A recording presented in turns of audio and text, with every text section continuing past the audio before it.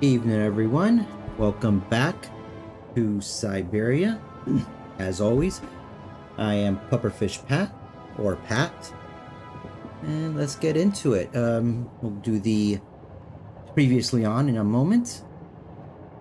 So, presently. So, previously, we... Let's actually do the whole story.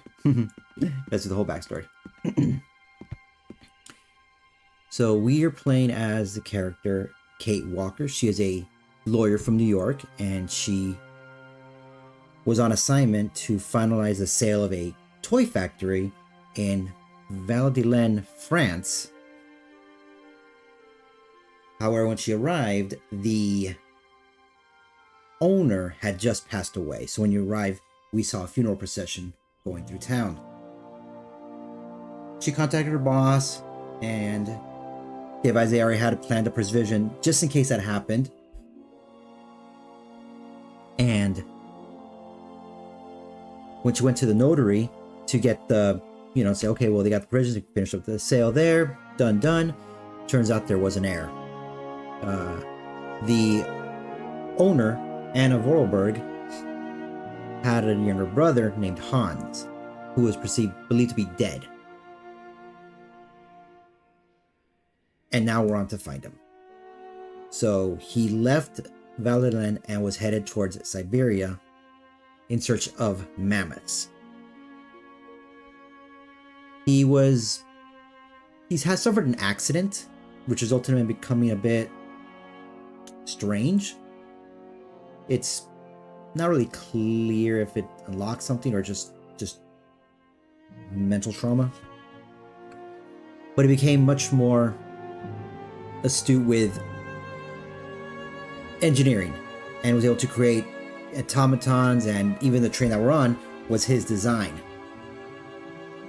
And you find out before you leave Val-de-Laine that Anna was going to leave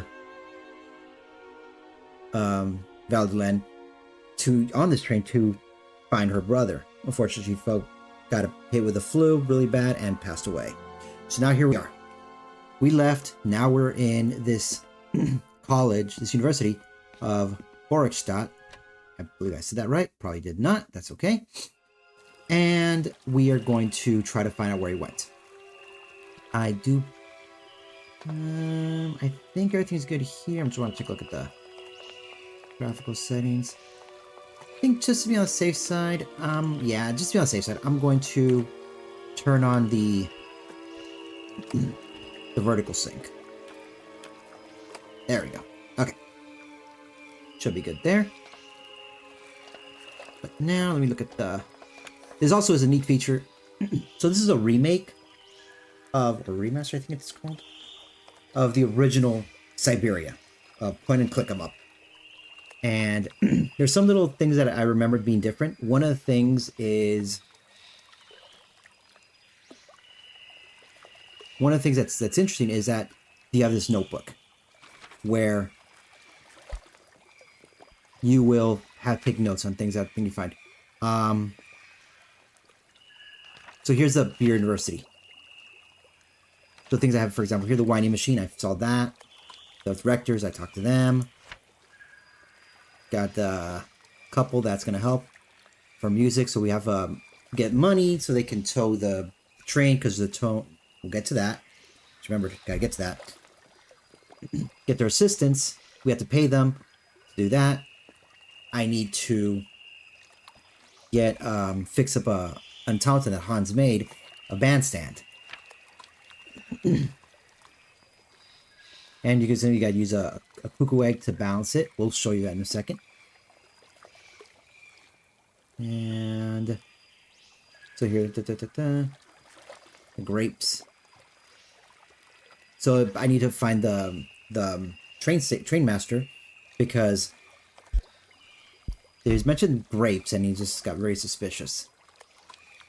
And here I did turn in a mammoth doll, Hans's mammoth doll, to the professor, who was a friend of his, and he got very excited, so he's going to do some notes on to create an impromptu lecture. And he has this is for later, and pliers. I don't remember where I saw pliers, but yeah, point and click, and where it had very similar to the old Resident Evil games where it'd be pre-rendered backgrounds and the character would click and once there and get to an edge, it would then change scenes. Now it's all 3D. So there's a change scene. You'll notice that there were still scene changes, but now it's more smooth. And I do like the graphics here. Now, if you notice here, this circular thingamabob here, that is where there's a keyhole where, I don't know if you can see, there's a way over there. Probably can't make it out, but that's okay. There is a machine that will stick out a thingamabobber and go into here and wind this up this train. And that's what happened. The train went out of power, and they had to wind it. You might think a bit convoluted, a bit silly, but you know what? We'll just call it whimsy. Because it's fun. Now, I think I'm on the right side. Yeah, I'm on the right side. Which is actually convenient. Because I have to talk to the train master. Another thing that's probably a bit of source of confusion or frustration is how the point and click 'em up controls can be a bit unintuitive. I think what I'm going to try is... he's not here. I'm going to go to try a controller. I don't know if you can hear me.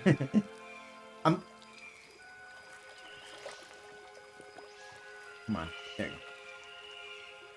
I'm gonna try a controller to see if that helps.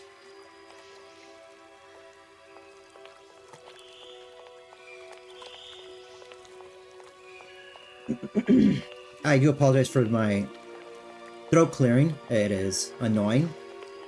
Probably a weather-related thing, but it's a constant curse companion. So it seems to be a little better. Let me head up here.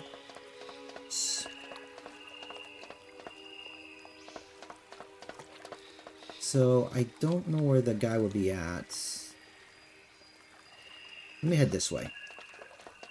I believe said that he ran off, but I don't know. No, here he is. So let's talk to him. You know about the grapes. I'm sorry to disturb you. What can I do for you, miss?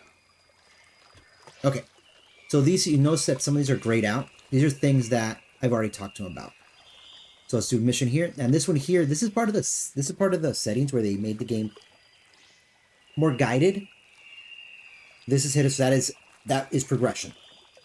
We'll go to mission first. I've got it. I found a winding machine. Down over there, along the track. A winding machine? I knew that strange gizmo had something to do with trains. How does it work then? I was going to ask you the same question. Miss, I only feed the birds and water the plants. Mechanical stuff's just not in the job description, okay? Yeah, he's a train master. Station master. I guess more of an administrative job. Where might I find some forest Sauvignon plants, please? No place around here, that's for sure. I don't know what you're talking about. That stuff's from the Amazon.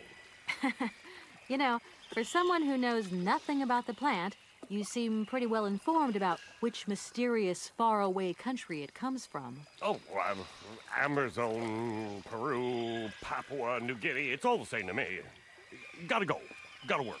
Wait, don't go. You know what?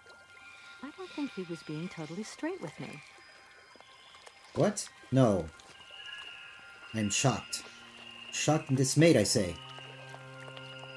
Actually, no. Oh, hey.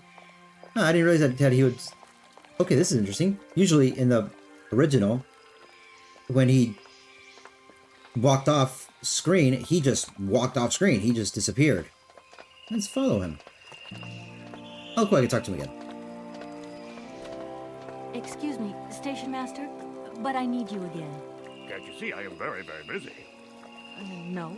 Well, I am. Very busy indeed. But, okay. I think I can give you a minute of my time. Alright, let's... I want to know where the Barrockstadt Sauvignon plants grow. But I already told you, I don't know what you're talking about. I just talked to Professor Pons on the subject, and he sent me back to talk to you. Strange, don't you think?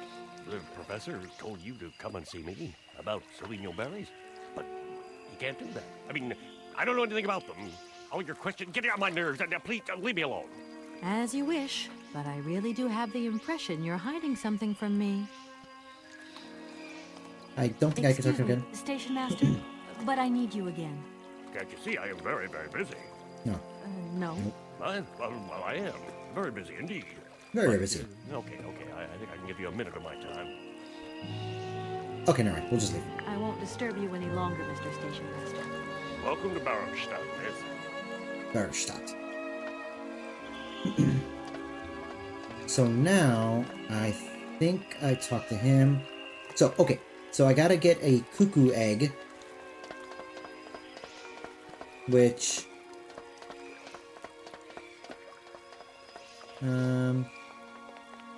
Wrong side.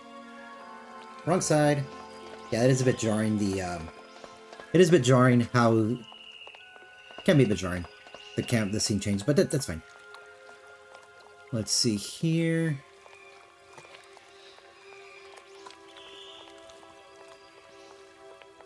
So I gotta get up there up this ladder, but the problem is you got these burbs here, and they're not helping.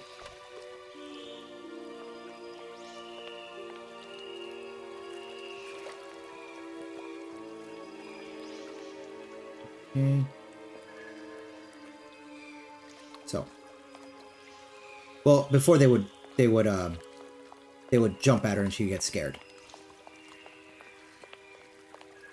I gotta give them a thing, and so I can get up there. But now,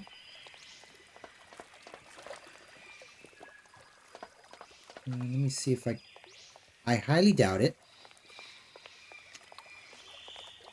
But let's see if this path is open.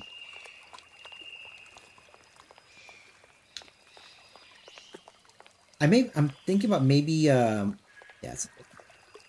I'm thinking because you mentioned Amazon. I could be wrong. I don't know how well the original Siberia would work. How it will behave with OBS.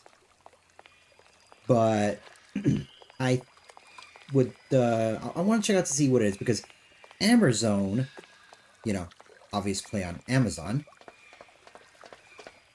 is a game I believe made by the same developer, and it's also an adventure game,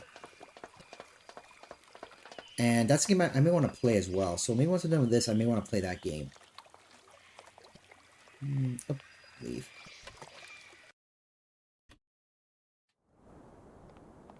But I don't know if the original Siberia mentions the Amazon.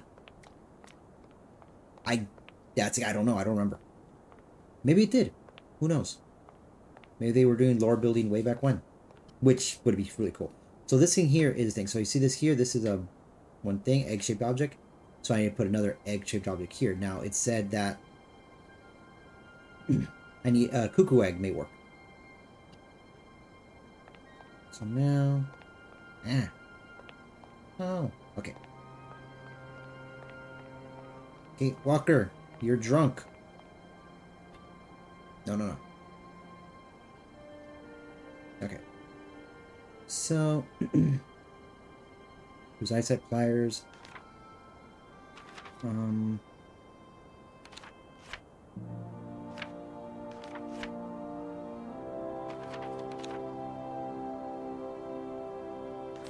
Oh, there it is. Okay. Need to go.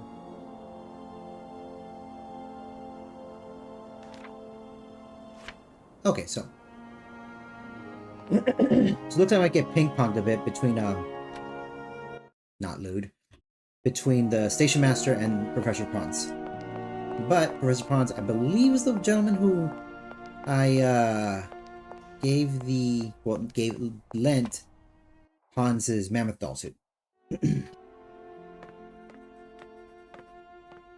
Yeah, I gotta say, it's a bit more intuitive using the controller. Excuse me, Professor. Professor, sorry to disturb you again, What is it you want to know, miss? Okay. Now, introduce yourself again. Kate? Kate Walker? I would have loved to study at a university like this. No age is too old to start learning, my dear. Maybe, but you know, the eternal student and all. You prefer being an eternal lawyer. I have more important things to deal with. Live problems, not things that died millions of years ago. Everyone has their own priorities, my child. Okay. You wouldn't know where the forest Sauvignon plants are kept in Barrockstadt, would you? Why do you think there are Sauvignon plants here? I read about it in a book at the library. Try going to see the station master. If such a shrub exists, he will have a better idea than anyone. Ping pong. It's actually he who sent me to you. I thought it a little strange, but he definitely said ask the paleontologist. You're the only one here, aren't you? Yes indeed. What a strange way to behave. Well, I think he must have made a mistake, that's all. Nobody tells me anything here, and maybe you should ask the rectors. After all, they are in charge of the university. All right, thanks. Okay. So now I gotta go talk to the rectors. I'll leave you in peace. I hope I haven't disturbed you too much. Sorry? No, not at all, my dear child. Okay. I'm noticing that the music volume is a bit on the loud side, so I'm gonna just drop that down. 80 sounds about right. Okay. To the rectors. Yeah, clap, clap, clap, clap, clap, clap, clap, clap, clap, clap. I hope the using the gamepad, I'm kind of leaning back in my chair, so I hope my speaking volume is not too low. That was a big issue with my Welcome to Elderfield plays. The game volume was too loud, so the game volume and my voice was being basically the same volume, so it was like they were kind of muffled. You could hear me, but it was kind of a bit difficult. So hopefully it should not be a problem. Gentlemen, forgive me for disturbing you again, but I have a little problem. A little problem. Everyone has little problems now, you know. They are kept to oneself, and they don't stop the world from turning. Nor trains from leaving stations. Yeah, they're wanting you to leave. A surprise train would cause concern, understandably so. We'll go. This is regarding the bandstand, and I can't do anything with that right now, so I'll just go with the Sauvignon. Are you sure there are no Amazon Sauvignon plants in Barrockstadt? Because I have just interviewed the station master and the paleontologist, and what they said really didn't convince me that there wasn't any here. We are quite definite on this point. There are no Sauvignon plants growing in Barrockstadt. You see, miss, the Amazon Forest Sauvignon is a rare shrub that requires very special conditions for growth. That's right. Conditions that are very hard to reproduce, believe you me. Difficult, but not impossible. Fortunately, our garden has proved very successful. Your garden? So, there is a garden in Barrockstadt? Oh, the garden. Well, if there was one, it would be only a little garden hidden behind the station. But our station master would be very proud of it. He would take very good care of it, too. Everything would grow marvelously if we were able to cultivate it at all, and it would be all down to his gardening prowess. And we would be proud as punch. And we wouldn't forget the role the paleontologist might play in this.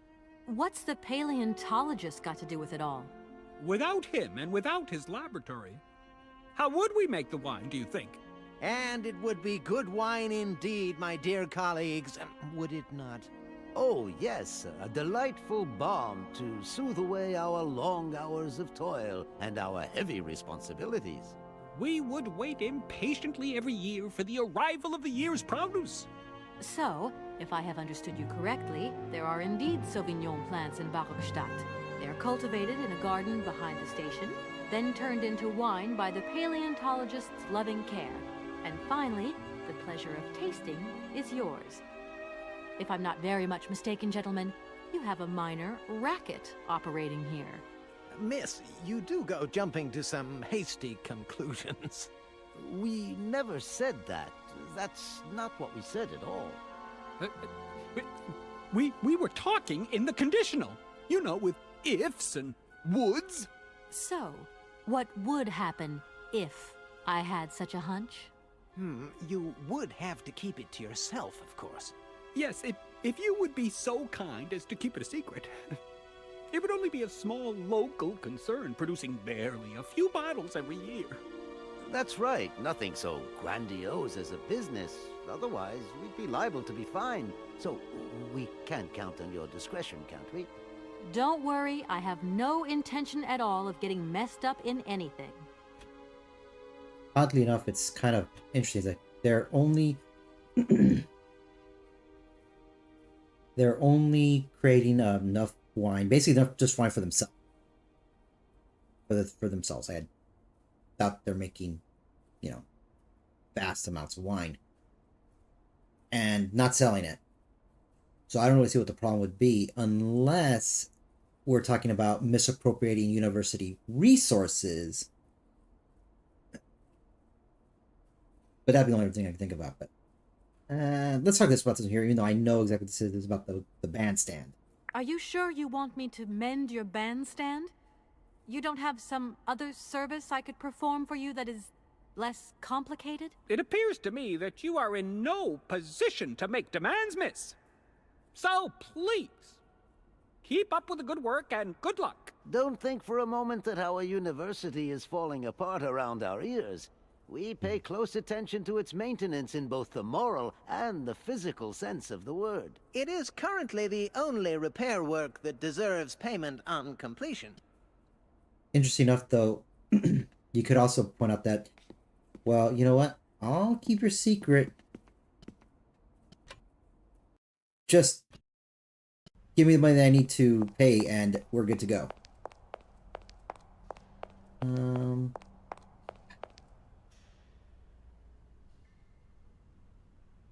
The notes. Fires.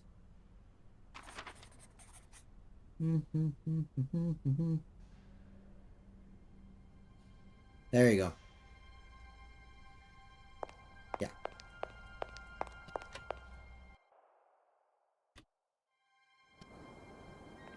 Okay. This guy is kind of a creep. I mean, appreciate his enthusiasm, but let's see if he says the same line again. Hello. Hey, baby, you party? You sure looking mighty fine. Love those big, round eyes. Just who do you think you are? Hey, spunky. I'd like that in a lady. Okay, I'm hooked. Come on, Zol. I'll let you buy me that coffee. I don't remember ever asking. Hey, don't play hard to get. I know you like it big time. Listen, kid. Go back home and play with your toy cars and forget you ever saw me. I get the feeling that I don't know if it's the writing or something, but he sounds like someone whose English is not his native language and just was watching TV shows and whatnot.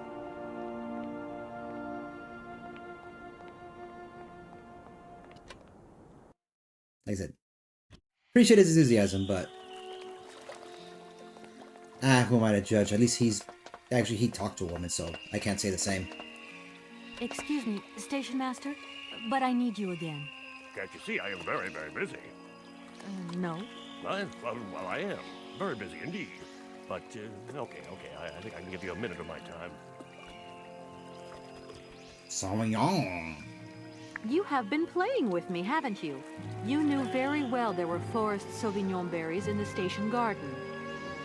Not at all. I've never seen your Sauvignon things. You don't have to lie to me. I know all about it. You and the rectors are in cahoots, and the professor's lab has been turned into a distillery. You've all got a nice little smuggling racket on the side. Smuggling racket? Hey, lady, you're going a bit far there. It's just a little on-the-side thing we got going, that's all. It's just for ourselves. Hey, you're honest. You should be ashamed of yourselves.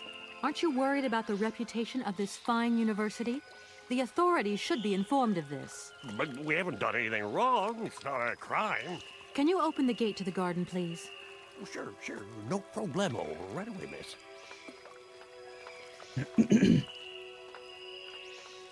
Hey. It's getting to where a man can't have hobbies. See, also back to having, again, in the original, he would have just disappeared. He would have teleported over there. But now, I get to follow him. Up, up, up, up, up. No hops. There you go. Up.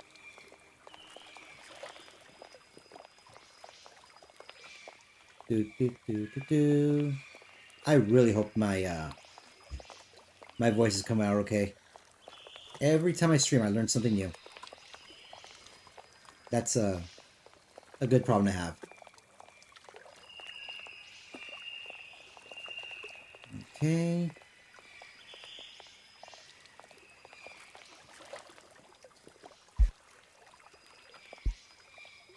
Okay. There you are. Please feel free to visit the garden at your leisure. And there was just one thing. I'm not a liar. Not really. Just mum's the word. There is the reputation of the university to think about, and I have superiors, and I have to do what I can. I understand. Don't you worry. Oh, thank you, miss. It's like that old saying, can you keep a secret? Good. So can I. Alright, so now, going into the garden. Kind of a...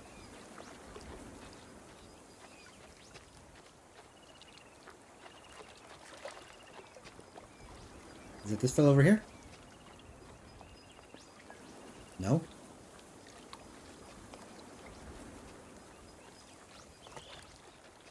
Oh, there.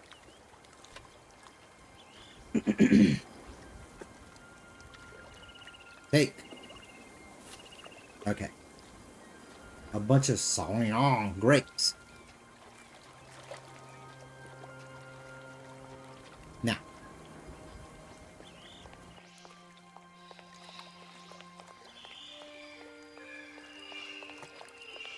Now that we made a... we're going to start doing a... This is... Words are hard. Now we're going to start doing a bit of a cascade effect. Where I got one thing, now it's going to lead to another thing, lead to another thing, and it's going to be fun. Ah, running into things. Right? I think I want to be on this side.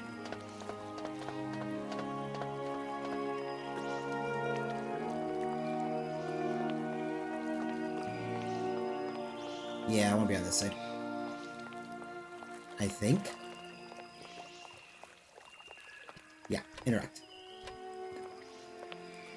Give. No.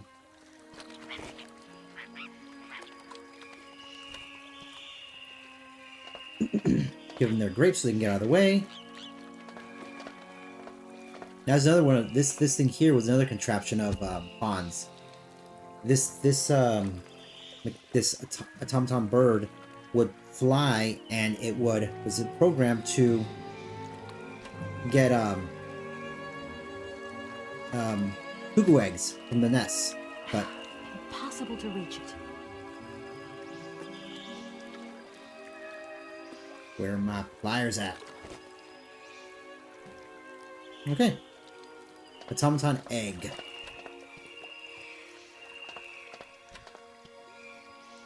Okay. Now, just for ease of use, I'm gonna go this way. Nope. Bam. Okay.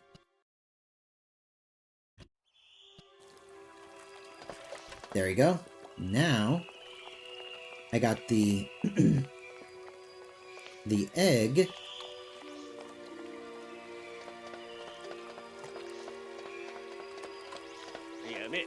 Miss, please, excuse me. Ah, Mr. Station Master. Rest assured my train will no longer be cluttering up your station. You must be happy. Oh, yes, very happy, of course. There was just one thing I wanted to... Yes?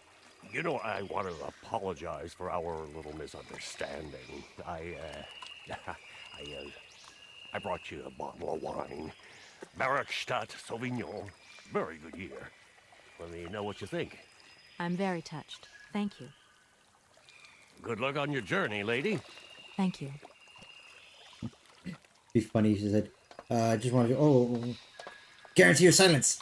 Stab, stab, stab. Throw into the river. That'd be very weird for RNG. Just Brian's like, you know what? Violence? Violence. Alright, so now... Place. Egg.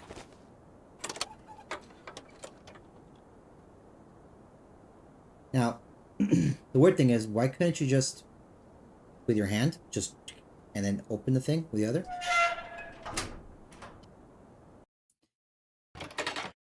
Don't roll these. Okay.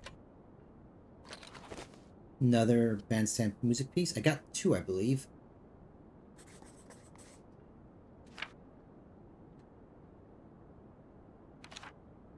Oh, I got. Oh, I only have. Okay, looks like I'm. Ugh, this is gonna be unplayed. Oh, wait.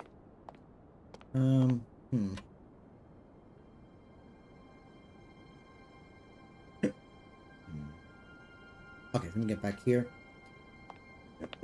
Just like in the first part where I had the with Oscar's legs, you find a robot, and he had to construct his feet. The original, that was a bit of complicated, but there was a note.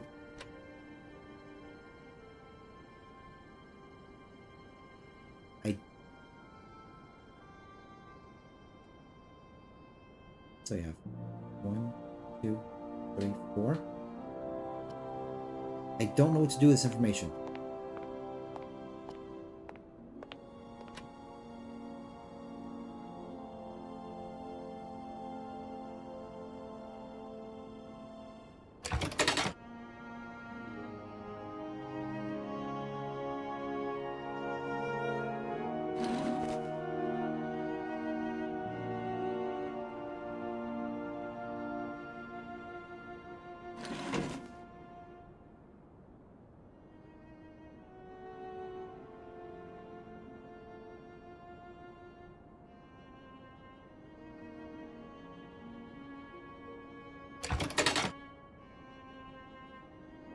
Okay.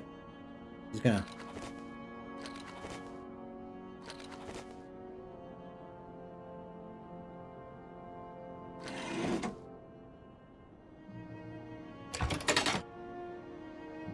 No.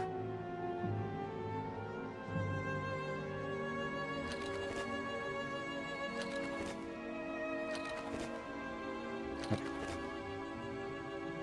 Wave had to go away.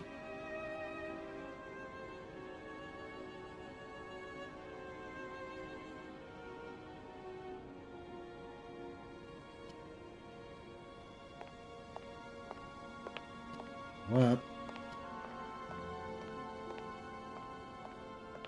Okay, just go back around. Okay.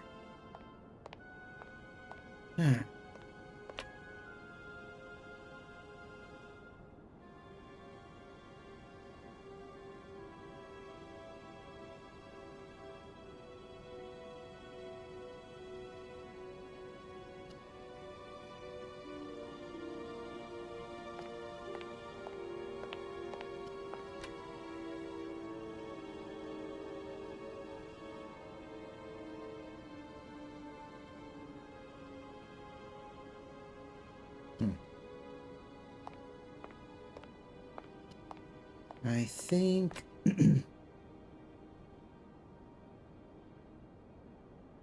So this is green, so it'd be one up there.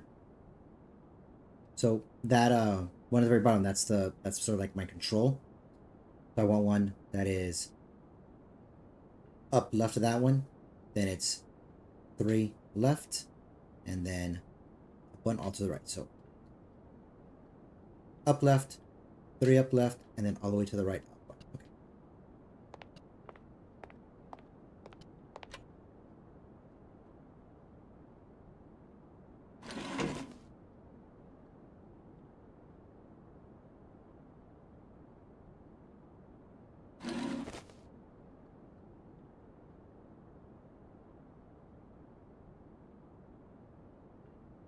That tells me that I need one more. So, I gotta be back. I'll be back. So I shall return. I think... I know there's a room in the university proper that I have not been to. And I think I may be where the the music parts are. Odd that the for such repairs needed, they don't. They just have them lying around.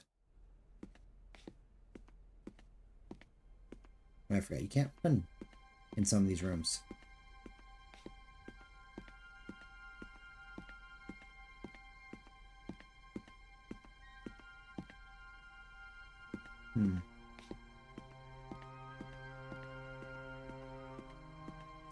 Here.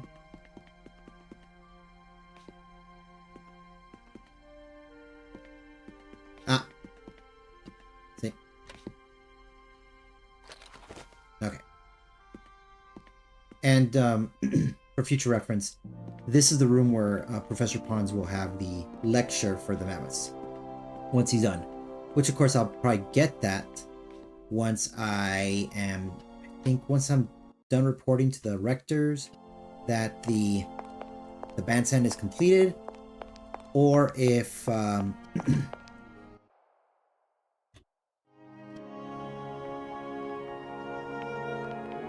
once the job is actually done. Once I finish work, I might get the call to go to the thing, or once I'm done reporting to the rectors. Okay. So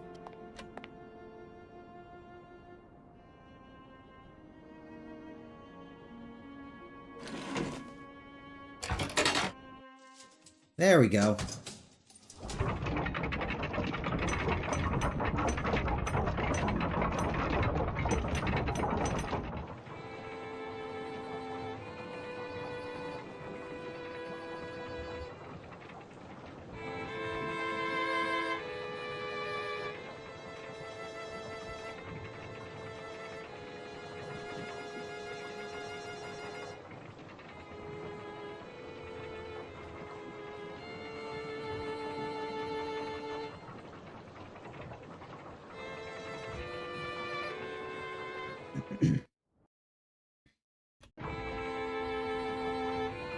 Yeah.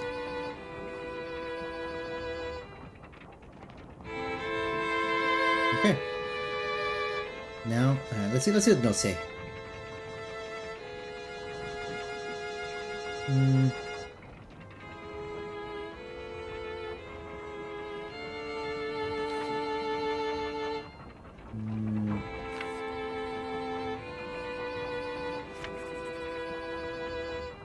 Yeah. Now I gotta go back and get paid. I still think it's funny that she's complaining about, like, I think they asked for like $100 to get the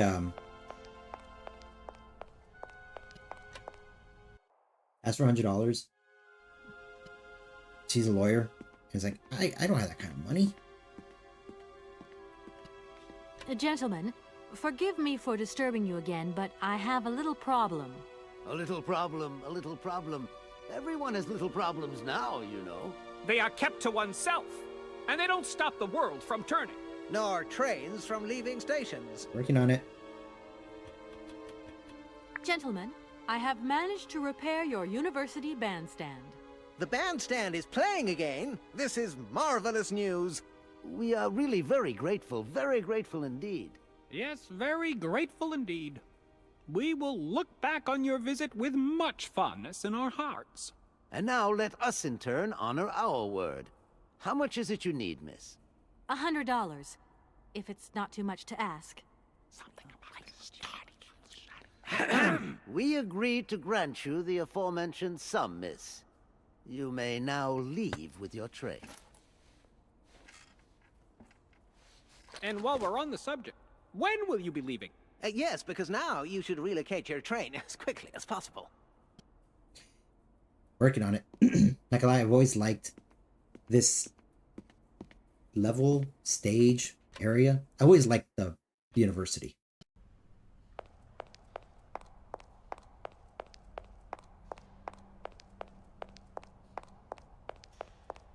Okay. So it looks like the... It looks like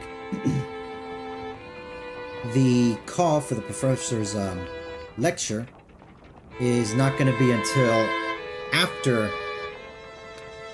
I move the train.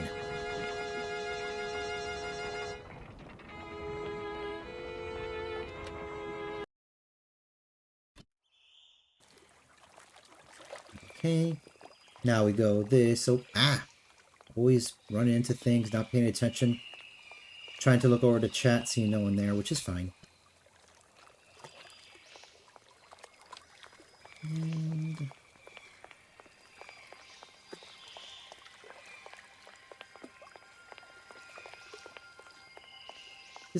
this scenery does look nice. I like it. Okay, talking to me. So here's something about these folks. And I think in the original, I feel like they're using the same audio, but I always thought that they were just speaking purely. The gentleman doesn't speak any English. His wife does. I was under the impression that he only spoke Russian, but some of the words used, I think, are German as well. There you go. Here's your money. I've checked it. It's all there. Ah, thank you. Not difficult get dollar. See? You are a real businesswoman. I'm not the only one around here. We pleased to do deal with you. Now, you open lock or we no help you. Why didn't you manage to open them? After all, you don't have to be a genius.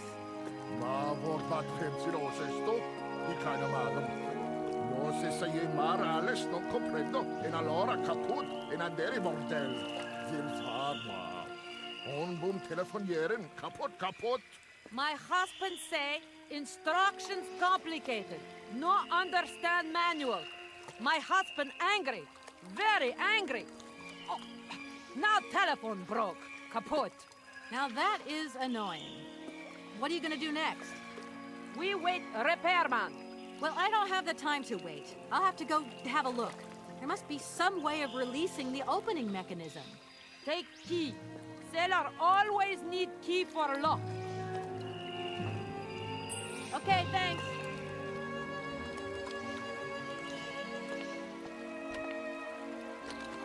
Okay. Yeah, I'm gonna adjust the volume again on the thing. It seems like the music is still just a touch too loud.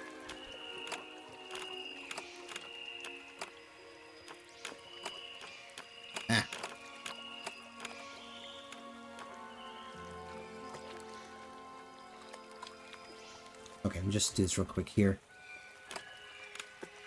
Come on, just get to 60, just there. Okay. Cheese and rice. Okay, moving on.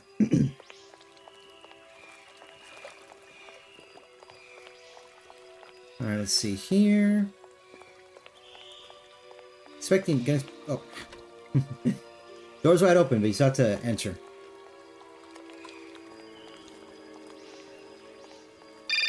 Oh. Professor time. Hello? Kay. Oh, never mind. How's my little baby girl? I was thinking about you only yesterday because I saw this fantastic fur coat. You are wrapping up warm, aren't you? I mean, people in foreign countries never know how to dress properly for the weather. Mom, it's so sweet of you to worry, but I'm fine, really. The trip's a breeze, no worries. I mean, there's... Well, when are you coming back? Frank is dying to meet you. Frank? Oh, yeah, your singer. You two seeing each other then? Oh, you'll never guess the surprise he gave me yesterday. No, I suppose I won't. Frank invited me to a big charity show organized by, someone or another. Anyway, they got him singing a couple of old numbers from his repertoire, and in the end, he asked me to go up on stage with him. Can you imagine me, your mother, on stage in front of thousands of people? Wow, I would have loved to have been there. Not too emotional, I hope. Oh, too emotional by far, especially as I hadn't even been to the hairdresser. Well, I didn't even have the proper dress on. But Frank promised me he'd see to that next time. Oh, he's such a cutie. And he's got the sweetest little... Okay. TMI. I thought that was a professor. It's not.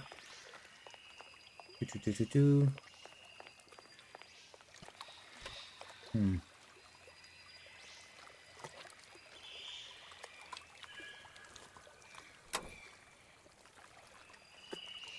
Okay.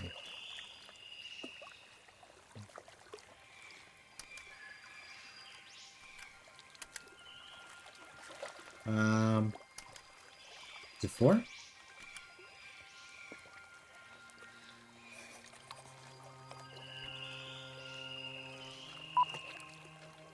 Let's dial.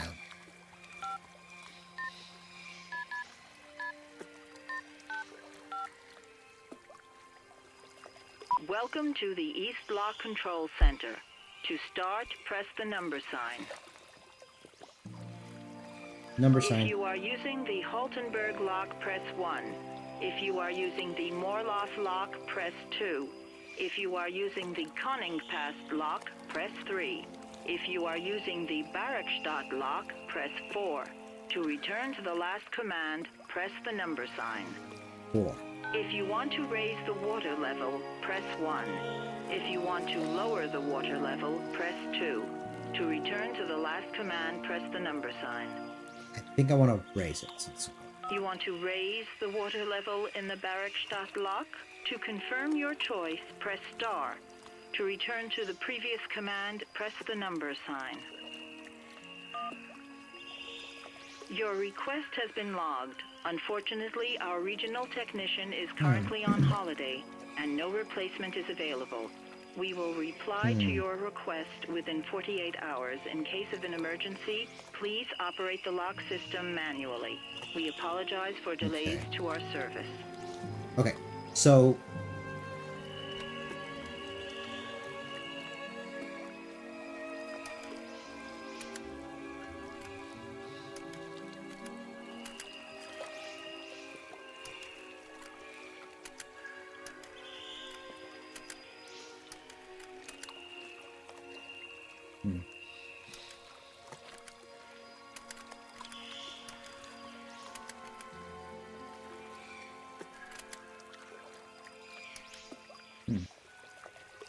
So, there's a code, well not a code, but there's a number.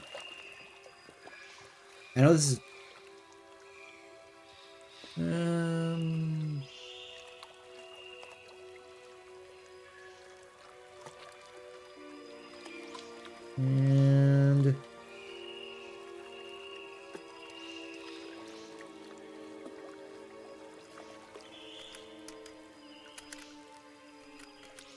That was like 48.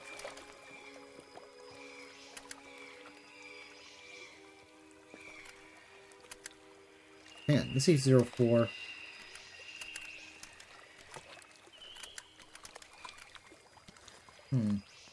Let's go to the notes.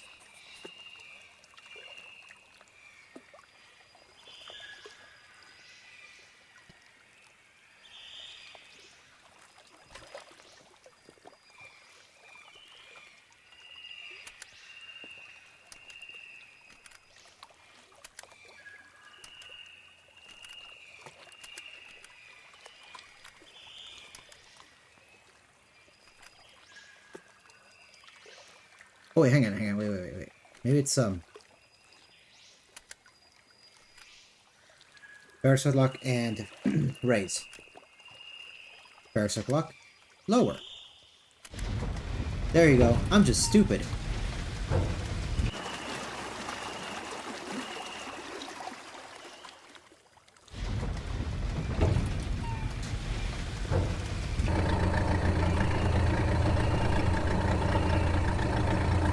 Barging through. LOL. Ooh, okay.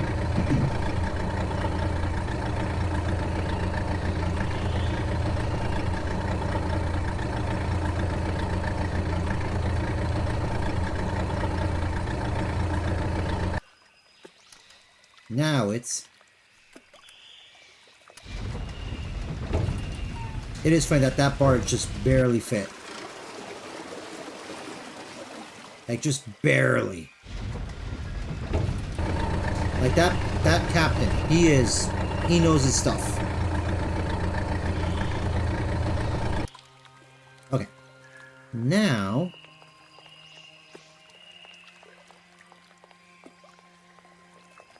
I could be wrong. Yeah, I was wrong. Okay. I gotta go to the other side. Where I will...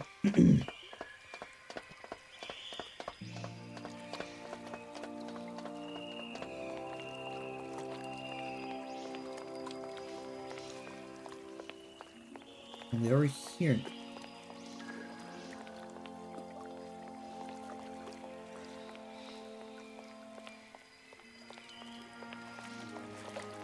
Yeah. Okay.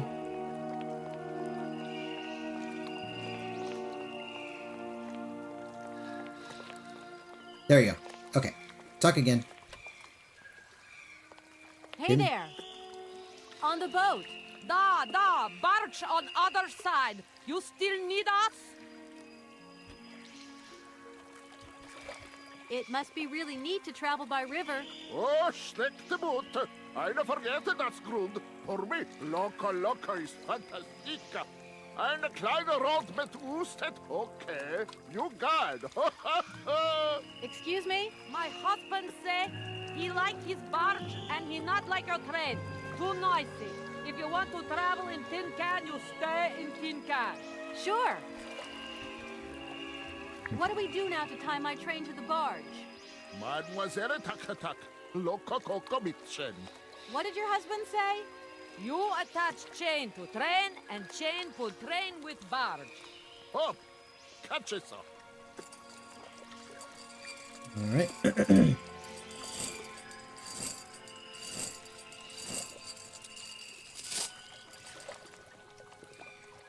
Okay.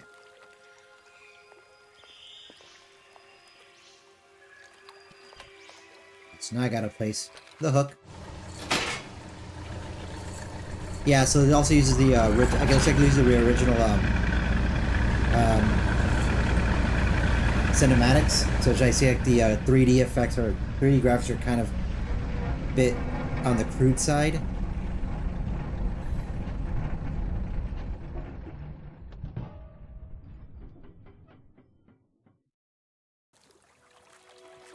Always so funny how it just manages to line up perfectly.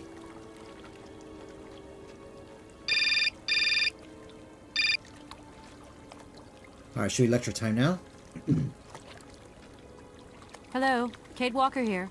Miss Walker, this is Professor Ponce. I'm about to start my lecture on the Yukols at any moment. Please make haste to come. Okay, I'll give it my best. Excellent. We'll be in the main lecture hall. See you soon. Okay, so... Oh. Ah, there you are, Miss Walker. Good, good. Take a seat quickly. I'm impatient to start my lesson. My young friends, a very exciting discovery, unimaginable up until only a few hours ago, has come into my hands and has finally allowed me to complete my study on the mysterious Yukol people. Lights, please. The Yukols are a people from the far north about whom very little is known. They live far away, very far away, on the frozen borders of Siberia. This distance and the climatic conditions of the region, which are unfavorable to human existence, have limited the size of the Yukol population and kept it out of reach of the scientific world. The handful of slides that follow are actually the only documentation we have in our possession. It was a Russian explorer who made these drawings and took these photographs 100 or so years ago. Today, we owe what we know about the Yukol people and their culture to him.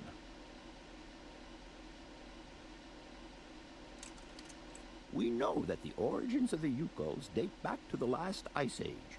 And curiously, evidence of their presence has been found in Western Europe, and more precisely in the prehistoric caves at the heart of the Alps. This people, it seems, undertook a long migration over centuries towards the far north of the globe.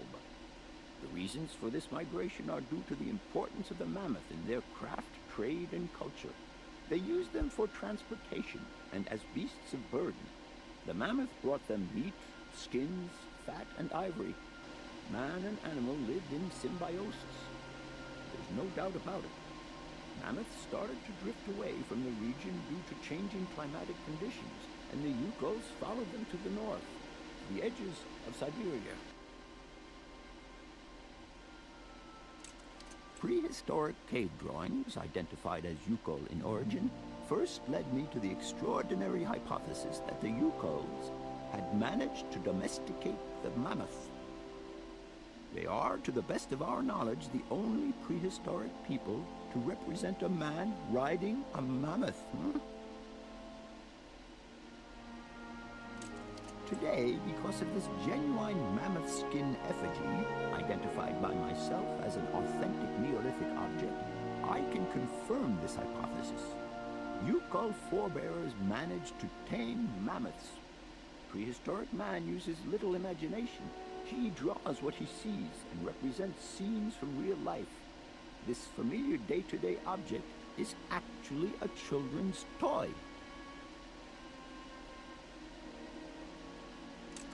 As we have seen, Yukol existence was inextricably linked to that of the mammoth. They used its skin for clothing and to make the roofs and walls of their houses. They used the tusks to build the frameworks of their homes, as well as weapons, tools, and jewelry. Curiously, the disappearance of the mammoth 12,000 years ago had no immediate effect on the Yukol's way of life. It seemed that for a long time after, the people maintained their strong bond with the mammoth through the centuries. As incredible as it may seem, the Yukol people have continued right up until the start of this century to feed themselves on mammoth meat and to use the skin for clothing and shelter. Their ivory craftwork industry is still flourishing. It would appear that to preserve ancestral customs, the Yukols learned how to exploit through the centuries the large number of frozen mammoth carcasses that were perfectly preserved in the ice of the Siberian tundra.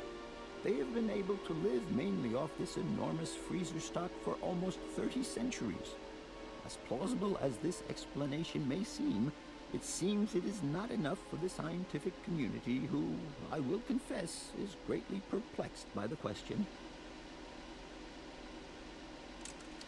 In the absence of acceptable scientific evidence, we have to make do with Yukol shaman artifacts. The research department that I have the honor to represent today lends no credence to the myths and legends that these tribal charlatans peddle. We have to take their stories at face value, mere tales to while away the long Siberian winter. The legend of the Siberian Ice Ark is a very good example, and you are invited to find out for yourselves from the pamphlet that I had passed around to you. This legend would have us believe that today, somewhere on a lost island to the north of Siberia, there are living mammoths still in existence, a sort of hangover from the Ice Age. This small herd has been miraculously preserved for more than 120 centuries by the Yukol's tender care, and the island on which the pachyderms are said to live is called Siberia. My friends, I advise you to resist the temptation you may have to believe in this pish and tish. Language. The island of Siberia is not charted on any map, and the idea that mammoths have survived to the 21st century is an idle scientist's pipe dream. The Yukols were sadly among the first victims of the colonization of continental Siberia led by the Russians in the 20th century. The kolkhoz and sovkhoz systems, as well as the exploitation, disdain, and humiliation the people had to suffer, marked a definitive break in the Yuko's traditional lifestyle. Since the collapse of the communist regime, the Yuko population finds itself confronted with the same political and social upheavals that other Siberian communities are experiencing. There are two consequences to arise from this. Some Yukos have lost their tribal identity and have integrated into the Russian population. Others, however, have sought long and hard to re-establish links with their ancestral culture that was lost under the Soviet regime. Now, at the start of the 21st century, the last true surviving Yukos have gone to live on the vast territories of their ancestors. Nobody knows today where they live or how they survive. Their very existence would be a matter for speculation if they did not turn up periodically at the tundra's most isolated fur trading posts to exchange mammoth tusks for essential items. There ends my lecture for today. Thank you for being among us today, Miss Walker. Please make your way to the laboratory where you will find your mammoth doll. There are also photocopies of my lectures should you so require them.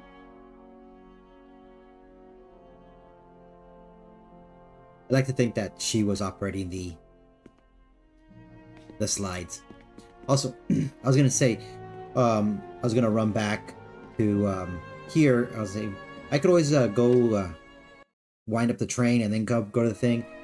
Again, I don't recall off the top of my head if in the original game you were merely taken to the lecture hall, or you had to go there. I believe you had to go there yourself, but I could be wrong. Also, like the fact that he was motioning the hand gesture to change slides. I believe that was also in the original, but I think it's more pronounced because like it's actually more animated. Alright. Okay. Got the mammoth doll back. Professor, it's me. I've come to pick up the mammoth doll. The doll is waiting for you there, Miss Walker. Please take good care of it. Don't worry. I'm beginning to get quite attached to it myself. Can I trouble you just a little longer? With pleasure, Kate. I'm all ears. What's up this? I would have loved to study at a university like this. Huh. No age is too old to start learning, my dear. Maybe, but you know, the eternal student and all. You prefer being an eternal lawyer? I have more important things to deal with. Live problems, not things that died millions of years ago. Everyone has their own priorities, my child. Okay. So, yeah, just repeating. I must congratulate you for your lecture. You were right. The subject is absolutely fascinating. I never believed that mammoths could be so interesting. What you heard was only the tip of the iceberg, my dear. But if I have at least awoken a passion in you, I'm only too proud. Did Hans Vorarlberg agree with your hypothesis on the Yukos being able to tame mammoths?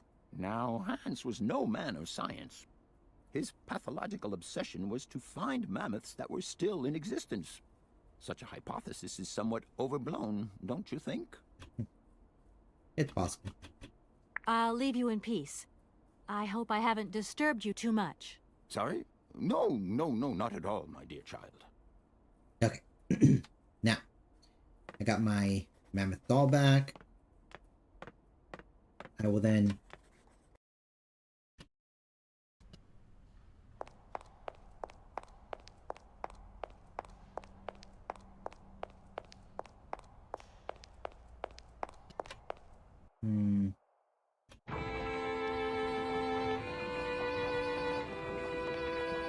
got my mammoth doll back. I have to now go take it to the train.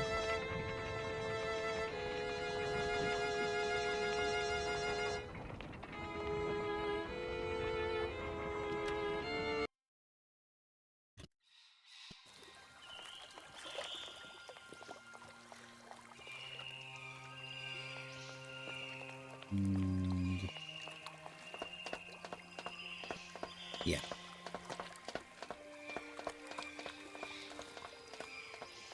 Go to the train. First thing I'll do is drop off the doll. then get to the winding.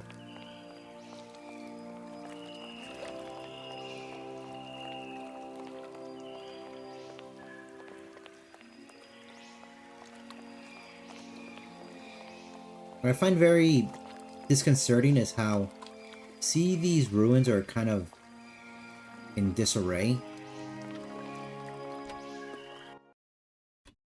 I wonder why. This is a university. Why you think that the immediate vicinity would be more taken care of? Okay. Enter. And this fella here is Oscar. He's an automaton. But first things first, I have to put the back. And now we will talk to Oscar. Everything okay, Oscar? Yes, Kate Walker. I am awaiting your instructions. Okay. Mission. Oscar, get ready. I'm going to start winding up the clockwork engine. Good, Kate Walker.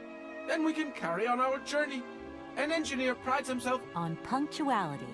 I know, Oscar, I know. Okay. Oscar, see you later, alligator. In a while, Kate Walker. Kate Walker. Okay. I believe we go this way. Yeah.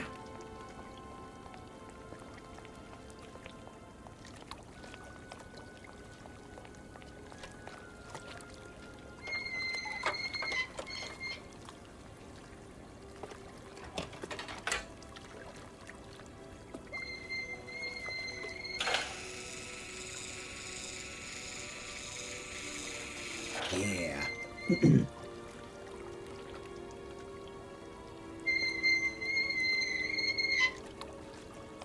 Got some. Who this is? Hello? Where are you? Hi, Dan. I'm in Barrockstadt. Bollock, what? Is that a town? I hope the man you're looking for lives there. Are you coming home soon? From what I gather, it's one huge university with an extraordinary station, aviary. If you could only see it, there are trees and birds everywhere. It's so weird here. Sounds like a great place for a bit of sightseeing. So, are you coming back soon? I don't think so. In fact, the train I'm traveling on has some kind of a mechanical problem. We've been forced to stop here. Us? I thought you were alone. Who's with you? Oscar, the train engineer. You're messing around with mechanics now, are you? Don't be so stupid, Dan, please. Oscar is an automaton created by Mr. Varlberg, the man I'm looking for. And he's not any old robot. He's a sophisticated butler type, if you see what I mean. He's a bit obsessive as well. Kate, I don't know what they're feeding you in Europe, but don't you think it's time that you came home? But my mission still isn't finished. To hell with your mission. I don't know why you accepted it in the first place. If you just stuck to the middle of the road, then we wouldn't be in this mess. We?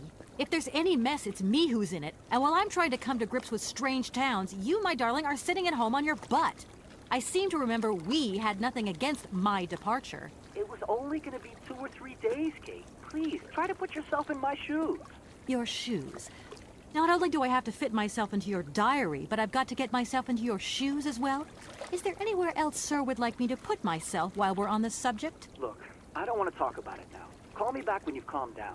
I was perfectly calm before I picked up your call. I only wanted a few words of encouragement, not your disdain. Was that too much to ask?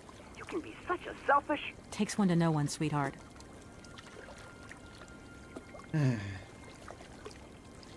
Relationship dynamics. Sometimes I'm glad I'm destined to die cold and alone. See, I think... Okay, good. I think now we can talk to Oscar. And everything okay, Oscar? Yes, Kate Walker. I am going. awaiting your instructions. Let's ride. Oscar, if you tell me one more time something's missing, I'll... Everything is ready. Take your seat, Kate Walker. We are leaving. I'll... Okay...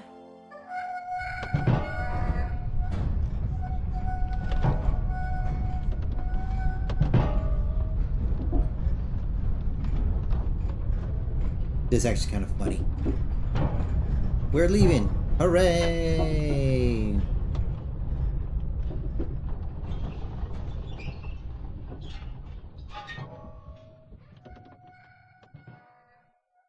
We're stopping.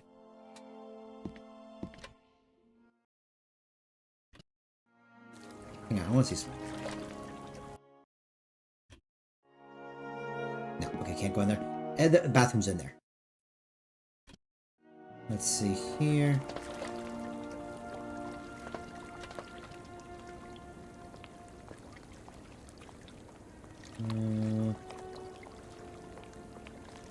Yeah, nothing over here.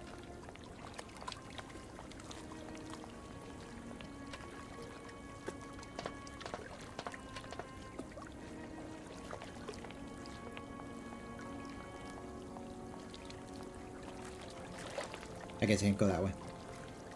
Okay, yes, okay. Oscar, can't you please forget about procedure just for once? Your request is refused, Kate Walker. Well, at least he considered it. Oscar, don't you think we've wasted enough time already? You neglected to find the clockwork winding mechanism for the train with sufficient haste, Kate Walker. What nerve! And you refused to lend a helping hand. Help that could have been invaluable to me. I agree, Kate Walker. If you weren't so obsessed by procedure, we wouldn't have had a hitch. I am not entirely convinced, Kate Walker. Oscar, please, let's get in the train and leave, can we? Yes, Kate Walker. Give me the visa. What now? Okay. Yes, Kate Walker. Oscar, can't Your request is... Oscar, don't you... You neglected to find the... What nerve! Oh, if you... right, forgot. Yes. Okay, see you... Yes. I gotta get a visa, so which means I need the, Yeah, I gotta get an exit visa. The first one was, I believe, in the train itself.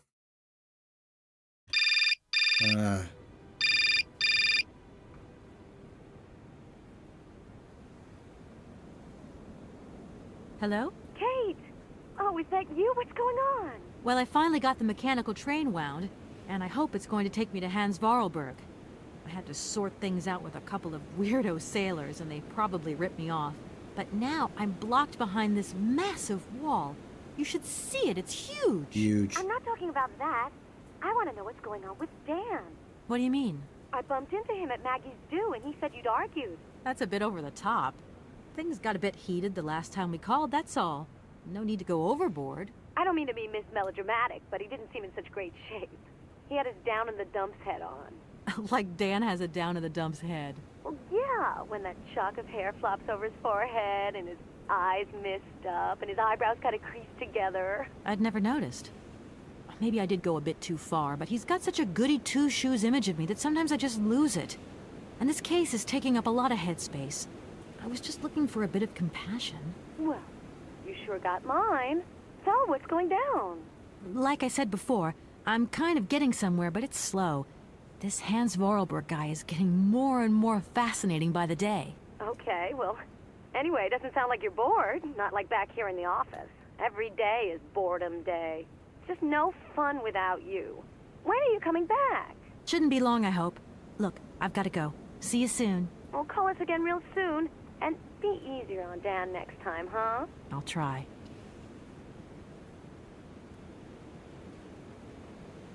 Okay, let's see what's over here. Oh, that... Oh, God, wait. I just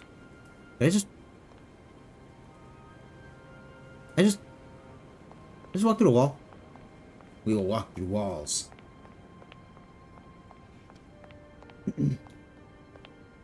That's a clue. Kate Walker has been dead this entire time. By the by, that is a... Come on, Kate. That is a view. Like, that is a... Oh! Camera controls! With a controller! Now that's a vista. You know what? I gotta take a screenshot of that. There you go. That is a vista.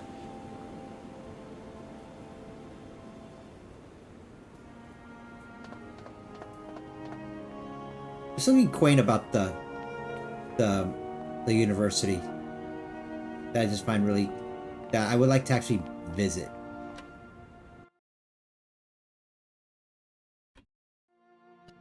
Let's see here. All right, let's talk to the fellow first. Good day to you, sir. Captain Malatesta, Commander-in-Chief of the Barrockstadt border post, at your service, madam. My name is Kate Walker. I've been assigned by my company to find a man who is supposed to be living in Siberia. What a peculiar mission. Taking so many risks for such a futile goal. Captain, to my mind, the military zeal with which you insist on guarding this meaningless wall strikes me as equally futile. I should be offended by your words, miss. But I forgive you, because you are young and unaware of the very real dangers lurking in store for us. Is the person who takes care of the gate anywhere around? There is no person who takes care of the gate. Believe you me, ma'am. I have been the one and only guardian of this gate since 1968. That year, I took over the position from the late Lieutenant Colonel Malatesta, my own father. In that case, can you tell me how the mechanism works? It sure looks complicated to me. Not at all. It is child's play for anyone who takes the time to work out its surprisingly straightforward logic. And from the looks of your locomotive, it shouldn't pose you any problems. Why do you say that? When I caught sight of your formidable locomotive, I immediately said, heavens, only Hans Vorarlberg could design such an engine. And I know what I'm talking about, ma'am, because he invented the gate's original mechanism. It was his last creation here in Barrockstadt. So you know Hans Vorarlberg? No, I mean, not personally. I was only a baby when he stayed in Barrockstadt. My father spoke often of him, and I knew about his inventions. He left very many things behind him. I know. In any case, I noticed that his fantastic knack for inventing has not deteriorated with age. How's he doing? I don't know. In fact, I don't actually know him. I'm searching for him. An inheritance matter. I hope his train is going to lead me to him. And why not? His inventions are always full of surprises. Okay. Bird. Oh yeah, Hans. You claim that Hans invented the gate mechanism? Affirmative, miss. He has such fine talent, don't you think? And from what I see of your train, his know-how hasn't diminished with time. The most remarkable thing has got to be his automaton engineer. A marvel of mechanical engineering. And a personality that is larger than life. If I had known the man, I would have asked him to create me a unit of automaton sentries. That probably would have been helpful. Between the station aviary and this bleak wall, the change in atmosphere is radical, don't you think? It's been a long time since I've been at liberty to judge, miss. My duties forbid me from abandoning my post. Okay, now the mission. I need a visa to cross the wall and to continue my journey to the east. They told me that you are the only person in a position to issue such a visa. Indeed. This responsibility is part of my duties. However, I am not currently issuing visas because nobody must venture beyond the wall. And why not? It's far too dangerous, in particular for a lady of your standing who is traveling unescorted. Dangerous? What exactly do you mean, Captain? The enemy, miss. The enemy. I've been observing them for several years through my telescope. There's one particular horseman stationed yonder. He's a scout from the invading enemy army, and he's been spying on us. So I have to be extremely vigilant. He knows that I know he's there, you understand? And as long as I keep my eye on him, he won't dare try anything. Are you sure? Please, take a look for yourself. Yeah, this is kind of embarrassing. Don't mind me if I retire, Captain. Please, madam, my respects.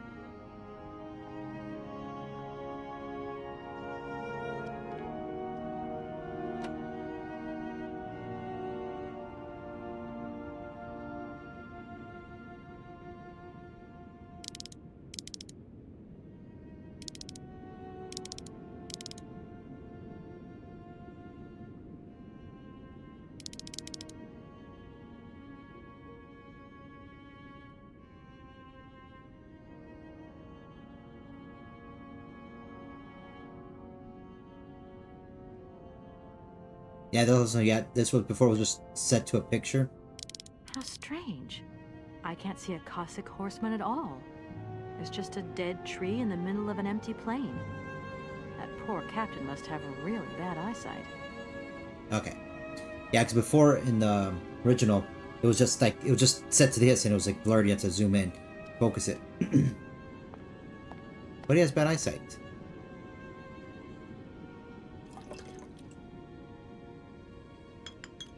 Colonel, sir. Captain, miss.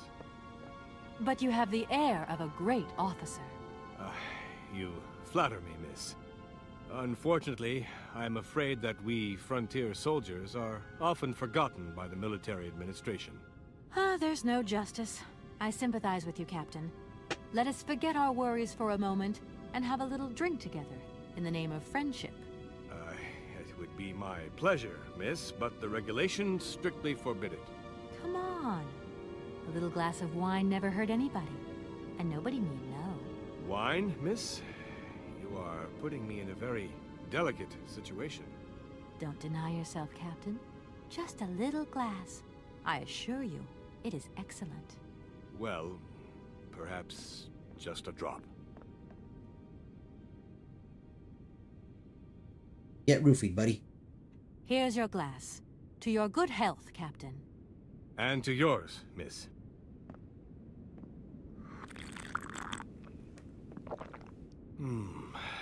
It's been a long time since I've drunk wine in such pleasant company. I admit, it is excellent. Isn't it? You wouldn't think it came from Barrockstadt. It is made from the Amazon forest Sauvignon grape that has been miraculously conserved and cultivated in the station garden. Well, well, well. The university authorities kept that one to themselves. You know, Captain, it is essential that I continue my journey eastwards. Please, don't even think about it. As I've said, it's extremely dangerous. The enemy is spying on us. Perhaps your Cossack horseman isn't quite what you thought. Perhaps it's just a dead tree twisted into a strange shape. You should take another look.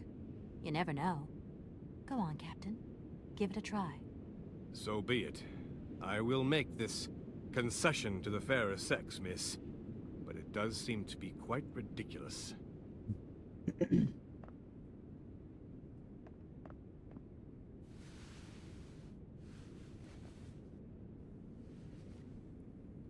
Incredible. How is this possible? By what strange magic? How could I have been so wrong for so long? The enemy was only a tree. I'm so ashamed. It's not that bad, Captain. It's only human to make mistakes after all. A tree. Nothing but a dead tree. Pull yourself together, Captain. It's okay. And now I suppose there's nothing stopping you from issuing me a visa? Yes, of course. There is no more danger. All these years. And now the Cossack has gone. There is nothing left to watch. Captain, you should be delighted. From now on, you don't have to stay pinned to your watchtower. Travel can start up again normally. You will be able to resume your regular duties like issuing entrance and exit visas. You are right. I will sign you a visa to cross the wall frontier immediately. 1,000 apologies. Here, miss.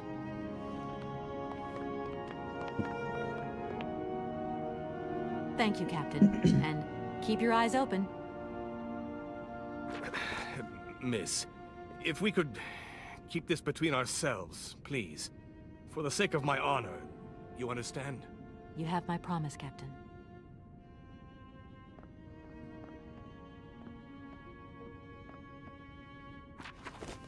Okay. Authorization to cross the border. This document authorizes the holder with belongings to pass through the border wall gate. Captain Malatesta, the gate commander. Mammoths! Anyway. Warning. Beyond the ramparts, conditions for journeys into the Asian territory are filled with uncertainty and reputed to be hazardous. As a consequence, the wall authorities cannot guarantee the physical safety of the traveler and decline all responsibility in the event of any incident.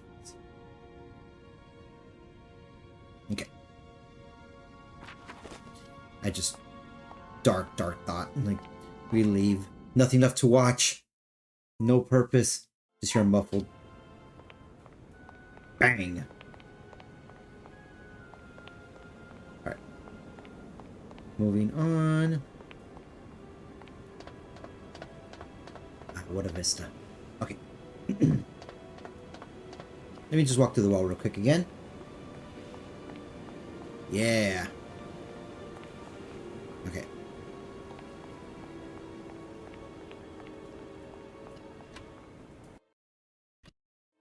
Alright. Just checking, just checking. Ah. There you go. Here is the visa. I hope it's regulation, my dear Oscar.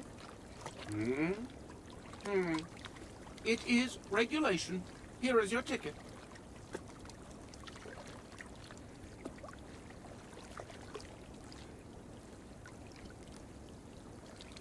Nick.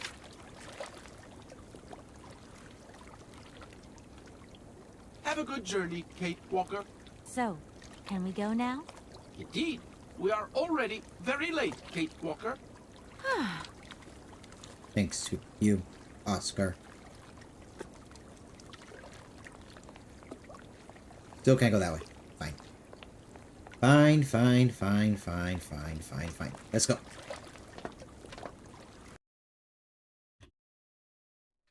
Here you go, Oscar. Now, please return to your seat, Kate Walker. Walker. Yes, Oscar. Immediately, Oscar. Right away, Oscar. Let's get this show on the road, Oscar. Again, the older cutscene. I mean, I like it. It has like a certain... It has its own charm.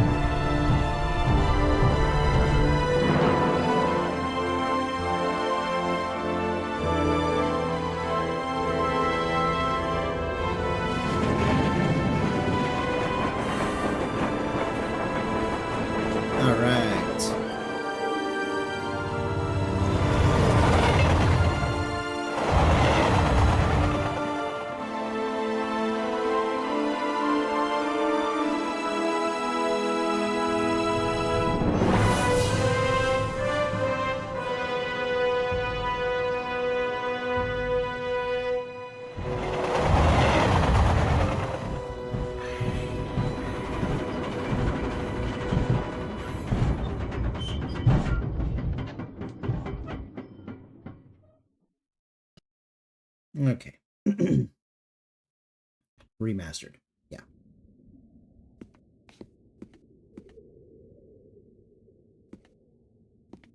Oh, that was weird. Okay.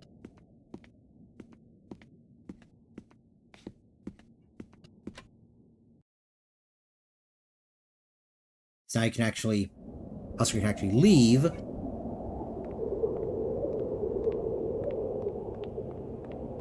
Kate Walker! Kate Walker! Oscar, what's going on? Why has the train stopped? Where are we? The springs of the train are unwound again, Kate Walker. As for the question pertaining to our geographical location, I really haven't the slightest idea. Well, we better get looking for a winding machine, my dear Oscar. I hope that this place actually has one. The air here is so polluted that I could not possibly risk leaving the locomotive. My joints might corrode irreparably. Right. Let's see. Okay, let's try looking on the bright side here. I need to stretch my legs. Is there something wrong, Kate Walker? Are you uncomfortable? Are the passenger facilities on this train substandard? I shall draw up a formal complaint form for you immediately. No, Oscar, everything's fine, I assure you. A little walk will do me good, that's all. Oscar, you couldn't make a little effort for just this once. If we both went looking for the winding machine, the two of us together might find it quicker. You are in all probability correct, Kate Walker. But the high level of heavy metal miasma that pollutes the atmosphere could cause havoc to my wheelwork. Let's hope Hans Vorarlberg once lived here as well.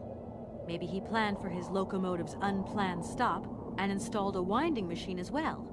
Otherwise, it's not looking great for the rest of the journey. Do not forget that Hans Vorarlberg is a genius in the true sense of the word. But is he a genius with a sense of forward planning? We will find that out when we find the winding machine. My God, Oscar, what would I do without you? Train. We just keep stopping. When will we ever get to the end of this journey? Simply wind up the spring and we can set off immediately. From your mouth to God's ears. Gosh, it's really gloomy here. I wonder where on earth I'm going to find a winding machine. I have total confidence in you, Kate Walker. You are, after all, a brave and resourceful woman. Yeah, right. See you soon, Oscar. I shall stay right here, Kate Walker. Okay. Don't know why the subtitle was hypocrite, but whatever. This is probably one that I'm kind of not as much of a fan of. But still pretty neat, but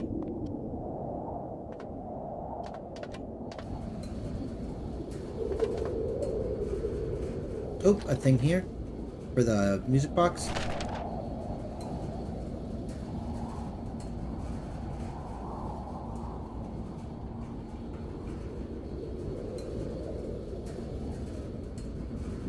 I guess that's a weak point.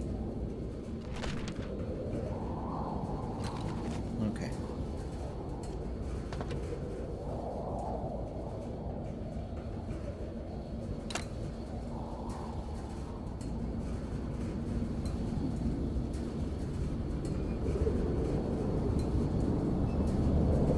No, I want this one.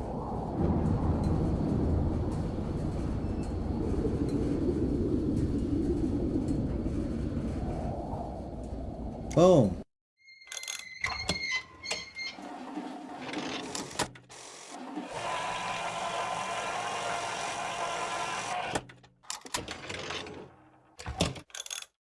Now you may think to yourself,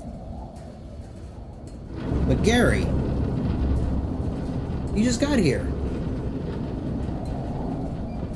You just got here and you've already won the train. That's it? You're done? No. Hey, you there! We have a thief. What happened?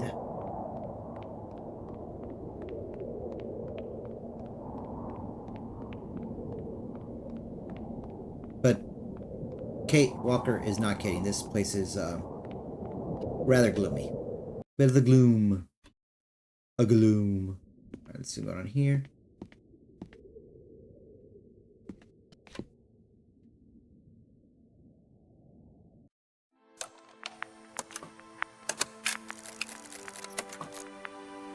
My dear brother, what joy to have news of you after your long silence during the war years. So, you're working for the Russians now. I tell you, we've been hearing some worrying stories about them here. Just your description of that dingy factory makes me cough. But it's so good to hear that your talent is being recognized for its true value, and that your automaton creations are taking the place of workers for all those menial jobs. I'm so proud that Vorarlberg automatons are making such a contribution, even if it is small, to the improvement of people's lives. Meanwhile, back in Valladolid, we've been licking our wounds after the war years. Some people have returned, others not. Life is slowly coming back, but it's taking time. All my love, Anna.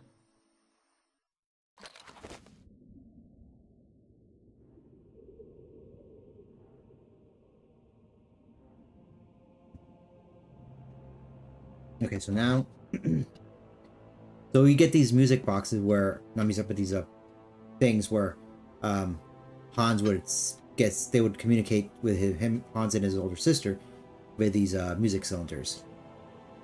All right, progress. My God, Oscar! Oscar, talk to me.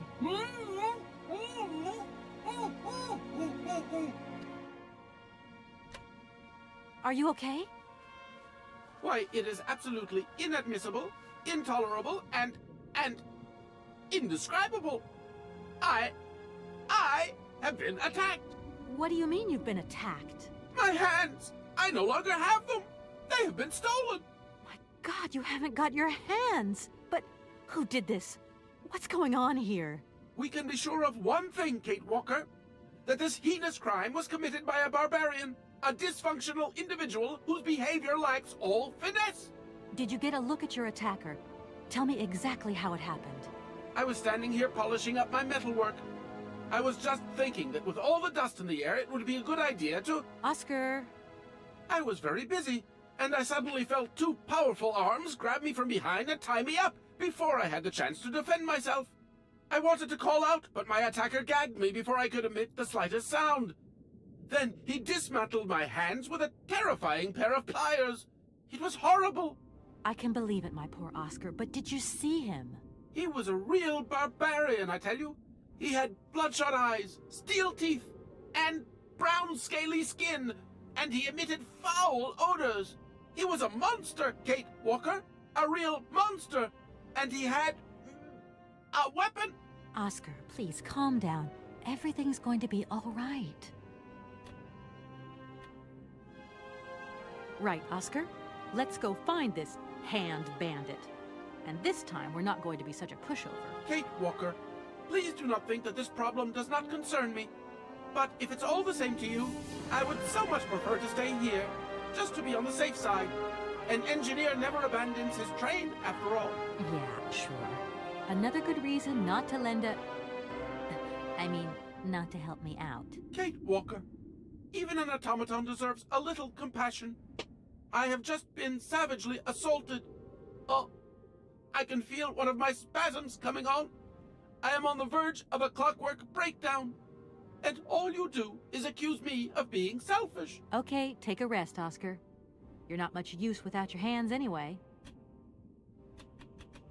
See you soon, Oscar. I shall stay right here, Kate Walker. Poor guy. I got a no torch. I wonder if that was the weapon that Oscar was referring to.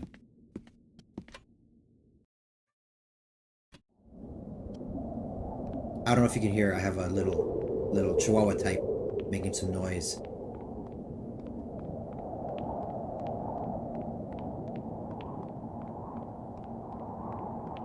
But yeah, I gotta say, I'm not particularly a fan of this this stage area. That's okay. You know what? I don't think I can do anything with this yet. I think I need to do a little more exploring first.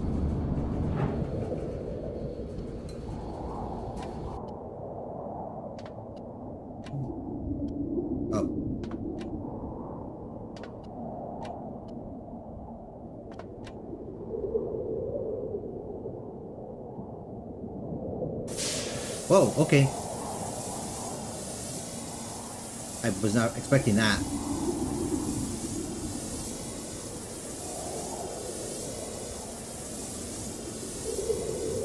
Man, Kate Walker is very talented.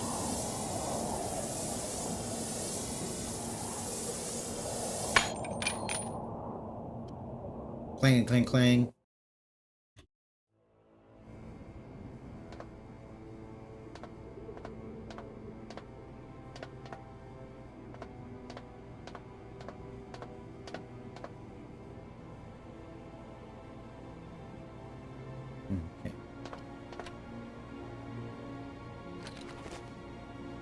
Got a spark plug. I don't think there's anything else in here. Yeah, that's it. Okay. As I would say, moving in an onwardly fashion. And they, I mean me. As I would say. Okay.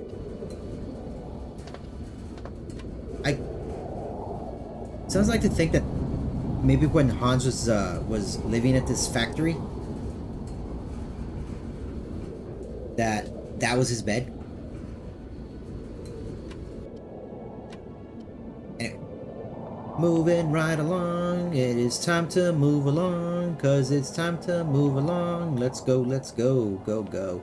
Let's go. Actually, we'll go this way first, because I know we gotta take a side road. Okay.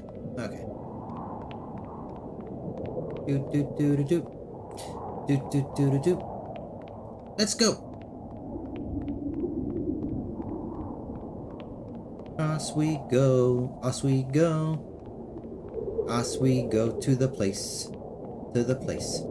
So I'm looking at the I'm seeing the stream, sort of monitoring it, both the chat and as well as the stream health. Alright. I think it might be the boss to yell at me now. Hello? Hello? Dave, it's Dan. Can you hear me? Dan, is that you? I can't hear you so good. Dan? Dave, it's Dan. Can you hear me? Dan, you're breaking up. I'll try and call you when I get out of this mine. Dave, come on, what's happening? Listen, we've got to talk. Look, the line's just getting worse and worse. I'm hanging up.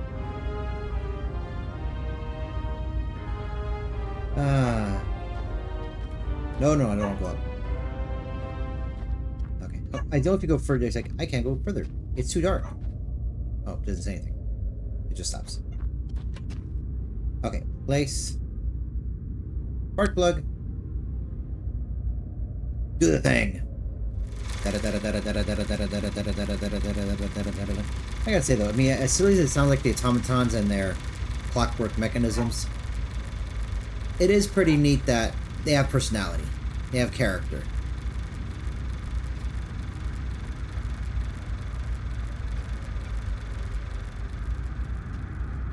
They have personality. Personality. Something personality. Alright, up we go. Oh, yeah. Yes, I'm watching the stream. Oh, hang on. I'll continue my inane ramblings later.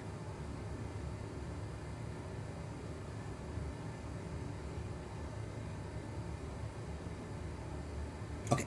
Yeah, so I've been watching the stream to see the stream health, to see how strong the connection is, and I'm also watching to see if there's been any stutterings. I have noticed, especially on my last playthrough of Division 2, there was a lot of stuttering in the video, and I think it might have something to do with the fact that I had the latency set to low, and I noticed that video quality is lower with that, and so I'm testing right now to see if that's causing the same problem this time. So once it looks fine now, but I'm going to watch the stream once it's done. Well, not watch the whole thing, of course. I mean, 4 hours is gonna be quite a bit of time. But I'm going to see if I can, if it's there with normal latency.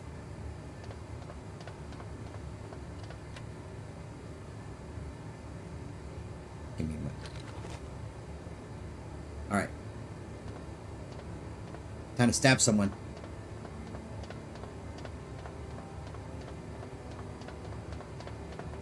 Te voy a hacer picadillo. Or we'll, settle this British style. Unscrew with blowtorch.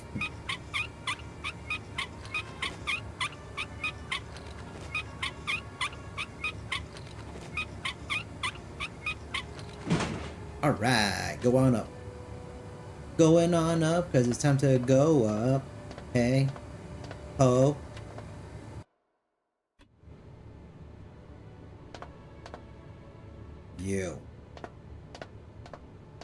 You creepy creep you. Hey, you. Who are you? Careful, I'm warning you. I'm not afraid of you, okay? What do you want? Why did you do that?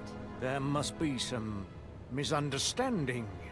Because you reckon theft is all about misunderstanding, do you? Give me my hands back. Now. Your hands? And what are those on the ends of your arms? I can explain everything to you. You see, I'm no thief. You broke into my train, assaulted my driver, mutilated him, and stole his hands. Apart from that, you are not a thief. I have not stolen them, miss. Only borrowed them for a while.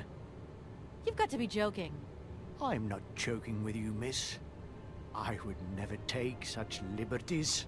They belong to Oscar, my automaton engineer. Why did you steal them? They are extraordinary. Real mechanical wonders. I would never have been capable of designing such hands myself. Never. Such workmanship. Such precision crafting. It is incredible. Absolutely incredible. And just because you like them, you decided to steal them? I have only borrowed them, little missy. Temporarily, you understand? Of course, I shall return them to you when I don't need them anymore. You can... Excuse me? You see, these hands are all I need to complete my plan. At last, I can finish off my automaton pianist and fulfill my dreams. Everything is now in place. You see, I have converted this old, useless, stupid factory into a magical theater. As you can see, the furnaces, piping, chimney stacks, they've all been converted into one gigantic organ. I will be able to accompany the world's greatest living singer. Now, all I need is her... You know, you're the only one here. There are no witnesses. And I have a screwdriver. I can just stab you in the neck and walk away.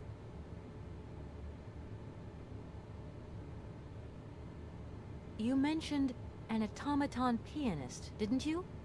Where did you find it? I pieced it together myself, my dear. Except for the hands, that is.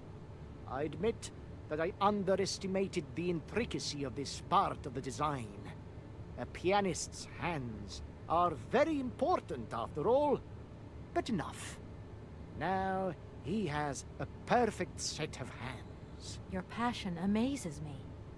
Have you designed any other automatons here? No. Clockwork mechanisms do not interest me as such. I simply needed a robot capable of accompanying Helena Romansky on my huge organ. I adapted an existing model, a reject automaton secretary. I reconstructed it and adapted it to this new function. An existing model, you say? Did you ever know Hans Vorarlberg? He was a kind of mechanical genius, like yourself. Hans Vorarlberg? Yes. Or maybe... I don't know. No. Sure, I understand.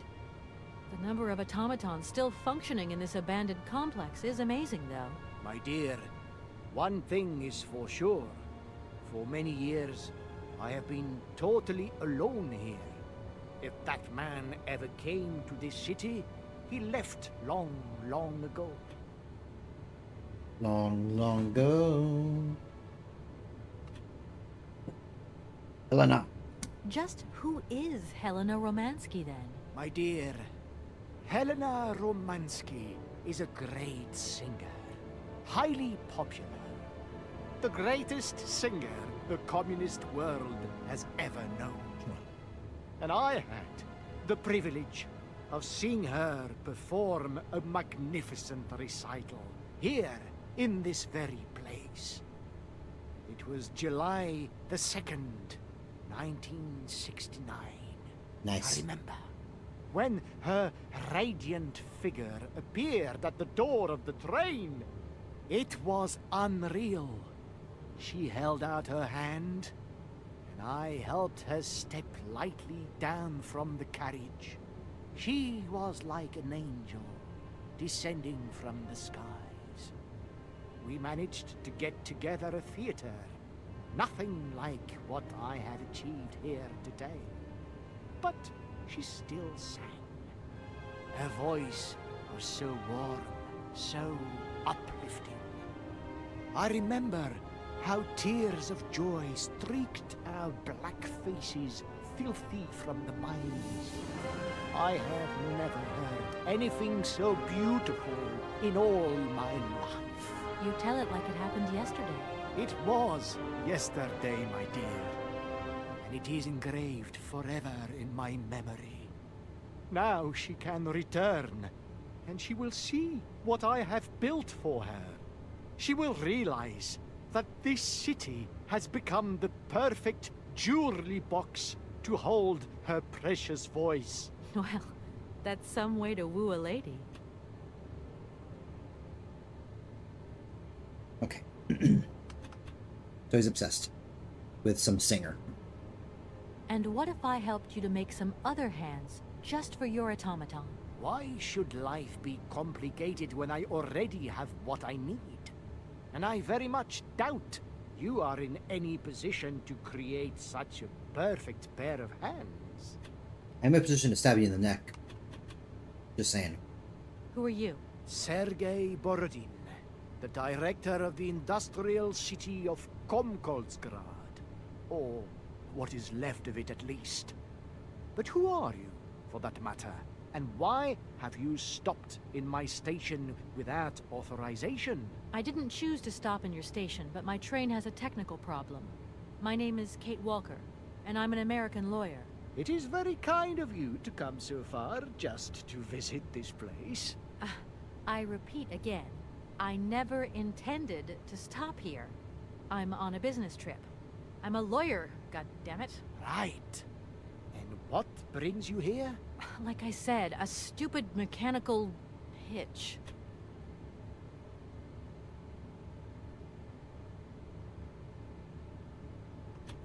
Train. When you stepped on the train, you were trespassing on private property.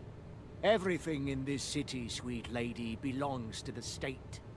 And to all intents and purposes, the state in this city is me. My train is not a part of this factory. And besides, we never would have stopped here in the first place if its engine hadn't needed winding. Well, as long as your train is at this station, it may be requisitioned and used for industrial purposes. Out of the question. And I forbid you to do so. Maybe I won't have to. Perhaps we can maybe come to some kind of agreement, my sweet lady. I hope so. And fast.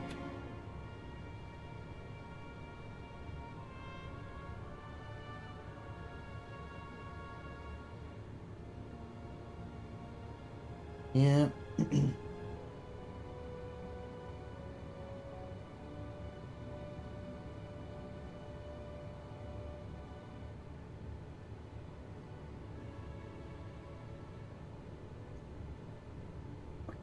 Now the mission. Now let's get to some progress. I'm sorry, I can't make heads or tails out of your story at all. Without my engineer's hands, I'm stuck here, you see? Everything I have designed, all that I have invented, everything is for her. Do you realize? Her. Oh, to hear her sing one more time, here in my factory! But who is she? Who are you talking about? Helena. The one and only Helena Romansky. Her voice is so pure, like an angel.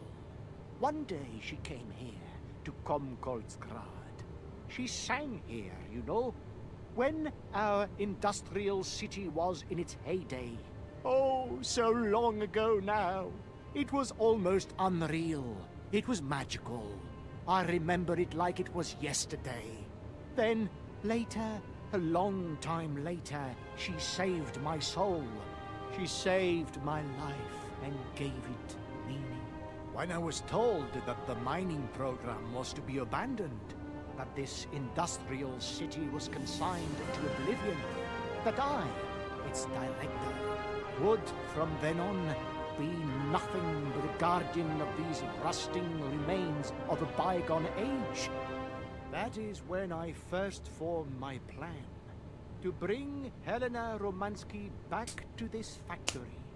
But this time, she would sing for me, and me alone. And is she okay about this? Sure. Once she finds out that I have done all this for her, when she realizes how I converted this vast network of pipes and tubes to create one of the most impressive organs ever made, then, you know, this was no small achievement, miss. Once molten iron flowed through here. Now there wafts only beautiful melodies. But then I realized I had to make an automaton pianist. I began to despair that I would never create hands that were intricate enough. But then you arrived. So lucky, don't you think? Yeah, that must have been a happy coincidence for someone around here. So, when will this Madame Romansky come back? When do I get my hands back? I don't know. Maybe someone should look for her. Tell her. Hey, why don't you go? The quicker you bring her back, the sooner you can carry on your business trip. Now, isn't that a good idea? And you promise that once Helena has sung, you will give me back my automaton's hands? I promise, my dear.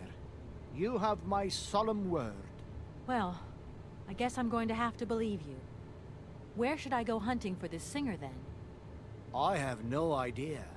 But for a woman of the world like yourself, finding her should pose no obstacle. Helena Romansky was a world celebrity, you know.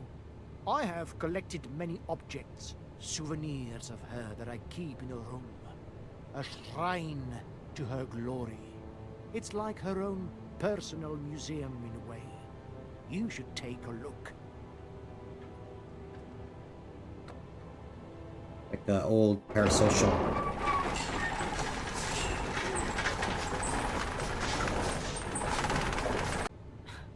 This whole story is completely nuts. Yep. Telling ya. Just one quick whack to the throat.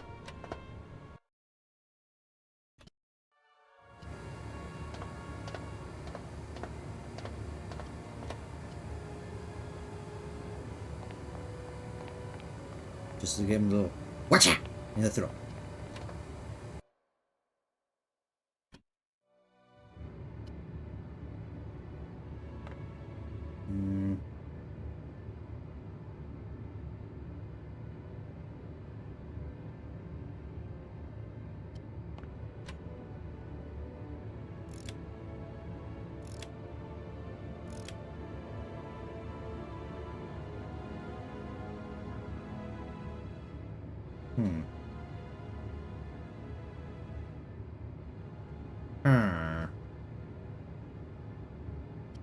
Alright, so, oh, okay, I see it.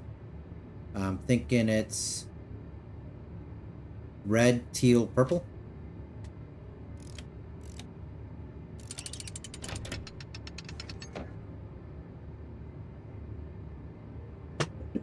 Helena's Creek Book. Alright. Time for some lore. The lore. Young Helena Romansky's crystal clear voice moves amateurs and professionals alike. Gathered for the 9th Wador Festival in Brussels. The young Russian soprano was the revelation of the event. She is an exceptionally talented singer, and at the tender age of 20, Helena looks to have a very promising career ahead of her. Helena Romansky's first numbers are collected here on this golden disc, millions of copies of which are being sold around the world. Hang on. And it's broken. Okay, wait. Comrade Helena Romansky sings for the science, sings for the people. Her series of recitals with piano performed in the factories of our great republic. After Kiev, our diva at Komkolsgrad arrives at Komkolsgrad. Ravishing Helena is seen here with our factory director, Comrade Borodin, and several admirers. Helena Romansky's success in Europe is assured. The great Helena Romansky, our nation's glory, appears and triumphs every night on Europe's most famous stages, following from Milan, Paris, and Vienna. Helena Romansky gave an exceptional recital in which her voice was even more powerful and moving than ever.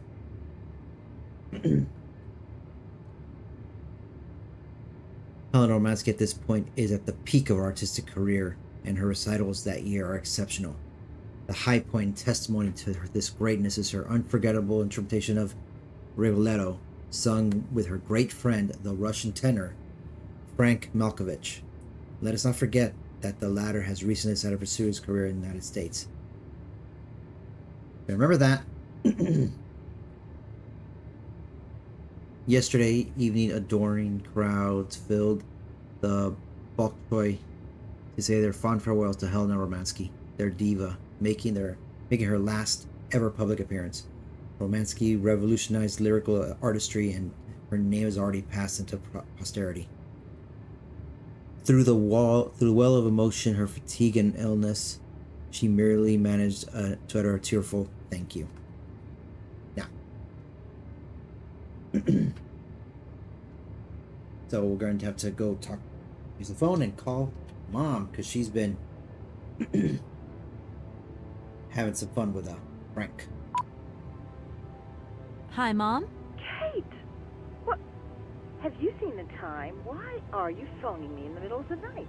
Sorry, Mom. I forgot about the time zones. Did I wake you? Well, of course you woke me up. I was sleeping deeply, too. I simply got to get my beauty sleep. I've got an absolutely crazy day tomorrow. I'm sorry. It's just that it's real important and urgent. I haven't got a lot of time. Well, if it really can't wait till tomorrow, Munchkin, come on, tell your mommy what's up. No way I'm calling Dan for you, if that's what you want. Mom, listen, please. I seem to remember you're seeing a Marovich or something like that at the moment. No. Malkovich, Munchkin. Frank Malkovich. Yeah, right. So, but he's an opera singer, right? That's right. They say he had the finest voice of his time, my dear. Imagine that. That's just great. So then he must have known a famous singer called Helena Romansky. She's Russian, too. Please, if you can ask him if... Listen, honey, if it's stars you're after, Frank knows them all. I'll just wake him up and let him tell you himself. You mean he's... Do you know this song? Oh, you do? Oh, Kate, listen, you're still there. Frank tells me he did hang out with a Romansky once, but it was platonic. You know those singers. She's a great soprano. Great. Does he know where she went? Does she still sing? Where does she live? 1 second, Munchkin. Do you know? Oh. Frank says she was very ill and she withdrew from circulation. Really? Oh, what is... okay. She went to rest in some spa somewhere. He thinks it was called Arrowbad, but it was 15 years ago and he's not sure. And well, honey, when Frank wakes up, he always takes a little bit of time to get going, you know. Thanks a bundle, Mom. And Frank, too. You're both fantastic. Love you both. Thanks again. Catch you later. Okay. So, now that we know where she is, now I gotta figure out how to get there. Alright, time to talk to the OG parasocial guy. I'm not entirely sure if that counts as parasocial, but I'm gonna go with it.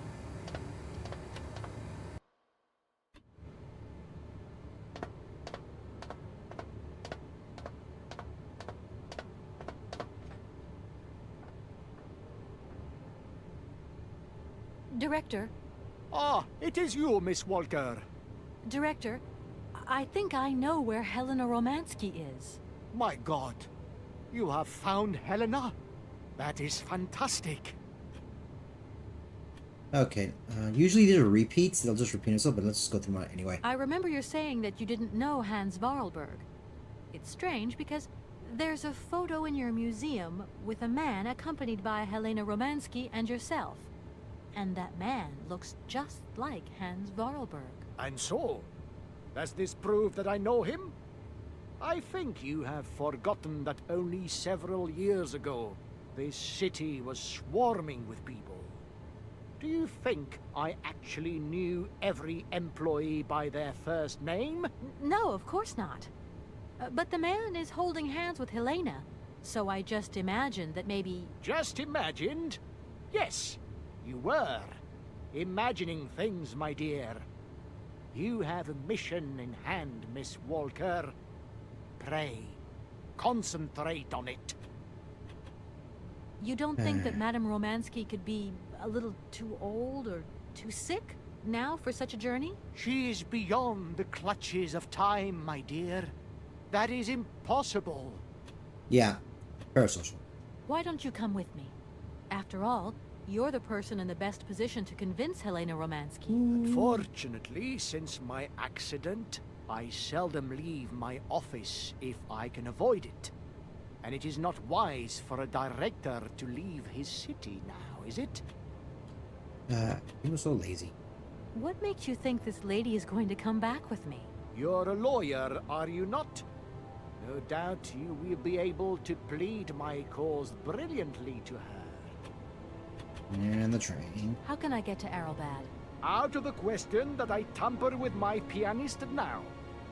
Please understand, there are still one or two finer adjustments that I must make before Helena arrives.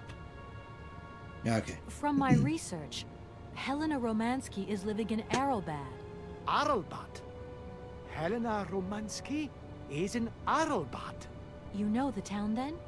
You know where it is? Of course. It was a famous spa resort. In its heyday, Arrowbad welcomed all the big wigs of the regime.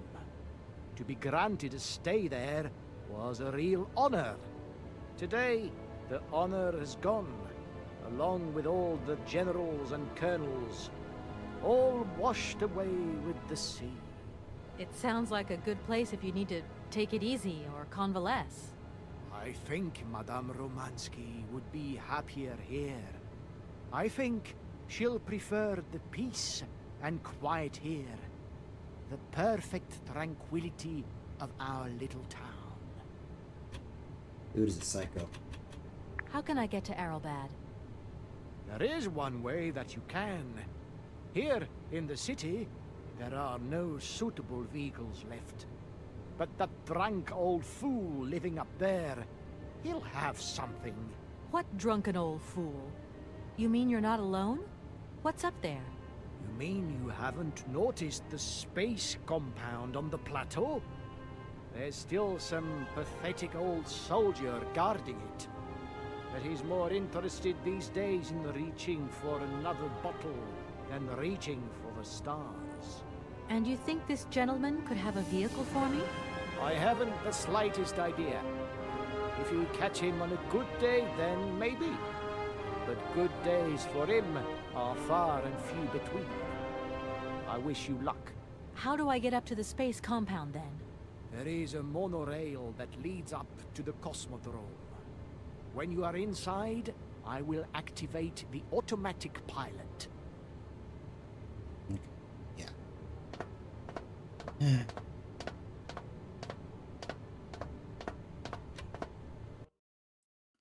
Esta gente.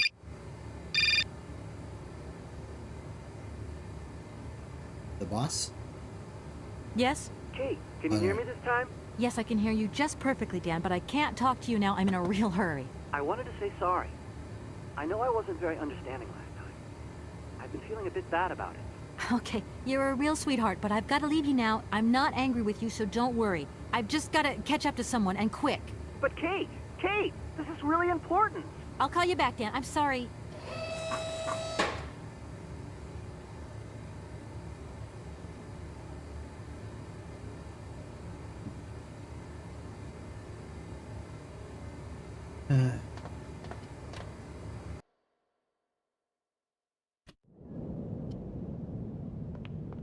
I wonder... Because part of me wants to go through the entire Siberia. Oh, this might be the boss now.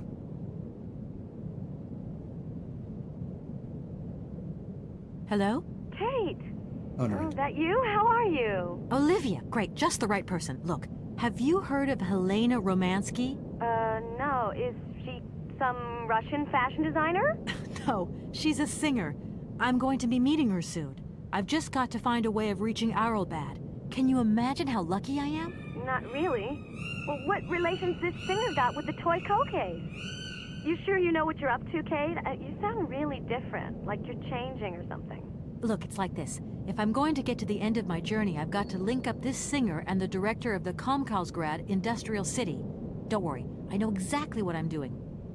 Why did you say that I've changed? I don't know, just an impression. You sound more sure of yourself, like stronger, more confident. And that's a problem? There you go. Just takes one word and you're up on your high horse. I'm beginning to see Dan's point of view. It's getting harder and harder to back you up all the time. What does that mean? Well, it means that I had a drink or two with Dan, because he wants to talk. He feels a bit lonely, you see? And what's he been telling you? Nothing. He just has the impression you're slipping away from him. He can't see where you're coming from anymore. Like, we went to the movies the other day, and he said that you would have loved the film, but I told him that... You mean you're dating my fiancé? No! No, not dating, Kate. Just propping him up while you're away. All in a good cause. I can keep an eye on him for you at the same time. What would I do without you? Oh, you're jealous. Well, that's a good sign. That means you want him. Now, that he'll be pleased to hear. You seeing each other again soon? Tomorrow night. He invited me to dinner at the Goldbergs. You don't mind, do you, Kate? No worries. Look, I've got to go, Olivia. Take care.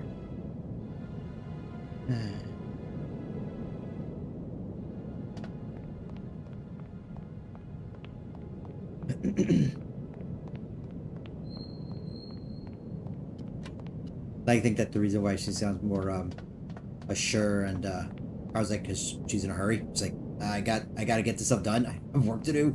I don't have time to mince words. I don't have time to dawdle. I just have to.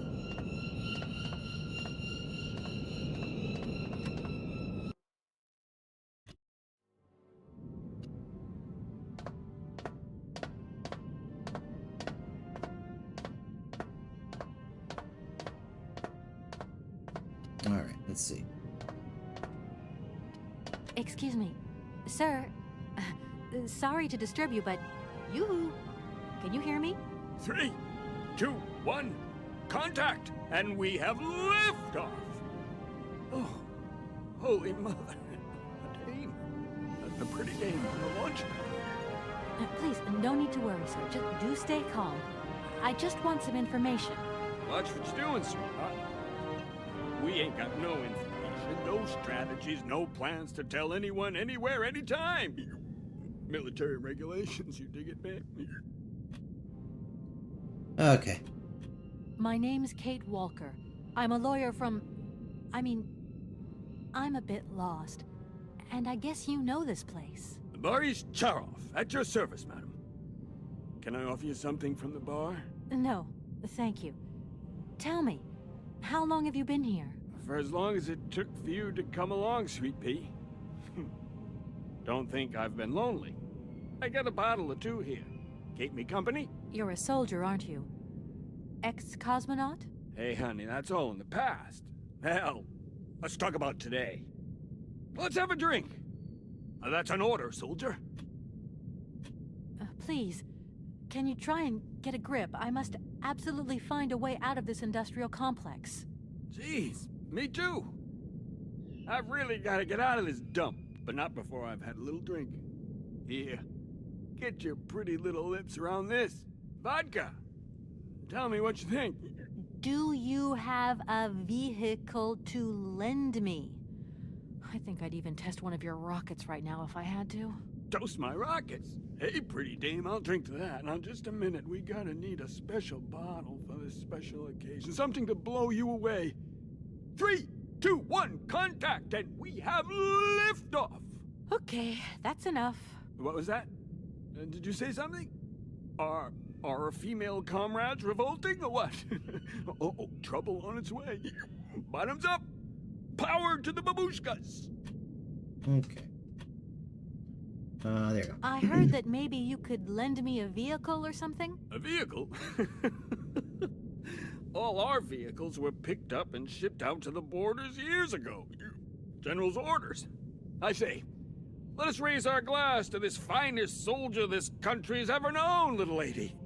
I don't mean to offend you, but I'm not in the mood for a drink right now. And you'll live to regret it to your dying days, sweetheart.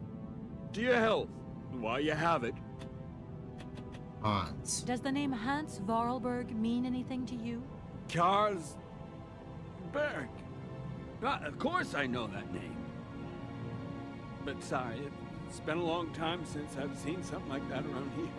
Vorarlberg. He's a person. I'm looking for him, and I think he might have come by here a few years ago. Well, in that case, let us raise our glasses to this brave man and his very good health. Any excuse to drink.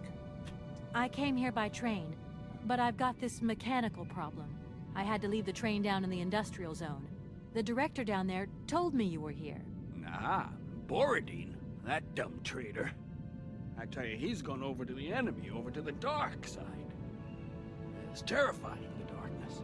Eating out his brain. The jerk. That's maybe going a bit far. He is a little eccentric, I'll grant you that. But when you live on your own, cut off from the world for so long... His brain's gone AWOL, I tell you. There's no darkness in my brain. I've got a cure. See? My secret antidote. Go on, have some. It'll stop you getting a cold. I don't think I'm in a high-risk category, but thanks anyway. And burp. So many birds nesting around here. What attracts them all here like that? Dumb birds. But at least a bird don't get bored, does it? See? They can fly. Them birds, geez, they can fly. Sounds like you're jealous of them. Well, maybe you're just right there. Because sometimes I like to let Soyuz loose and watch them circle for hours on end. Birds, they crap themselves when they see him coming. Don't stop him coming back, though. Soyuz? Soyuz, man. The Silver Angel. The savior who cleans our cosmodrome of them dirty rats with dirty wings.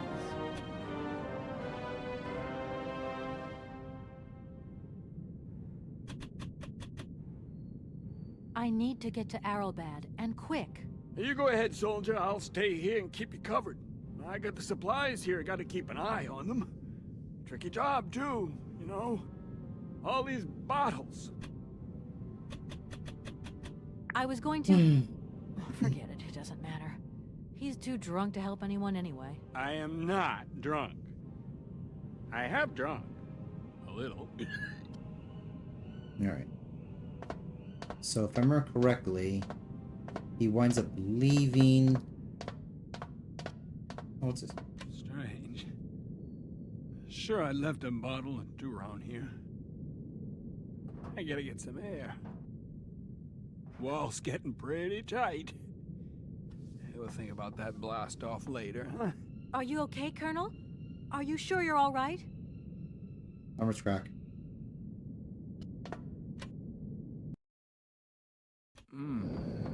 Yeah. Be careful! Don't lean out too far or you'll... Ah!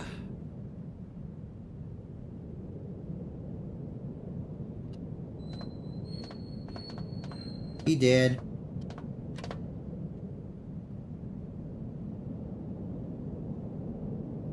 Okay. So... let's see here. Now I can start investigating some of this stuff. Ooh, what's this? Ah. It's not that bad reading, it's like the print's a little small. Komkolsgrad Cosmodrome, the Prototype Program Management Committee. Object. Program XP-25, the Vorarlberg Spring-Loaded Launchpad Project. Yeah, that director's a filthy, cheating hyena. Liar. I mean, he stole hands. I mean, you can't expect much from him. Comrades, subsequent to inspections over last year, our comrades in the Government Space Commission have reached an unfavorable conclusion regarding the Vorarlberg project, program XP-25. Here are their findings. The Space Commission is convinced that Hans Vorarlberg's research will yield no concrete results capable of serving military interests of our country or of advancing its space program. It is considered that this project will only bring ridicule to our country and give a very poor image of our national space industry abroad. During the last 2 years, a long succession of fruitless tests, Comrade Vorarlberg has clearly demonstrated the limits to his knowledge of mechanical sciences. Consequently, we have ordered the irrevocable suspension of the program. It has been deemed counter-revolutionary, and we now withdraw all collaboration with Comrade Vorarlberg. This decision has been approved by the Supreme Soviet, who adopted with a clear majority the Central Committee Directive of April 15th relating to the definitive cancellation of the Vorarlberg Spring-Loaded Launch Pad Project, Program XP-25. The directive announces the provisional closure of the Komklosgrad Cosmodrome and reassignment of the Vorarlberg Project, Program XP-25, test flights to other domains. Komklosgrad, 21 April 1979, General Balaimushin, Commander of the Cosmodrome. I got a key. Is there anything else I can... There's his bed. Okay. I mean, they're still getting supplied. I mean, they got that going for them.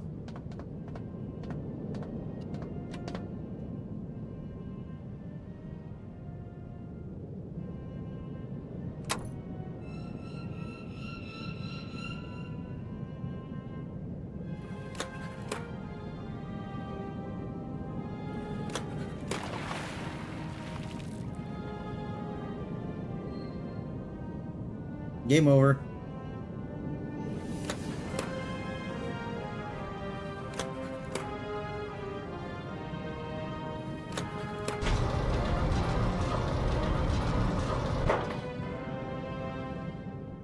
Okay.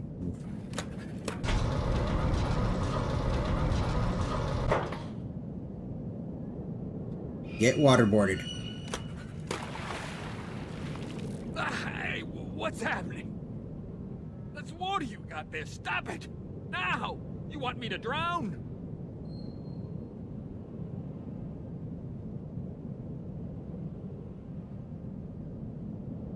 Okay. Yeah. Almost done. There you go. Calm down. It's all right. Just a little Flower's crack. wake-up call, that's all. You must have had quite a bit to drink. Gee, you're right there. Not the first time, either. Probably won't be the last. Man, my head. Please, could you whisper? Please, do excuse me. But it was the only way I could think of to bring you back to your senses. A little extreme, maybe. But I get the impression you're a lady who likes to see results. Alright. Sir? Sir? My head. Oh, my poor head. I need some quiet. Please, can I have some quiet? Back to the mission. Does Arrowbad mean anything to you? Arrowbad. It's been a long time since I heard that name. It's a spa resort, ma'am. Top brass of the regime would go there. As well as convalescing soldiers, tired politicians, profiteers and racketers, the whole caboodle. They'd go live it up, all expenses paid. One privilege I never got. Just 2 steps away from becoming the nation's hero, and no free holiday for me. And where exactly is this place? Further east. We never had to know where exactly. The airship was programmed to take vacationers there. From here. Okay. Thank you so much for helping me. I'm sorry to have woken you up like that. It's been great talking to you, ma'am. I think I'll take 40 wings right now. Alright. So, enter. Now,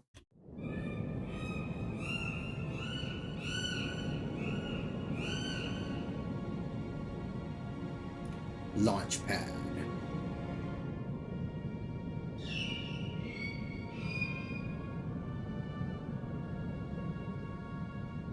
Okay.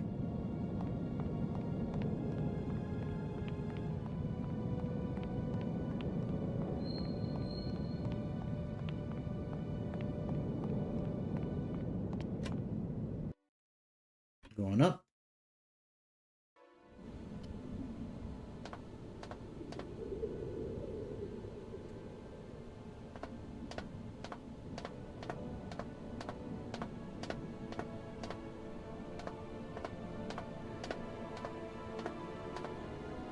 I don't need to use this console. Not yet. Okay, so.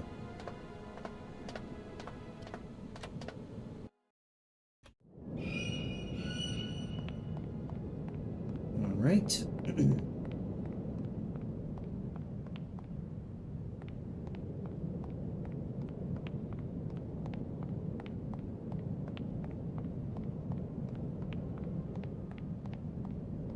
Okay.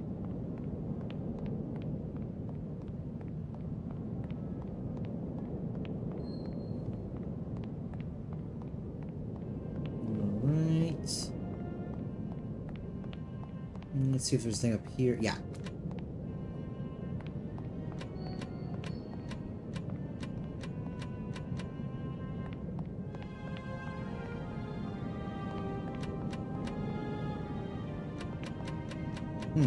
There you go. That was weird.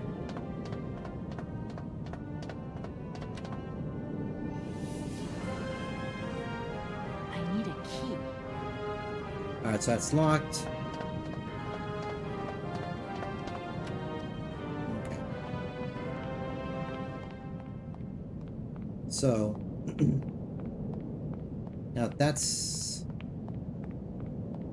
is this a thing no, just a box.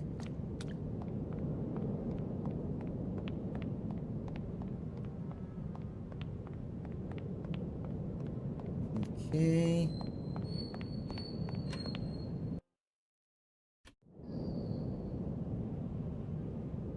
Sir? Sir? My head. Oh, my poor head. I need some quiet. Please, can I have some quiet?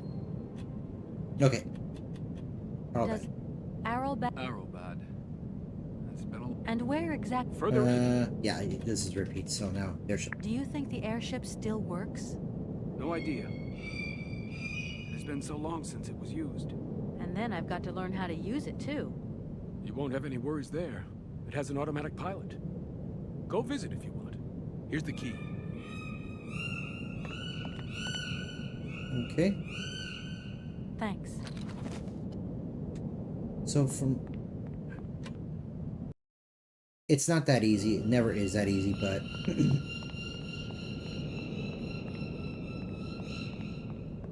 I think the problem is all those birds are...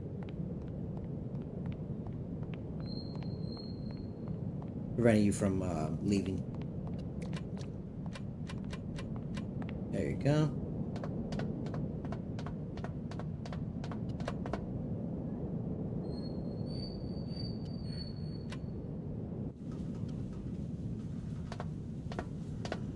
This airship kind of reminds me of the one from Bioshock Infinite.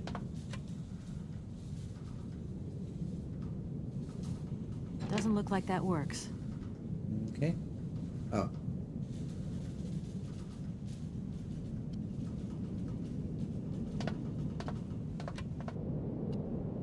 So now... got to fuck this guy. I didn't see he was heading towards this capsule deal. Capsule gimmick kind of deal.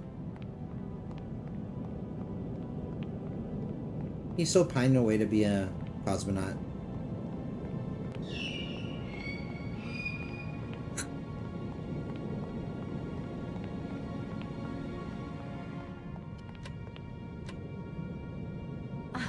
There you are. I was looking for you. I've managed to trigger the autopilot mechanism, but the airship still won't take off. Do you know why? Maybe. I've got some idea. But you look like you're a pretty good mechanic. let's just say that since the start of the journey, I've managed to get by and get to know Hans Vorarlberg's strange contraptions. Okay. I have a deal to make with you. I've been living in this dumb launcher site for years. And I've always said that one of these days I'm going to the stars on that flying wheel. And I better make that trip before vodka stews my brain. But I gotta know how it works. And you look like you might have some clue at least. If you could help me get to the stars, I'll tell you how the airship works. What do you say? We got a deal? Why not? I'll see what I can do for you. Okay, so. There you are. I was looking for you. Let's just say... Okay. Okay, so let's see what the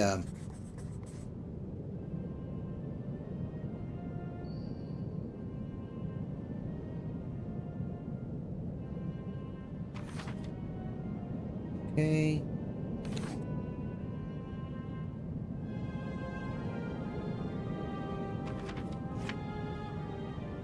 Okay, so now now if you remember that what's up here? That console that said, I don't need this, not yet.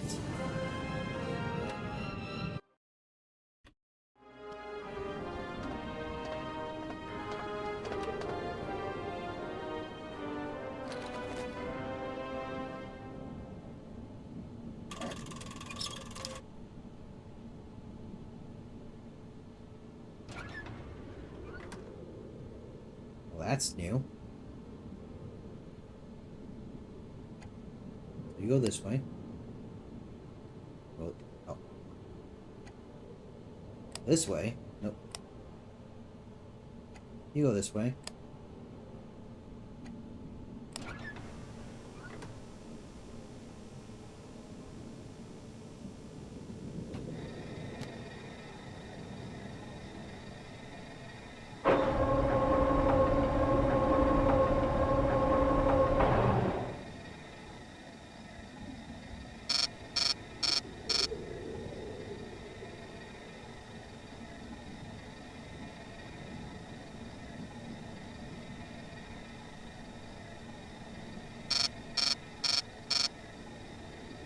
Okay, so now I need a blood sample. Unfortunately,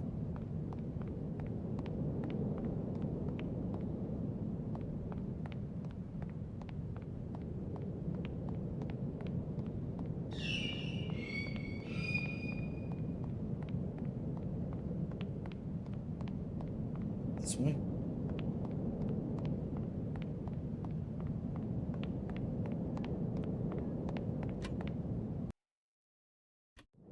I don't see, he might be back in his little hovel. Oh, that's solar panel. I just never noticed that it has solar panels.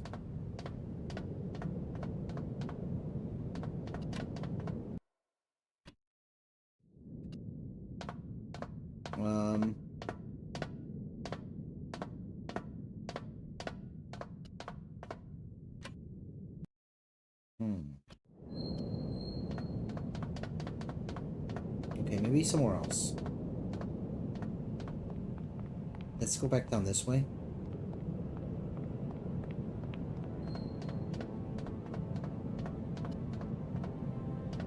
Yeah, let's go this way first. Just to see if I can find them. Because if not, I'm gonna need to... Oh, because he might be in that other section where all the birds are. No, okay, we need a blood sample.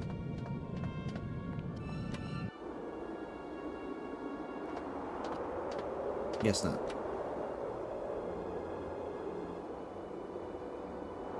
Doesn't look like that works. Okay. He's not there. Let me go back over there and see if I put the thing down. If I can put down that thing, I think he might be inside there. That might be what's causing the problem. He's inside there, and...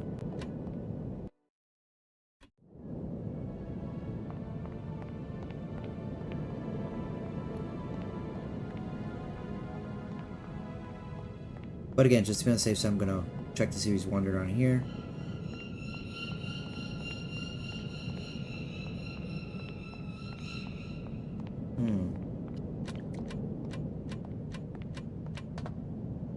No, he's not. Okay.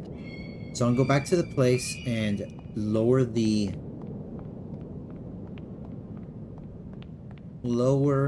that capsule deal and see if he's inside there. See if he was inside there. And okay, I need a blood sample.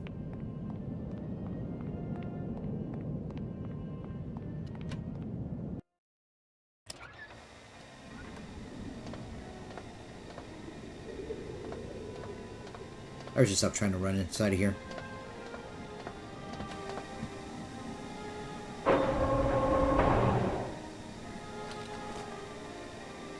Okay, blood tester. Alright.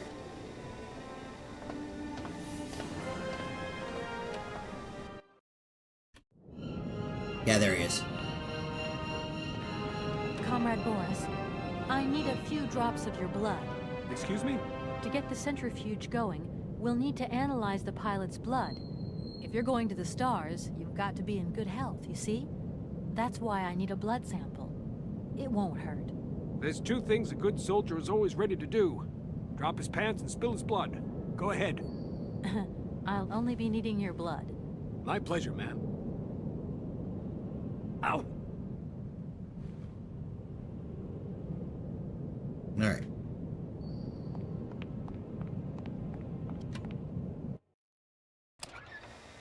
There you go.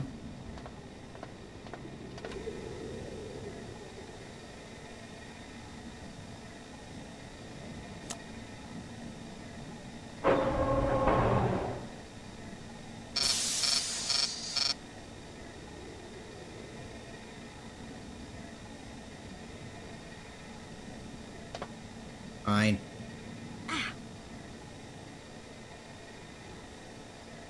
Yeah. His blood was a pure vodka. Okay, I think I've figured out how it works. Get settled in and let's go.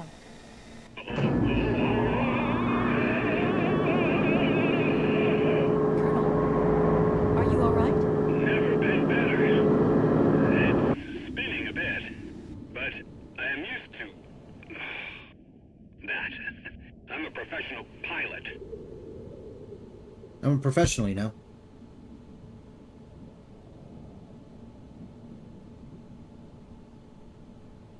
Miss Walker. Come in, Miss Walker. Are you receiving me? Clear as smog. Can you speak up? I'm ready. Press the launch button. Okay, here we go. Good luck. One chance. Takeoff procedure engaged. Countdown commencing. Colonel, you've forgotten to tell me the secret of the airship. What do I have to do? The airship will need to be right up.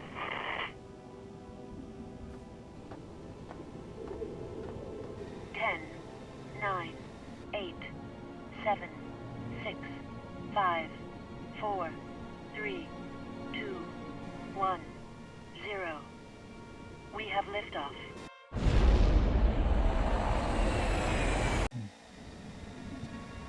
Okay. Well, he dead. He died.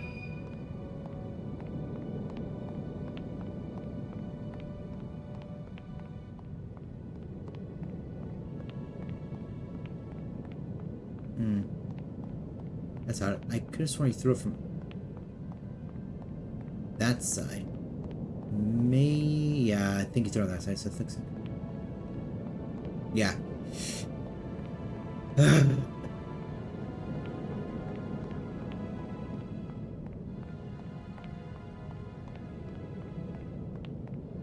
Okay.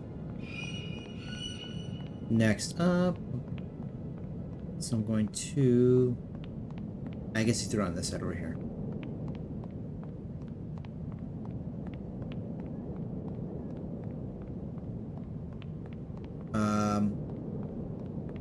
He threw the crank.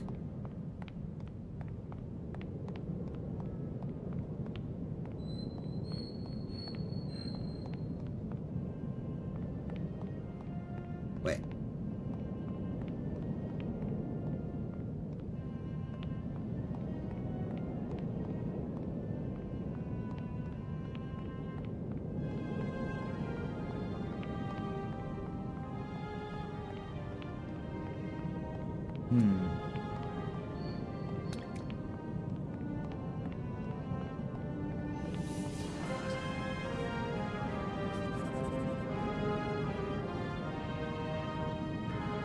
Yeah, that's what I thought. He threw something.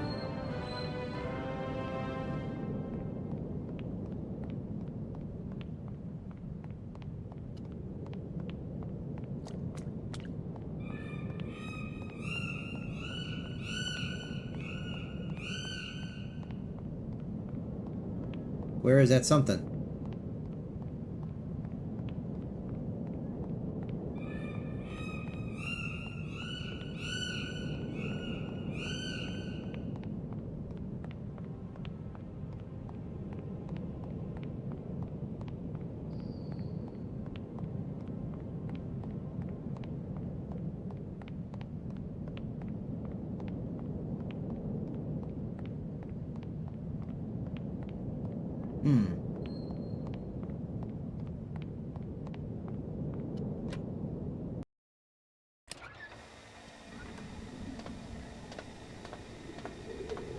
Done with that.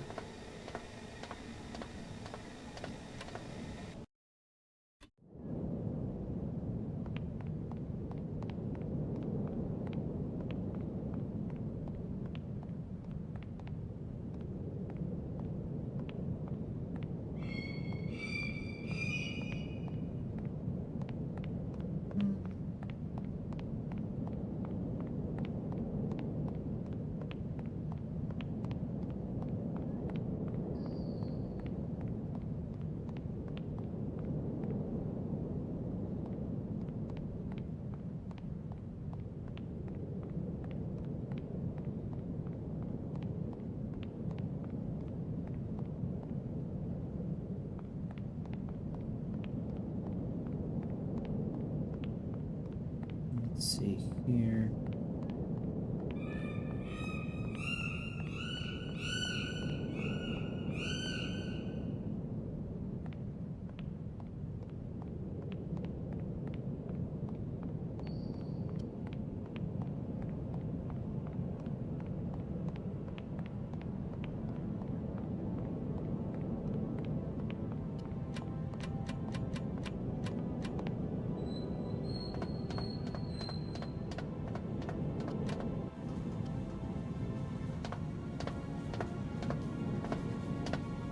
Okay. This is weird.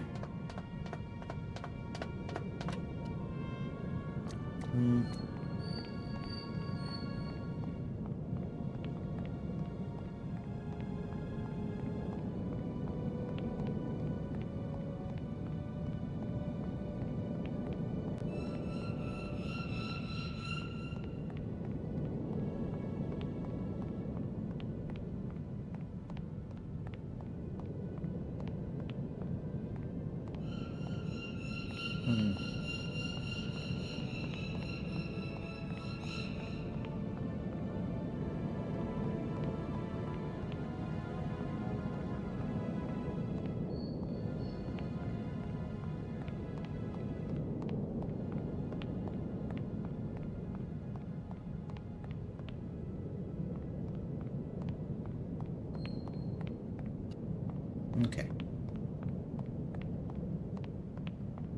So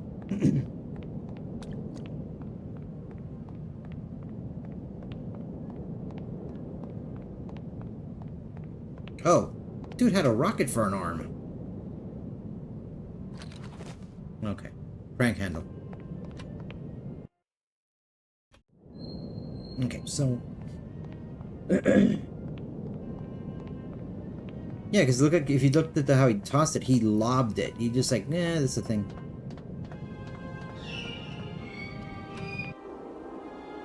You gotta crank. You don't have to crank the airship, you have to crank this.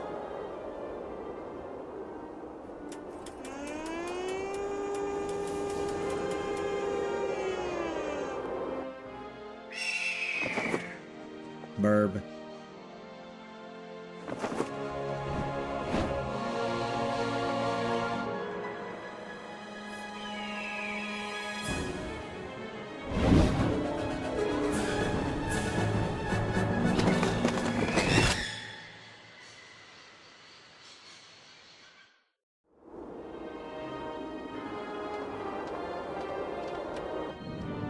I would say PETA would be upset about seeing a bird get killed like that, but they're just be jealous that they didn't kill themselves.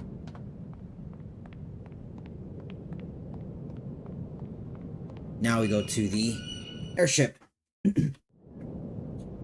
Not gonna lie, I think the remaster kind of streamlined this this section a bit. That's good.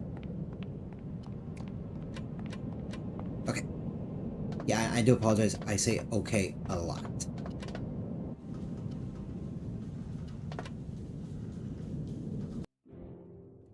Off we go.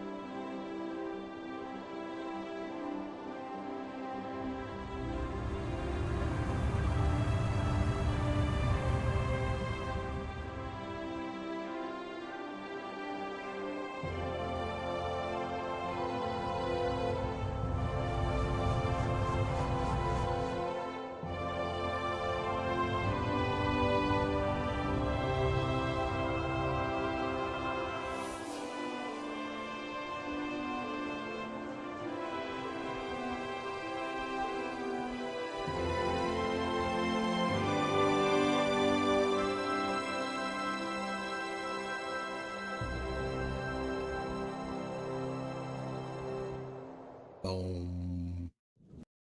Oh. Okay. Did I? Now we are here. Now, if you see here, that's where the airship is, but if you... Oh. Now it's the boss. Hello? What do you think you're doing, Kate? I wanted updates. I wanted results. Certainly, Mr. Morrison. We all do. Down on the ground, we're doing all we can, but there's no new developments. Kate, I don't think you understand the urgency of this situation. Universal Toys are on my back and digging in. I can't hold them off much longer. You're putting the firm in a very tricky situation. I am very sorry, but a slight mishap or two has meant that I've had to modify my mission temporarily. Miss Walker, you're walking on a minefield here. I don't have to underline that this affair is Class A priority numero uno. Hot. I am only too aware of that, Mr. Morrison, and believe me, I am doing all I possibly can. But this mission is really no piece of cake. You can have all the cake you want and eat it too when you get home. Next time I call you, I want something concrete, something solid. I want results. You understand? Results. Yes, Mr. Morrison.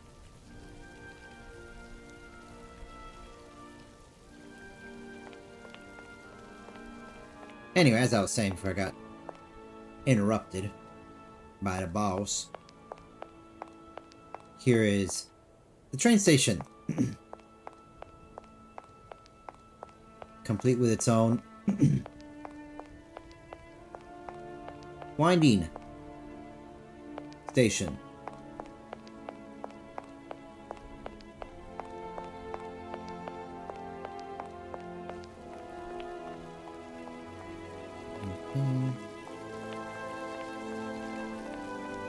Ah.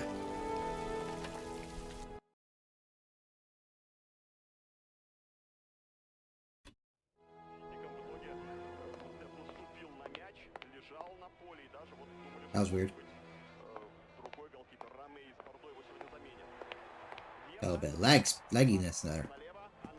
Part of the game loaded in. I keep forgetting if once you go inside you don't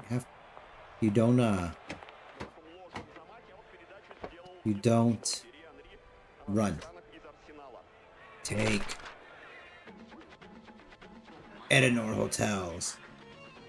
Kronsky Hotel.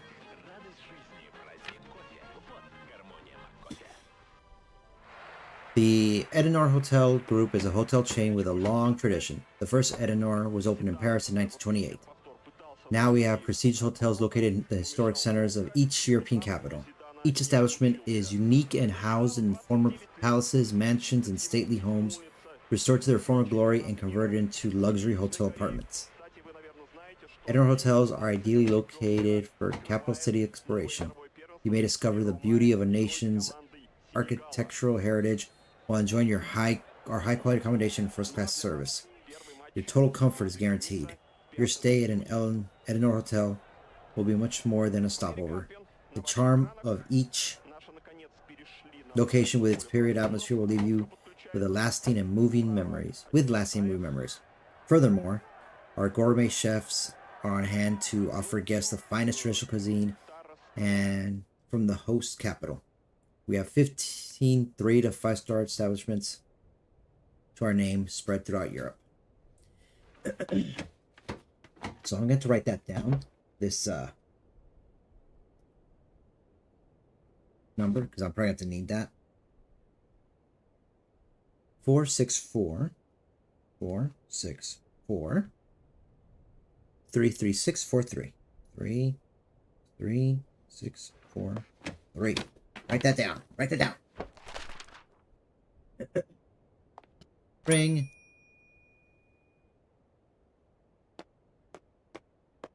What do you want? Good morning, sir. Good day to you, ma'am, and welcome to the Hotel Kronsky. I don't expect you've made a reservation, have you? Well, no matter. We've got a few rooms left with a sea view. By far the best on offer. Well, actually I wasn't counting on staying in Arrowbad. I see. It's like that then. So, what can I do for you? From what I've been told, the famous singer Helena Romansky is living in this hotel. And? If you could possibly tell her I'm here, I must speak with her. It's urgent. Are you a member of the family? What is your relationship to that lady? None. I don't even know her. But please, can you inform her that I must see her? Did you not hear me right? Madame Romansky is a privileged member of our clientele, and I very much doubt if she wants to talk to a total stranger who's just washed up off the beach. I just need to speak with her for just a moment. Then I'll leave. I promise. I'm sorry. I can't let anybody just come and go here. Guests only. An establishment like our own has to think of the well-being of its guests. We like to think of ourselves as a stronghold, resisting enemy invasion and unwanted callers. The world is a strange and changing place, ma'am, and its roads are full of undesirables and indespicables just waiting to abuse generous hospitality. Oh, doing their job.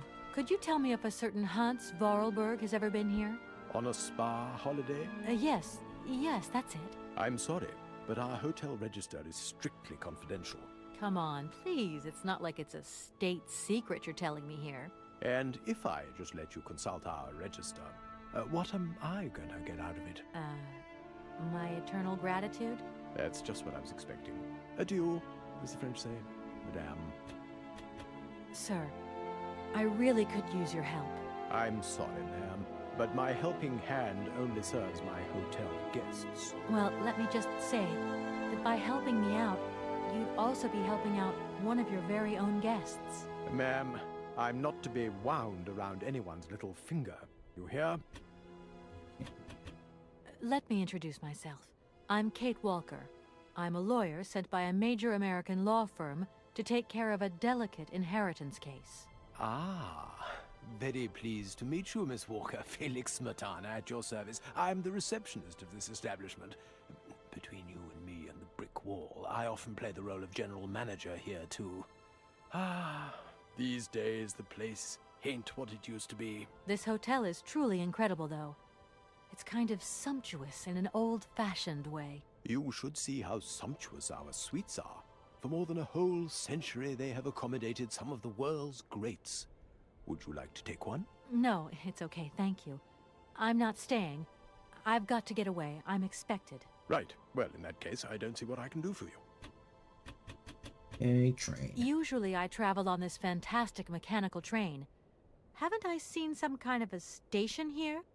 Is it possible to arrive here by train, then? Of course it is. What were you suggesting? If I'm not very much mistaken, that's your air balloon I see getting blown to shreds in the hotel garden. Oh, yeah, the airship.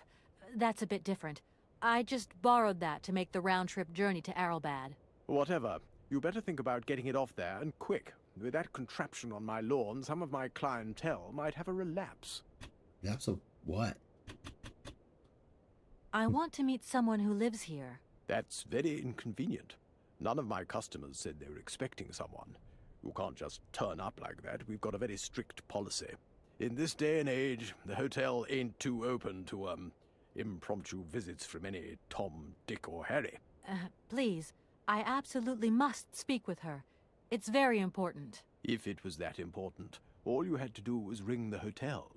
People come here to rest, you see, to get away from the world, which ain't turning so good these days.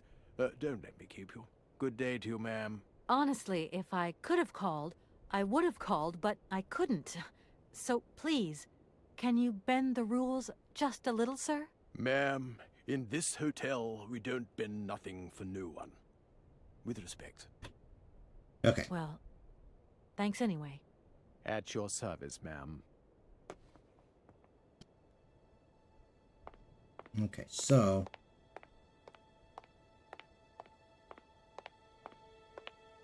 Yeah, that's hard. Okay. Super plane!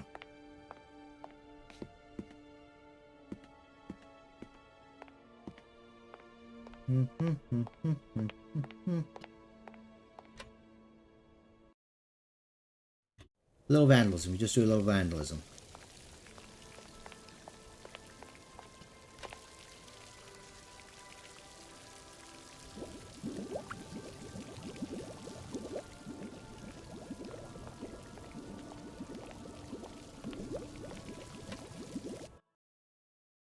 Do a little bit of vandalism.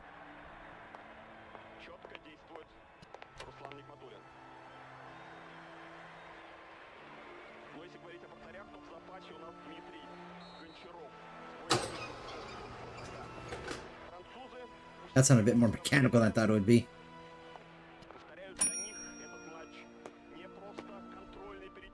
Sir? You again?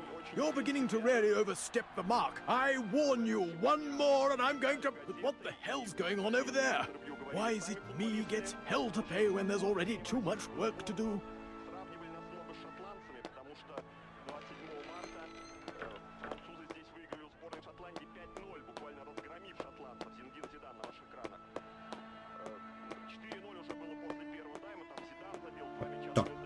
Hey, seahorse.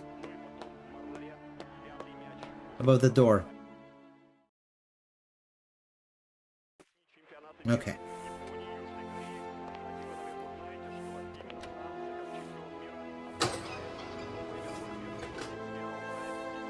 Just in case.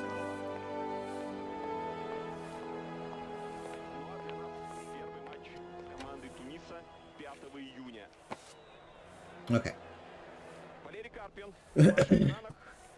So, let's look at the clientele list.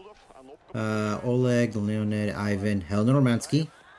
She's not scheduled departure. Valerie, Inra, Oleg, Igor, Menace.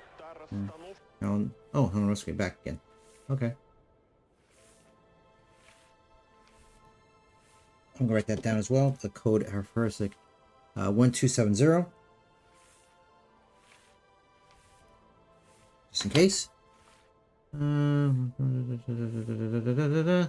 Sophia, Pavel, Nikolai, Ivan, Mikhail, Iori, Vladimir, Olga, Alexander, Iori, Pyotr, Nina, Colin, Igor, Andrei, Victoria, Natasha, Vadim, Nikolai, Pierre, Lev, Rotor.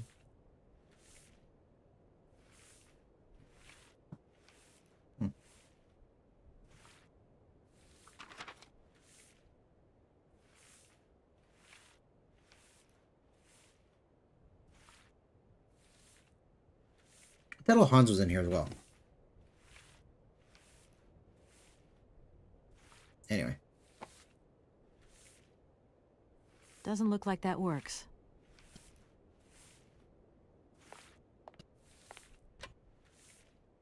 Oh, is it one of those light up everything puzzles?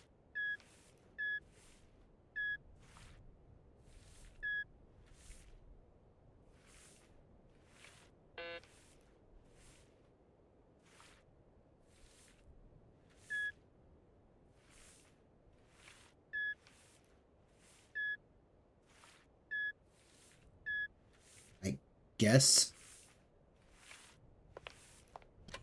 We take those. Okay.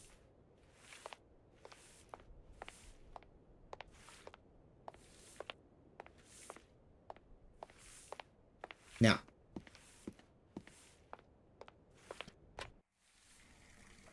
Ooh, cinematic.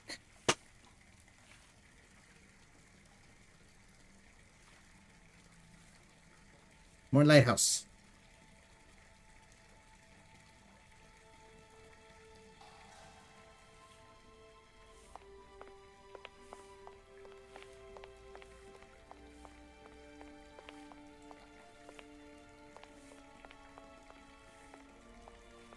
Oh, that was the thing I could interact with.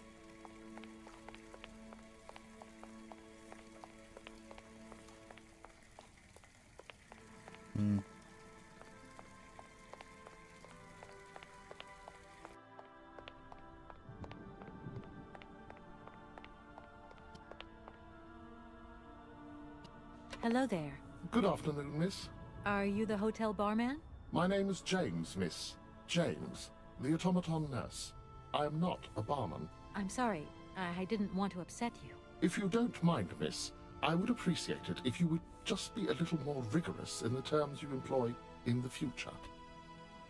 Have you ever heard of a Mr. Vorarlberg? The name is not entirely foreign to me. Really?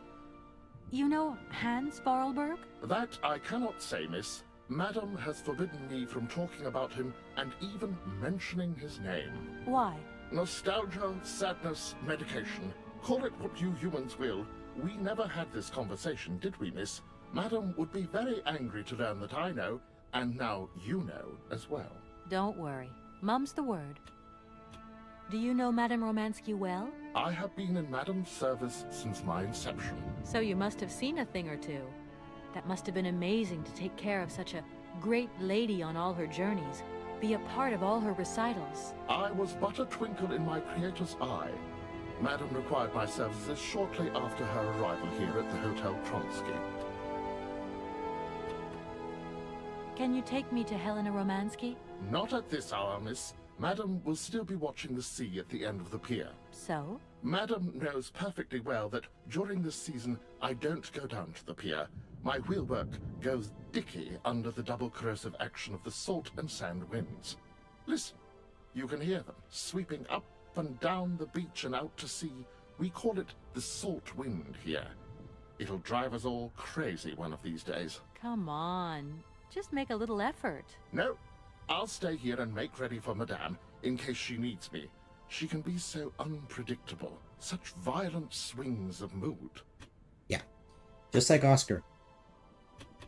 Team whininess is a programming trait. My name is Kate Walker. Pleased to meet you, miss. You are not here for treatment, are you? No, I'm not. I only want to meet Madame Romansky. I would be delighted to serve you tea when Madame returns from her constitutional. I don't want to impose. Maybe your mistress won't want to take tea with me. Madame likes to complain for the sake of it. Believe me, she loves visits. In that case, thanks for the invitation. I'm looking for Madame Romansky.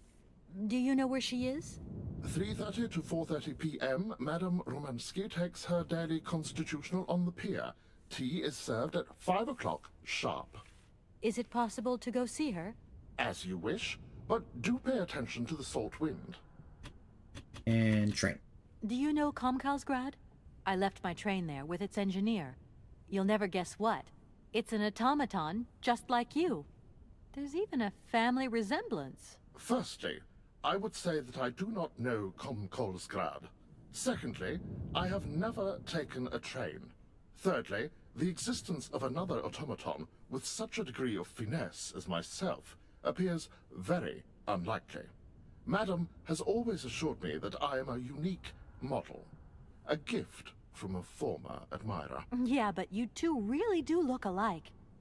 And you know, I miss him. Why is he not here with his train, then?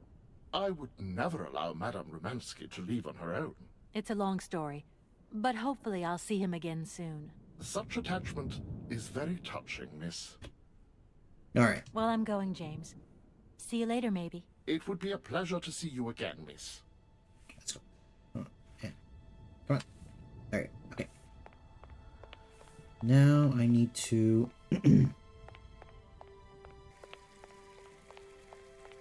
Throw this away.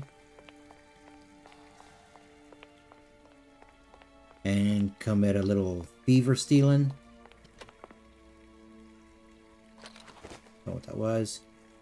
A button 0. Okay. Glass. Oh, right. Okay. I remember this. Not gonna say anything right now. I remember what this is.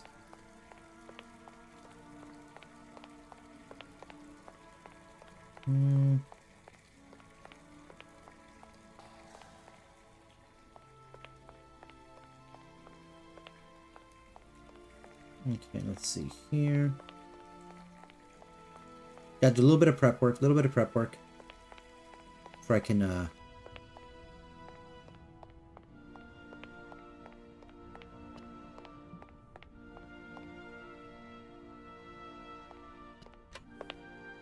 open. Give me that lemon.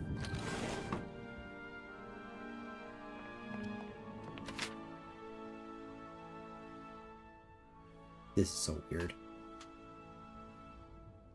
The list of alcohols is written on the notes as well as music symbols. GNF conversion champagne and cognac respectively. Okay. But if you look at your inventory,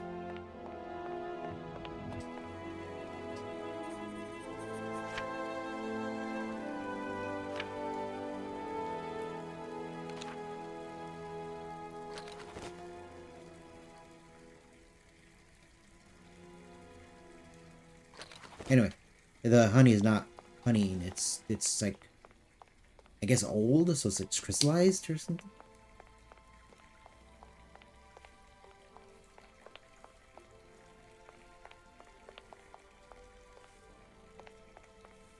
I need to come back to that.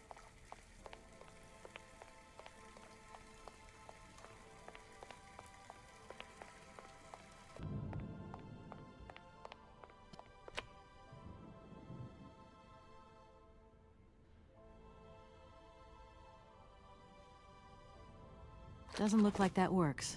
Oh, right, wrong.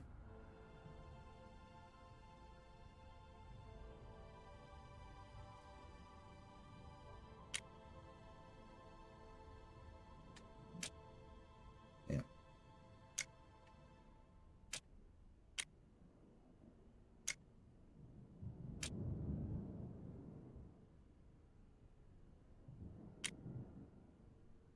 Hmm.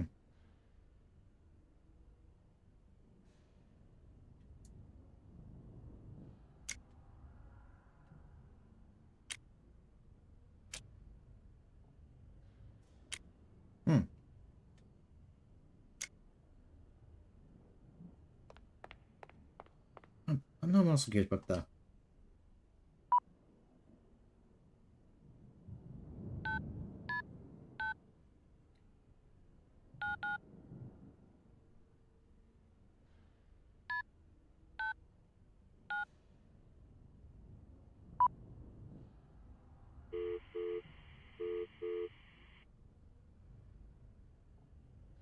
Guess not. Let me try one more time. Just probably got the number wrong.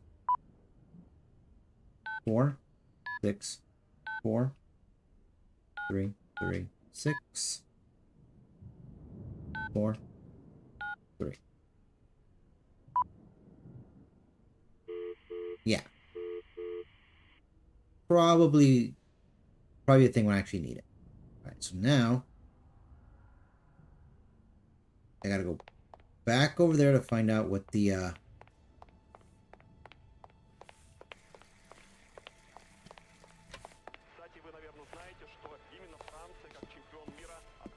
oh wait. I forgot. It's in my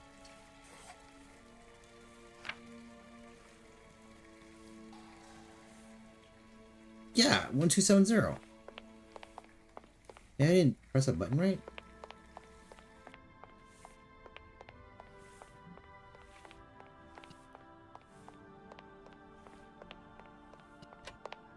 Oh, you're an idiot. Darn it! I've got to find another way around. That was the code to open the room in here. Put a delay there.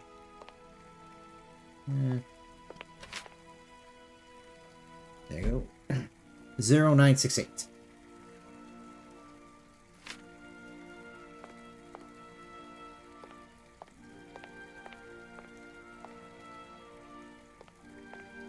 Alright.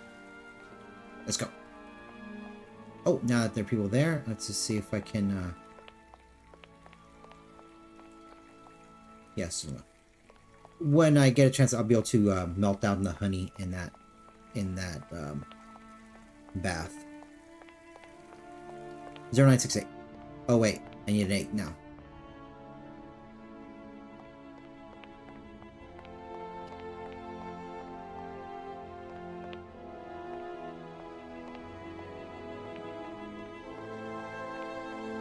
No, wait, no, it's already been there. Yeah. As I said, oh, I think it's still missing. The 8's still missing. Yeah, the 8's still missing.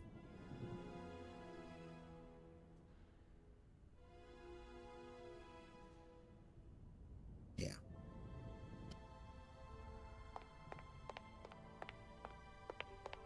So let's see where I have not explored.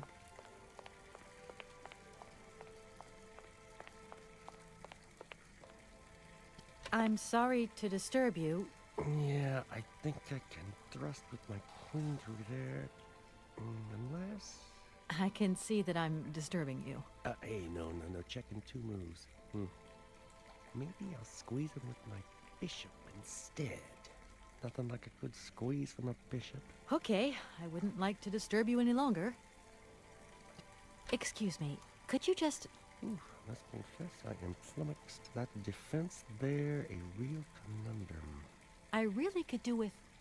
Right hook with the knight. Nope, he's gonna follow through with that castle. Okay, got the picture. Thanks a lot. Okay, so that's new.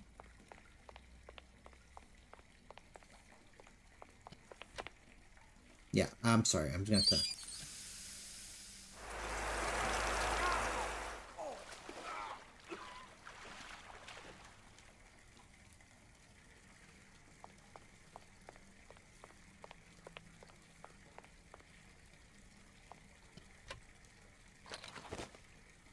So now we've just violenced the living style out of these folks. Just violenced all over the place. Now if I remember, it was 0968.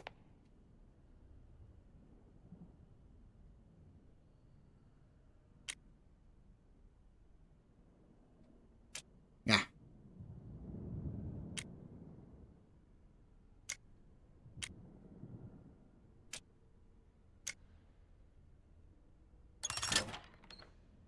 Right.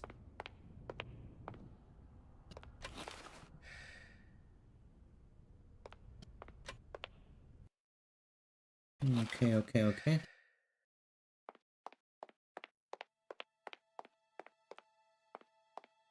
The salt winds. What's this? Oh, it is for no.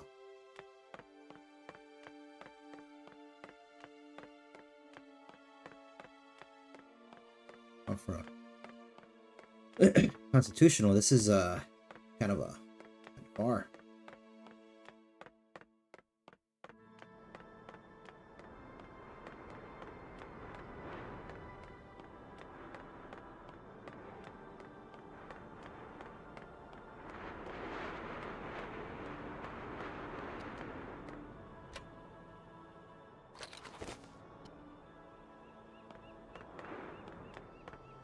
I know this is silly, but I'm gonna go all the way back over here and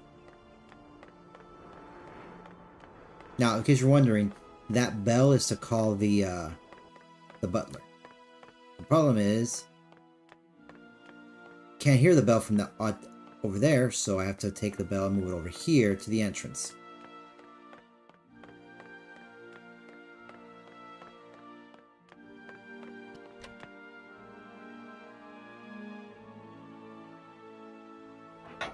Okay, now the bell's back over there. I will now talk to Miss Romansky.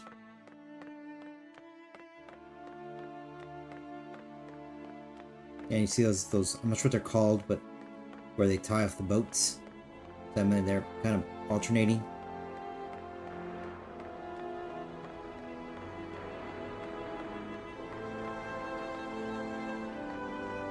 Right.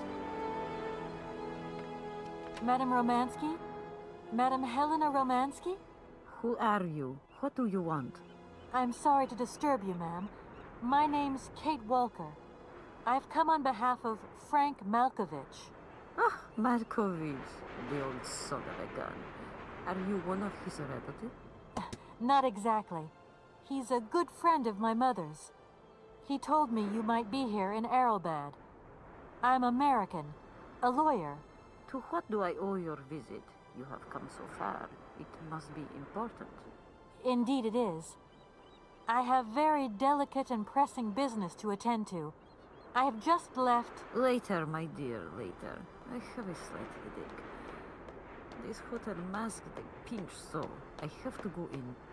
Please, could you be so kind as to call my valet? Your valet? Of course. You back here again? How dare you show your damn face round here? Get out of here immediately. Please. I absolutely must find... Miss Romansky. Oh, yes. I'm sorry. She managed to lie her way in here. Don't matter how vigilant you are, there's always one. But it won't happen again. She'll be out on her ear before you can say, I hope she hasn't upset you too much. Oh, Felix. Stop being such a grizzly bear. This woman is my guest. She's your guest? But that ain't possible. This vandal didn't even know you 3 hours ago. Be quiet, Felix, before you offend someone. Miss Romansky, please. This maniac turned up earlier and tried to wreck the fountain. If it wasn't for the... I said enough, Felix. Please treat Miss Walker with the respect befitting one of my friends. Don't touch and don't swear. Have I made myself clear, Mr. Smetana? Yes, yes, crystal clear, Madam Romansky. Please do accept my humble apologies. Very good, Felix. You may go now.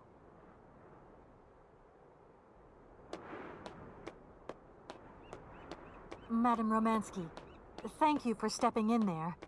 I'm so embarrassed to put you to such trouble. Oh, nothing that I haven't lived 1,000 times before, my child. I want to go in now. I am exhausted. Can you call James to pick me up? Certainly, ma'am.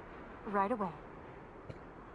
Now, to normally be like, oh, can't, nothing. Right, can't hear me, so. This is actually quite a view. Now, imagine if this was back when the I guess the lake sea was properly full. May have been quite a sight. There's the airship.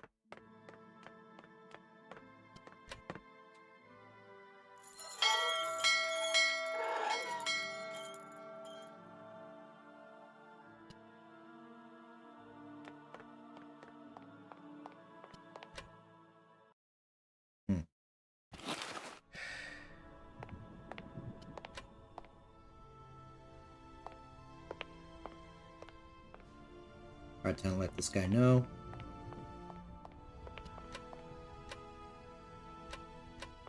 This way, over here. James, what are you waiting for? Don't tell me you didn't hear the bell this time. The bell did indeed ring, but it is very windy outside, isn't it? Yeah, it is a bit gusty. But what's that got to do with it? Madam doesn't understand. She says an automaton doesn't need protection, but my insides don't like the salty wind. I'm afraid to go out, you know. And if you wore my mask to protect you against assault, would that help? Oh, most certainly.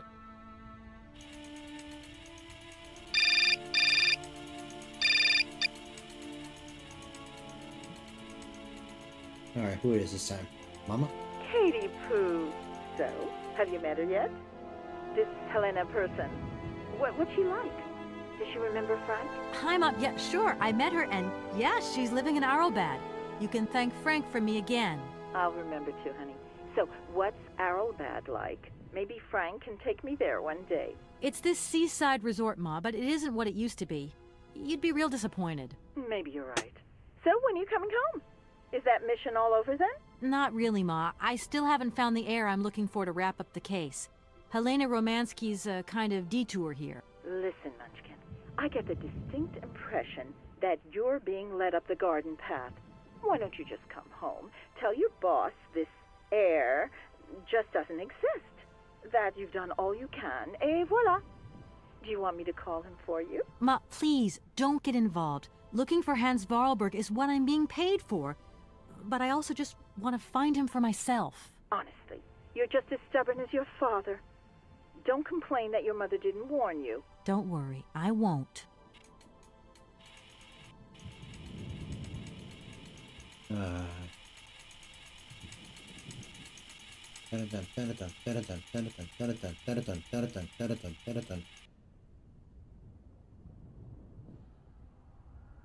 Whoa, just lifting her up.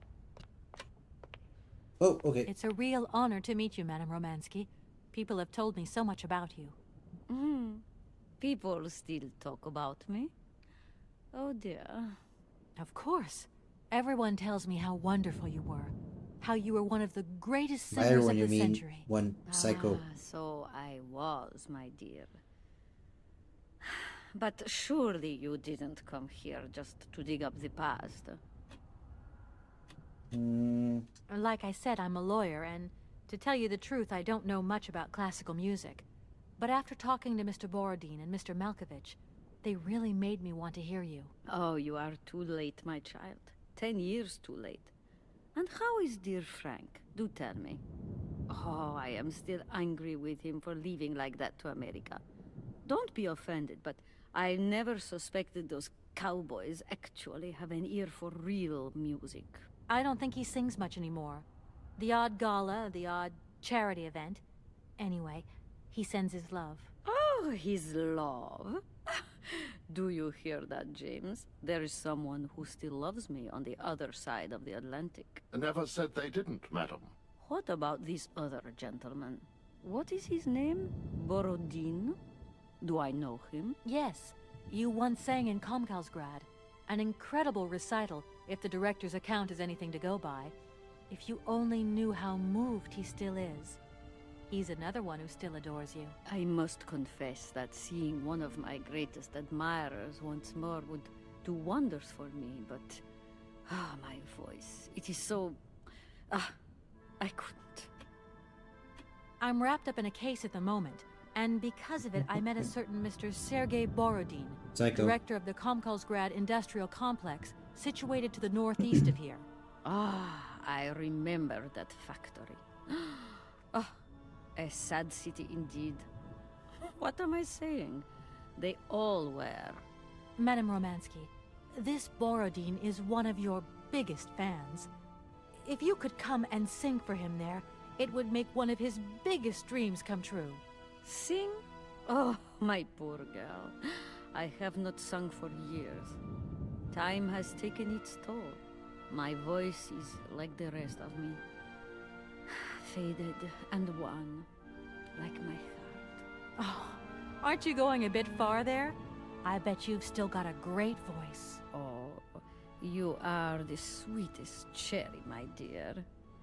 I am not senile yet, but I look reality in the face every time I look in the mirror, and I can tell you, singing is something I did in the past.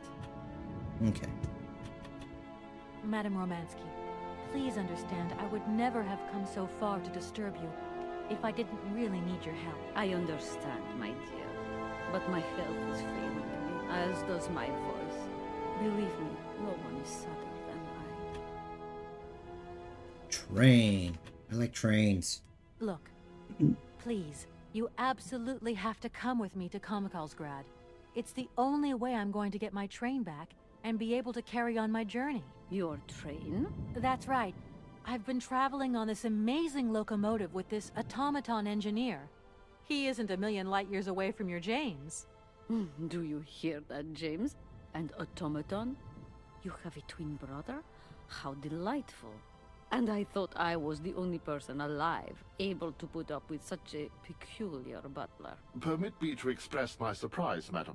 Surely the fact that I remain in your service guarantees my uniqueness. Oscar isn't my butler, though.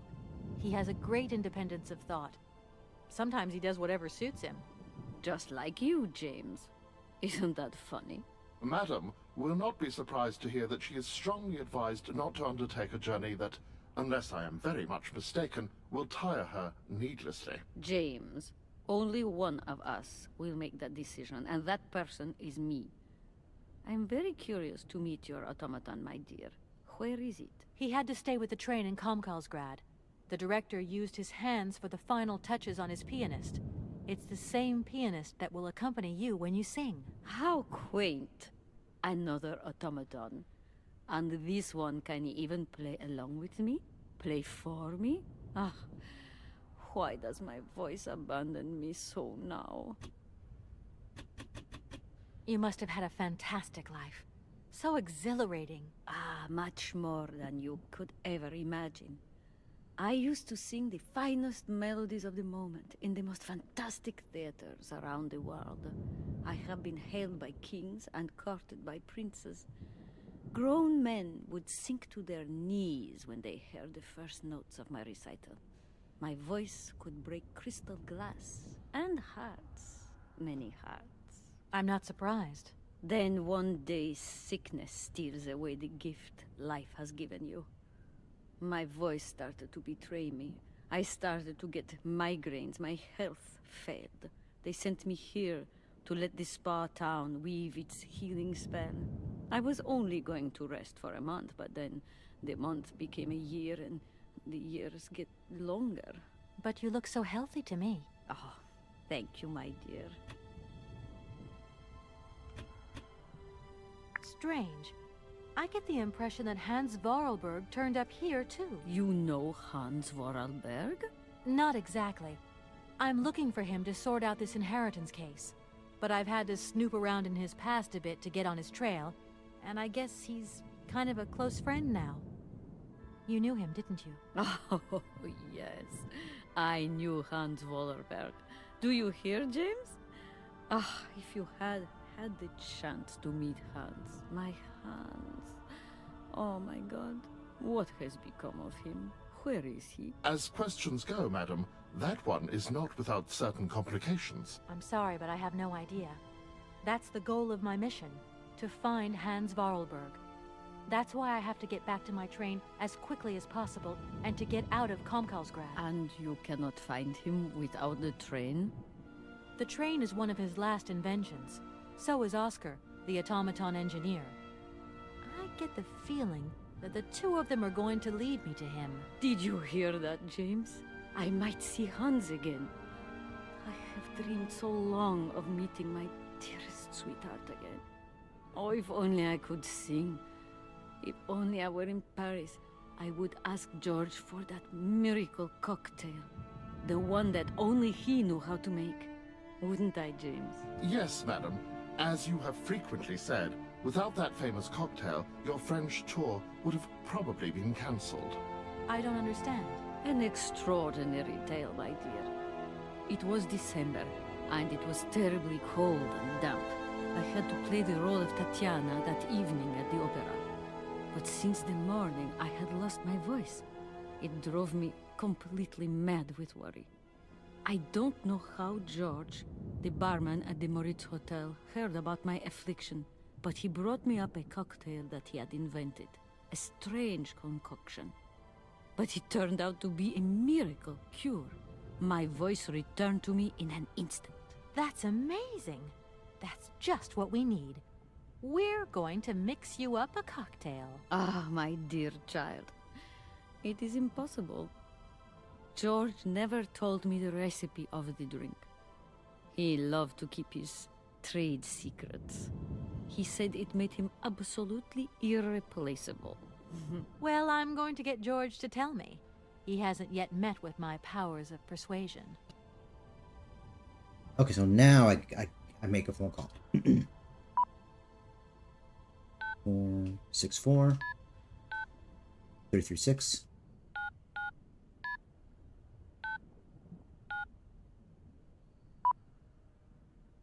Hello, Hotel Moritz? Reception here. Can I help you? I'd like to talk to Mr. George. He's a barman at your hotel. I'll connect you with the bar. Just a moment. Do, do, do, do, do. Hello, hotel bar? Hi, I'd like to talk to George, please. George? You mean Mr. George? Yeah, probably. He must have been a barman at the Moritz in the 50s. Well, don't want to disappoint you, but Mr. George stopped working here quite a while ago. What was it about? I've been told that Mr. George had a recipe for a fantastic cocktail, and only he knew the ingredients. I absolutely must know what was in it. It's a matter of life and death. I'd love to help you, ma'am, but you see, old George, now he knew a lot of cocktails. One hell of a barman and one hell of a reputation. He did write down his recipes before he left. But if you can tell me which one you were looking for exactly? I don't know. There are a lot of them, you say? Yeah. The Paris Peking Shuffle, the Deep Green Secret, Boko Poco, Blue Helena, Red Mambo. Helena! Yeah, that's the one. The Blue Helena. Right, I'll take a look. Blue Helena, you say? Let's see. 1 measure of vodka, 1 measure of blue curacao, 1 measure of honey, a dash of lime and ice cubes. Shake it all together, and Bob's your uncle. Perfect. Thank you very much, sir. You have been most helpful to me. Okay. So now, because the honey, shoot, now I have to melt the honey.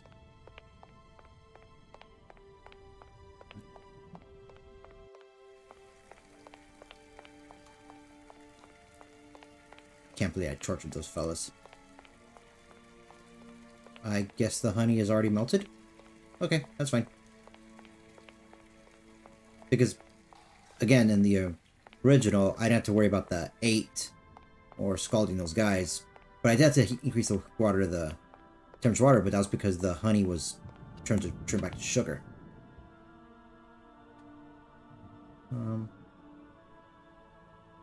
This is for the lemon. Doesn't look like that works.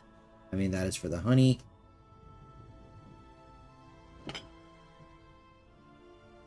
This is for the vodka.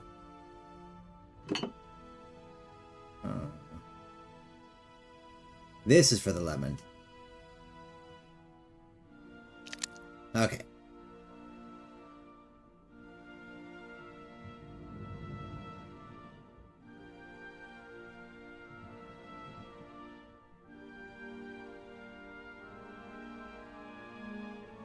Oh. Okay. So.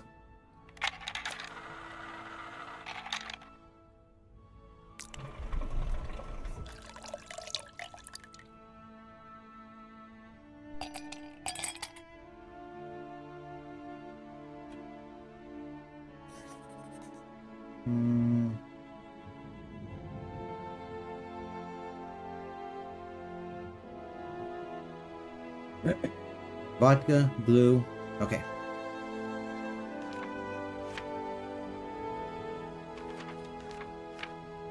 Okay.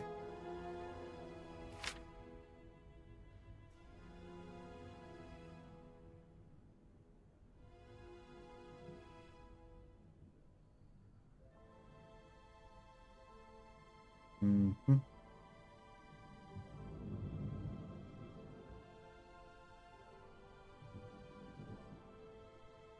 So it'll be, I think as soon as it's 1, 2, 3, 4, 5.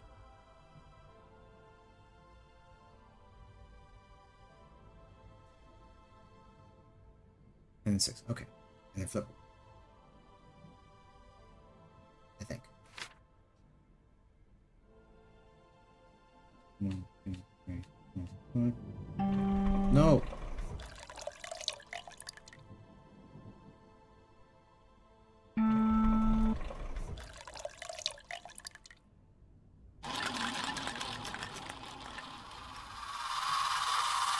That's blue, but it's not what I want.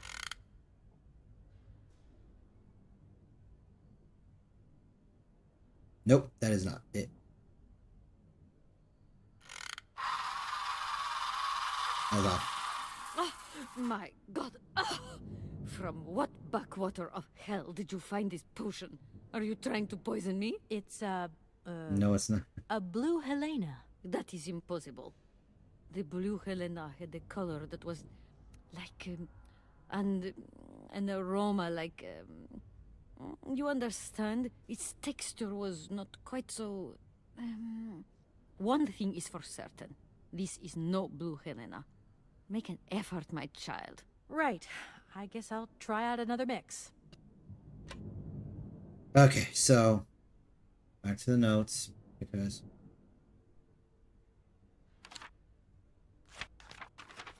okay.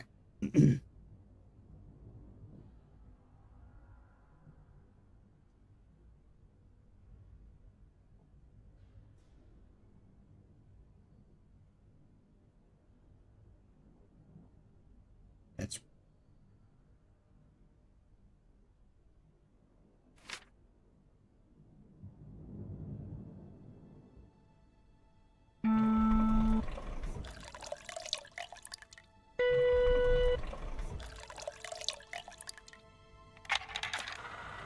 I got it right now.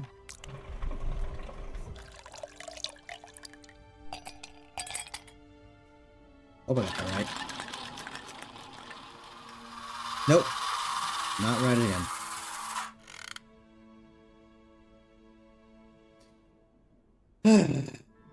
Yeah, yes. I know.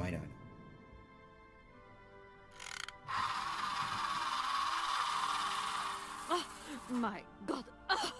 From what backwater of hell did you find this potion?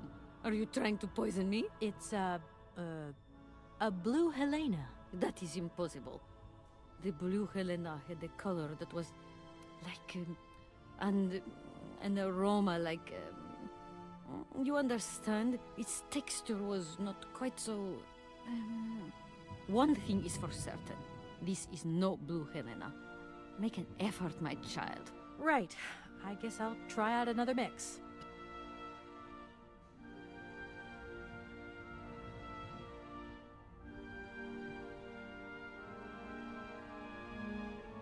Something else.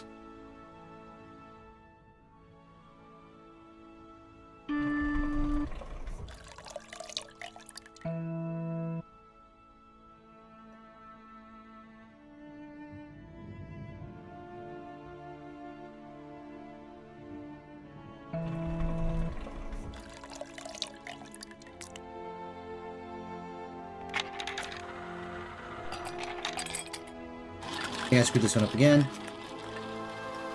Yeah, I screwed it again. Yeah, I'm just gonna skip it. Not skip. I'm just gonna just. Yes, I know.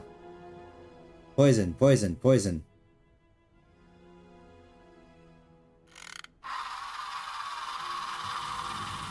Oh, Blah blah blah blah. Okay, moving on. Let's try again.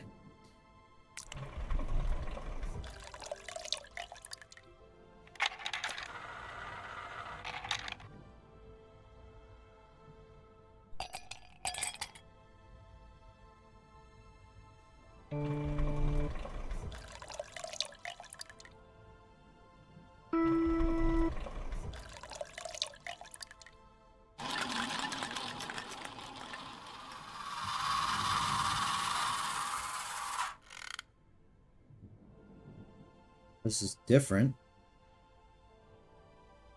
Okay. Hooray! I do not like reading music. My voice.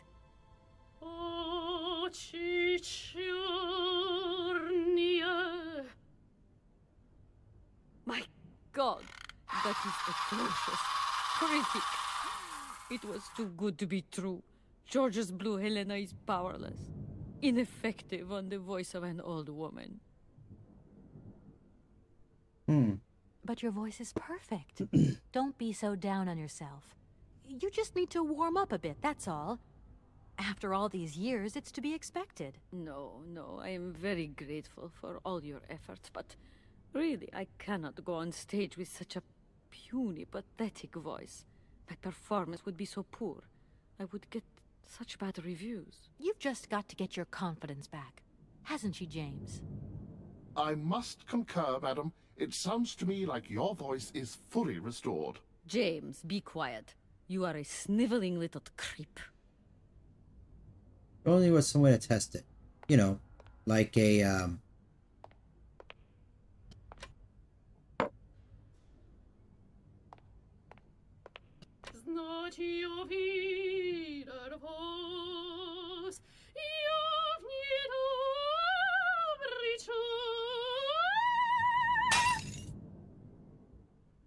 My God, what have I done? My voice has returned. Did you hear that, James? My voice has returned. Your voice is still as magnificent as ever, madam. But please don't forget, you're no spring chicken these days. Time has taken its toll. And you're not the toy boy you once were either, James. I hope you have fun on your own. Madam, leaving you is quite out of the question. Don't be stupid, James. What would you do there? Your place is here. You must prepare my return. Madam, I won't insist. Adventure is not an integral part of my action functionalities. Maybe you're right, madam. As ever. Do I understand correctly that you're going to go with me to Comcalsgrad? You do, my dear. We're going on tour, my dear. Anchors away.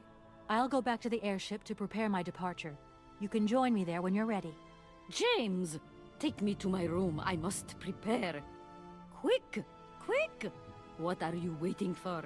My fans are waiting for me. Are you sure you're sure about this, madam? Shut up, James, and put your foot on it. Oh, fan. Moving on. That was, an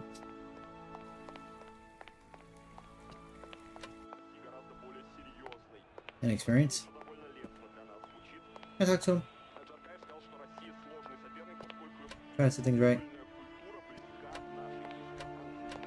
I guess not. Moving on.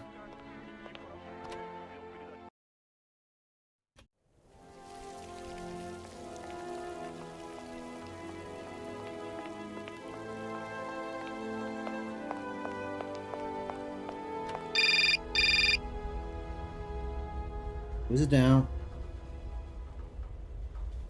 Hello? Hi, it's me, Olivia. Hey, sweetie, what's new? How was it at the Goldbergs, then? Like, alcoholic. Is that all? What's up? Cat got your tongue? Well, tell me what you're up to. How's the case going? How's that Romansky chick? You don't think it's dragging out too long? I haven't had the time to get bored, I can tell you that, but... Hey, Olivia, what's the matter? You didn't even answer my question. That's so unlike you. Did I tell you I bought this really cool blue silk top? Olivia, what are you hiding? Come on out with it. Someone's You've got me worried. Oh, Kate, I'm sorry. I've done something horrible. I can't sleep anymore. I can't eat. I keep wanting to hurl. Olivia, tell me what's going on. Dan! What about Dan? Has something happened to him? You're gonna hate me for the rest of your life, and you'd be right. In your situation, What? After the Goldbergs, Dan took me home. We were a bit, we shouldn't have drunk so much. He came up to mine to have a nightcap, and then... Okay, you're gonna hate me.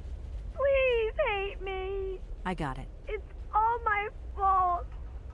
I could never tell you that I've had the hots for Dan for ages, because you're my friend, and you were engaged and all, but then we got so close lately, and I just lost sight of what's right and what's wrong.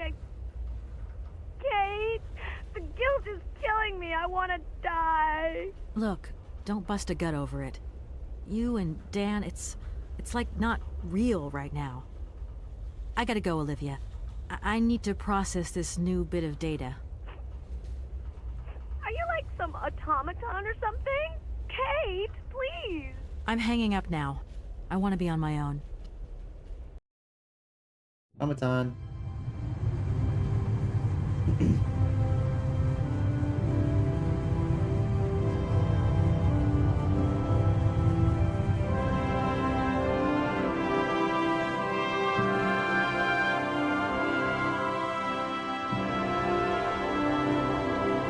Oh, no, I'll skip.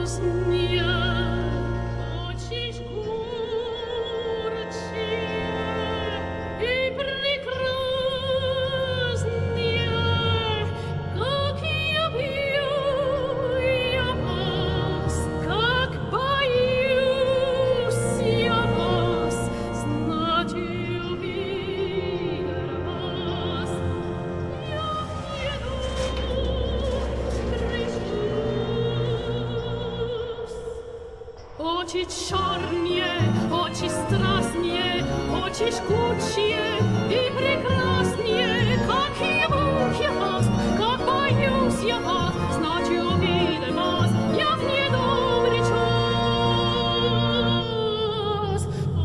Очи чернее, очи страстные, очи жгучие.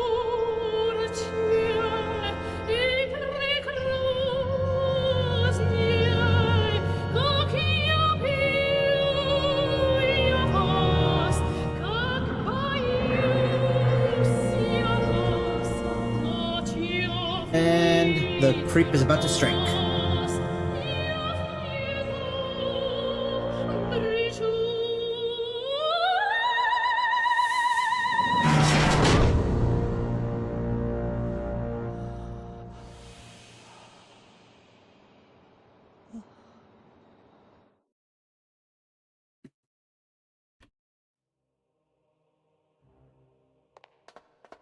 Jeez.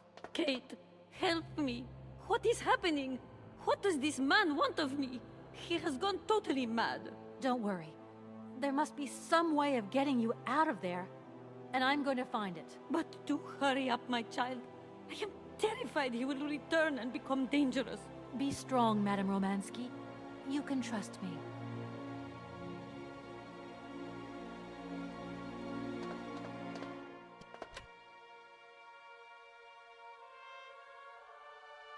Doesn't look like that works. A screwdriver.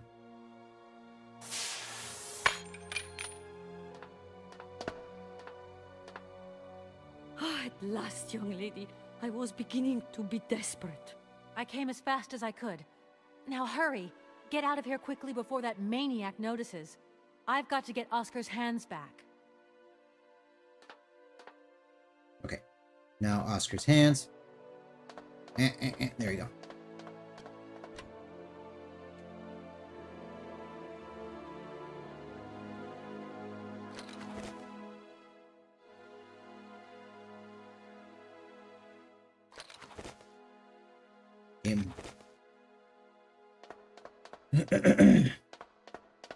Okay.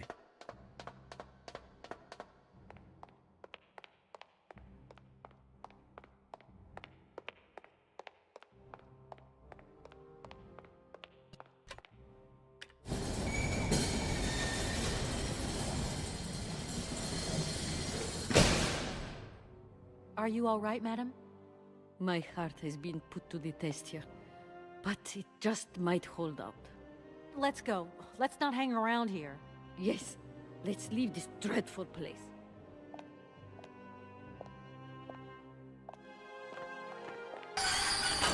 Oh, my my god! What has happened now? Ha ha! Nice try, Miss Walker. But you are not strong enough. Not for me. So you can stop playing games now. Return the hands to me. And bring Madame Romansky back, or I shall not be responsible for my actions. You don't scare me, you old lunatic. Helena, grab the hands and get back to the train. Tell Oscar to get ready to leave. I'm gonna find a way out of this lousy factory. No chance. You will never succeed. Ha! We'll just see about that. I warned you, Kate Walker. I warned you. Be careful, my child. You too. And don't worry. Ah, good old psychopath. Okay. So, go down.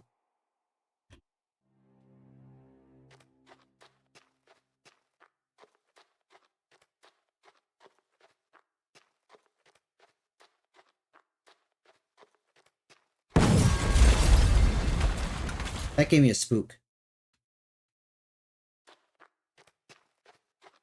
Loud jump scare. So he blew up. So I can't go back into the factory that I didn't want to be in. Well, he is crazy, so that's something to consider.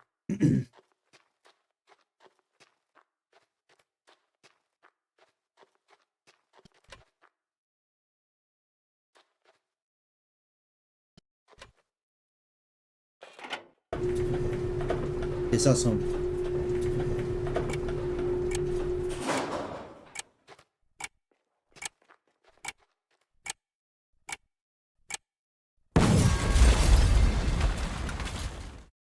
okay, so can't go that way. So there's a side place I can go.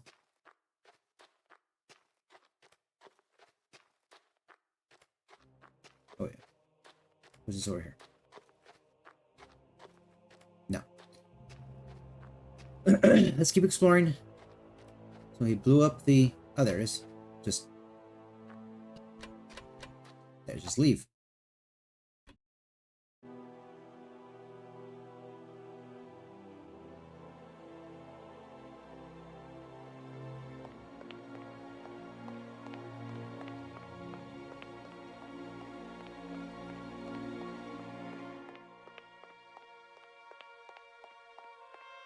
Okay.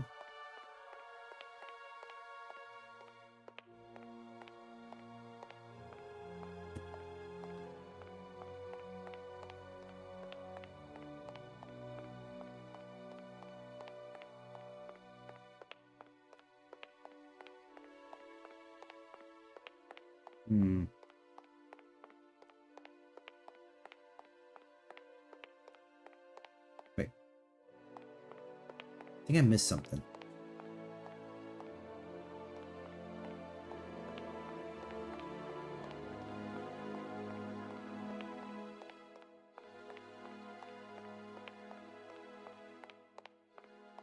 Yeah, it looks like the stream's gonna go a little bit longer than normal because I'm actually very close to the end.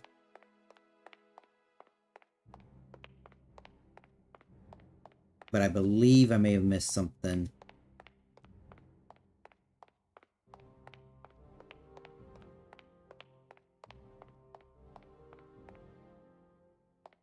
Let me see if I can talk to the guys inside first.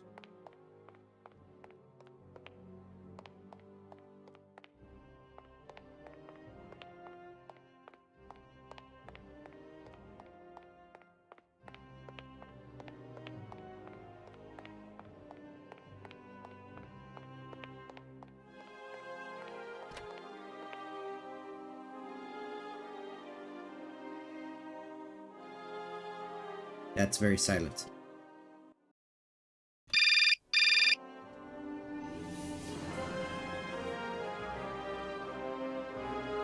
Hello? Kate, hi. It's me, Dan.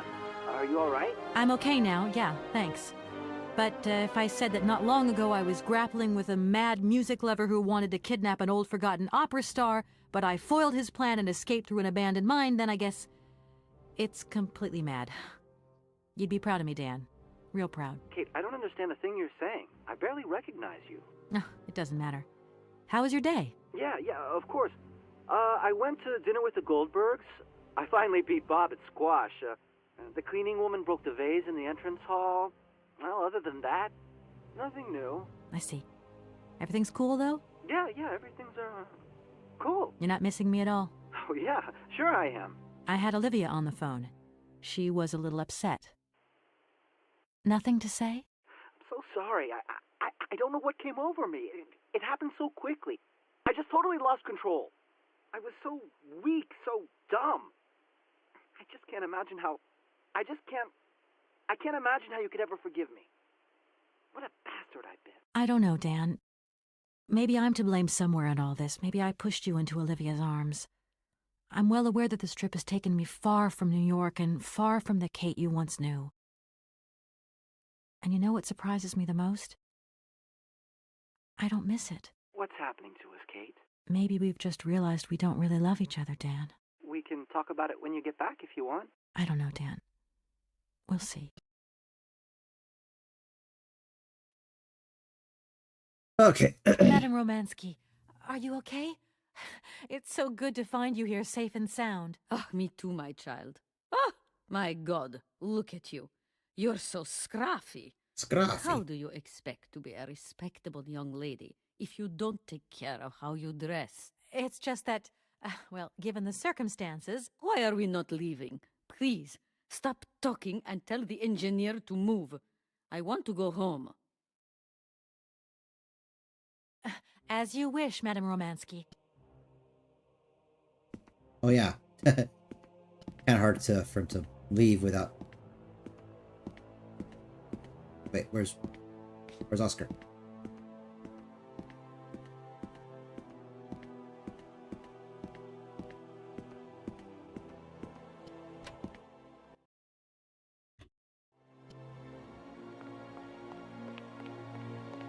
There you are. What is it this time?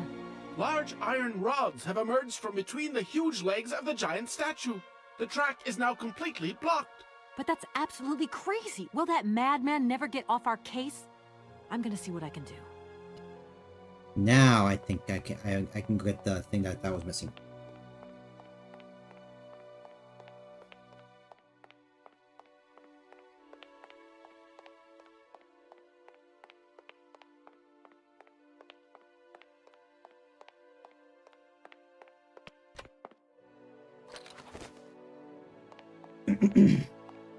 Right.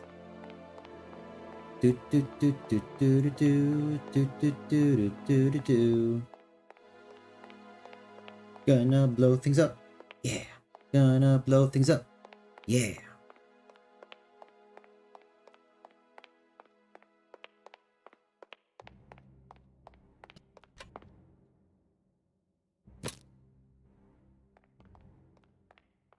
Oscar, let's get the hell out of here. Message received. Full steam ahead!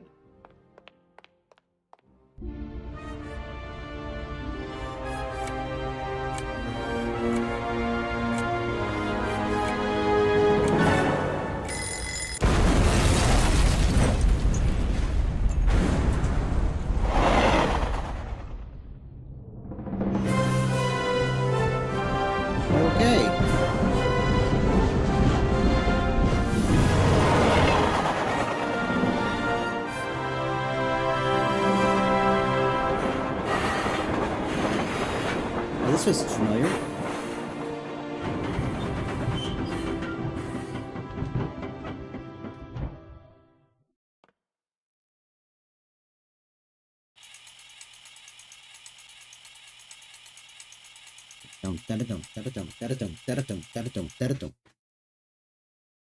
Okay. Do do do do do do do do do do.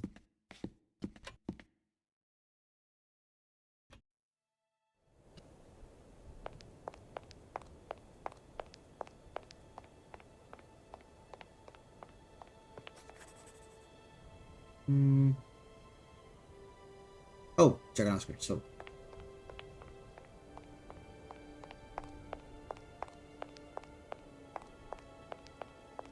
Up there, he's probably inside.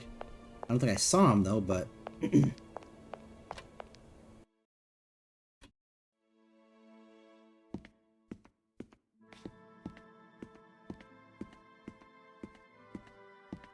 He's on here.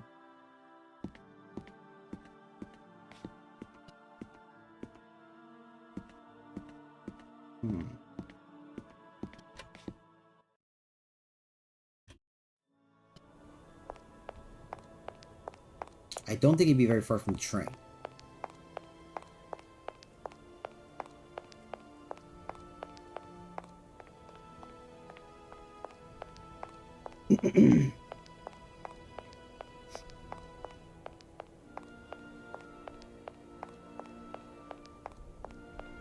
There he is. I figured it wouldn't be very far from the train. You okay, Oscar? Still in one piece? Humor is a concept outside the scope of my functionality, Kate Walker. You should know that by now. Oscar, come on, quit crabbing.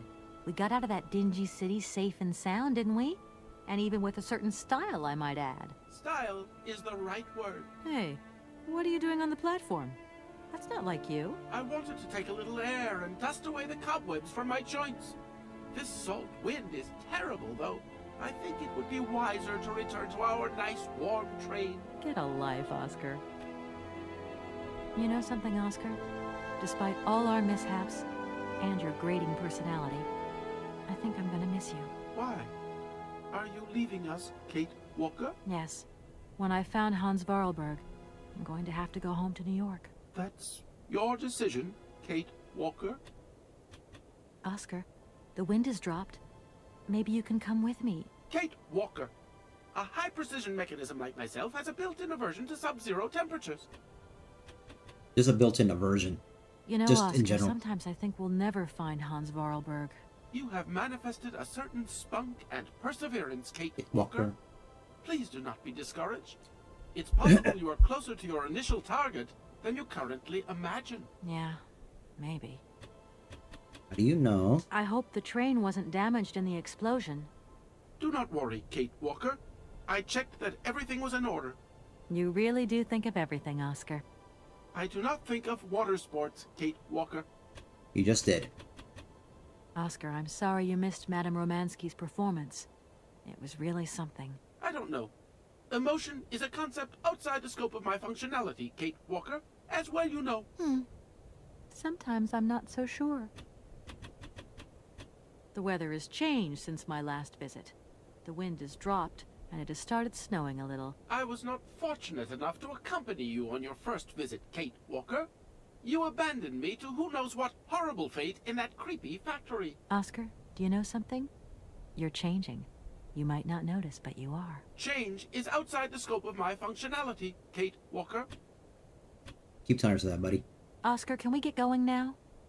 Really, Kate Walker. First, we have to wind up the train's mechanism. Of course. What was I thinking of? Right away. I'm on the case. See you around, Oscar. I'll be waiting for you, Kate Walker. Okay.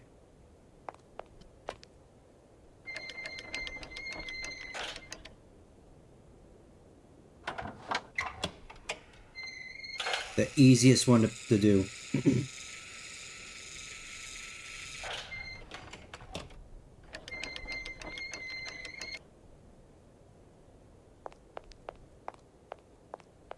Hello, Oscar. Hello, Kate Walker. Oscar, I think everything's ready. We can go now. Are you sitting comfortably? Then we can start the engine and get going. I'll be circulating shortly to punch your ticket. Give me a break, Oscar. Miss Walker! Miss Walker! Wait! Don't go yet! Mr. Felix, what's the matter now? Has something happened to Madame Romansky? No, not at all. Our favorite diva's fine and dandy. But there's a package for you at the reception. I said to myself, Felix, maybe she's got to have it before she goes. A package for me? But that's impossible. But it's got Miss Walker written on it, clear as day.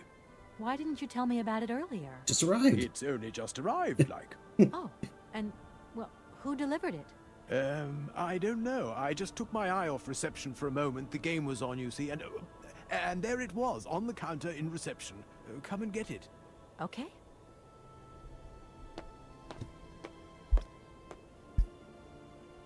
Be funny if it was a bomb, just full of ball bearings, and laughing and saying, "This is what you get for ruining my fountain."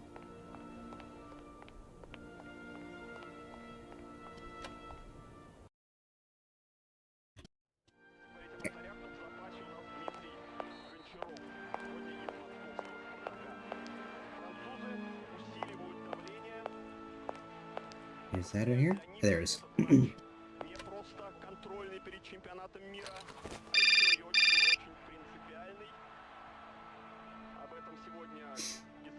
Mama? Hello? What the hell are you up to, Kate? Mr. Marson, please, do try to understand. Understand? What I understand is this. 1. Our main client is ready to drop the whole caboodle if the deal isn't tied up in the next 24 hours. 2. This is going to cost the firm multi dineros. And 3. I made a serious error of judgment trusting you with this case. That's what I understand. I know it doesn't look like it, but... No buts, Walker. You're looking for a senile old creek and you're making heavy weather of it. You know, he isn't as senile as all that. He's got this creative streak. Look, drop the mumbo-jumbo. I don't want excuses. I want... I've got to go, Mr. Marson. I think I'm onto something.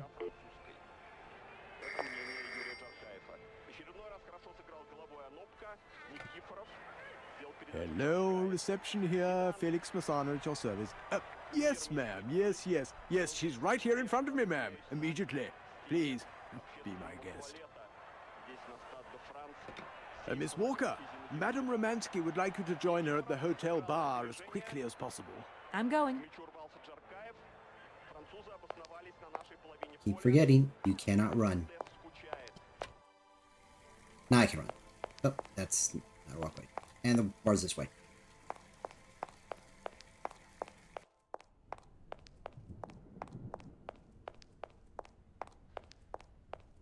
Oh, I get okay this side. Madame Romansky, you wanted to see me? There you are, my dear. I wanted to talk to you before you leave. I didn't want you to get the wrong idea. Despite our mishap in Komkosgrad, I'm very grateful to you. You helped me to forget my life here and this dead beach where I stroll up and down all day, getting more and more bored. So much the better. Time passes so quickly. One day you are at the peak of your glory. You think it is going to last forever. And then one day the bubble bursts, and you are washed up and forgot. Madame Romansky, don't be so gloom and doom. It doesn't suit you. And if there is no one left to help you out, you start to sink into a long, dark winter. Perhaps you should rest now. We've had a trying time. It's been emotional. You must be tired. When I returned here, Hans gave me such a taste for life. He too was ill. Oh, he coughed. He must have spent too long at the factories, breathing in their smoke. And then he was better. And he left. And I stayed with my memories. Hans Vorarlberg? Hans Vorarlberg was so full of joy, so carefree. He was a little simple of spirit, of course, as they say. He was a child who made fantastic toys. I think that maybe I loved him. God alone knows where he is today. The plane with the hotel supplies has arrived. Maybe you should take a walk outside. Maybe. I don't understand. I am old. I am tired. I have been very pleased to meet you, Kate Walker. Goodbye, James. Do look after Madame Romansky. That is all I ever do, miss. That's literally my job. Follow your every footstep. The snow is a good sign. Really? The snow chases the wind away and covers the salt and sand on the ground. The air becomes purer and still. Ideal conditions for a constitutional. Great. Thanks for everything, James. Okay.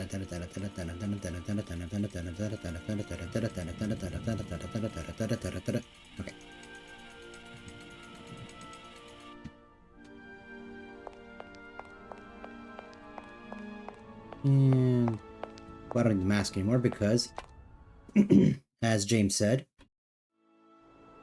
the snow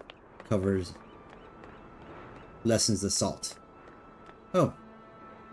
Hello, person I do not know. Good morning, sir. Mr. Vorarlberg? Hans Vorarlberg? You've brought the train, then. That's good. Mr. Vorarlberg, you have no idea how pleased I am to meet you at last. I'm Kate... Where is Anna? Your sister has passed away, Mr. Vorarlberg. I am sorry. Truly sorry. Ah, okay. Otherwise, it's Anna who would have come, right? Not you. I guess you're right, Mr. Vorarlberg. My name's Kate Walker. Kate Walker? Okay, I'm going away on the train. A long way away. Where's that? That way. Siberia. Siberia. I'm sorry. Mr. Vorarlberg, I've been ordered to tie up the buyout of your factory in Valladolid. It's, my job, you understand. Anna told me. The automatons. That's over now, isn't it? Yep. Mr. Vorarlberg, the factory belongs to you now, and I need your signature to tie up the deal. Okay. Then I'm going away on the train. Here's the sales contract. I'll give you some time to look it over. Your sister already agreed to the terms. All we need now is your signature. What? You've signed just like that? Without reading it? I can't read. I don't know how to. Oh. In that case, I'll read it for you. No, it's okay. Leave it. I've got to go away on the train, Kate Walker. As you wish, Mr. Vorarlberg. And let me wish you a very pleasant journey. And look who's calling back again to harass. Yes? Listen, Walker, I've decided to send over some backup. No need, Mr. Marson. What do you mean? Hans Vorarlberg has just signed. Everything's hunky-dory. Are you saying that... Yep. That Vorarlberg Manufacturing is now the exclusive property of the Universal Toy Company. But... that's great news. Good work. Excellent work, Walker. A real masterstroke. I knew I could count on you. Sure you Kate. did. I congratulate you. Thank you, sir. Right, now get back here as quick as you can. I want those papers on my desk tomorrow. My secretary will organize a meeting with Universal Toys immediately. You'll no doubt want to hand over the contract yourself. And now that I think of it, I've got no one on the Schwann Airport case. Big trial coming up. A real opportunity. The job is yours. My little way of saying thank you, Kate Walker. You're too kind. You have a great career as a lawyer ahead of you, Kate. See you tomorrow. Well done again, and don't lose those papers, huh? That would be the dumbest thing. Sure. Real dumb. Kate Walker? Yes, Mr. Vorarlberg? Are you coming on the train too, Kate Walker? No. That really wasn't in the plan. But thanks for offering. This adventure's all over for me now, Mr. Vorarlberg. Too bad. Silly, really. You don't like adventure, do you? I don't really... I mean, maybe there's... It's not easy to say. Yes? I have to go back to New York. They're waiting for me there, you understand? I understand. The plane. It's going to New York too, maybe. Maybe. I suppose I'd better go find out. Yes. It's more sensible. Maybe. See you later, Kate Walker. Yes. See you later, Mr. Vorarlberg.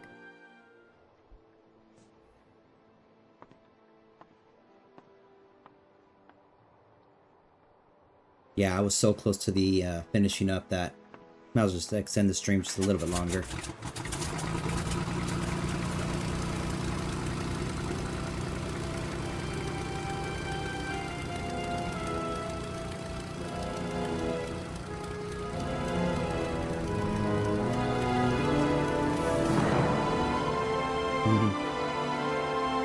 Adventure calls.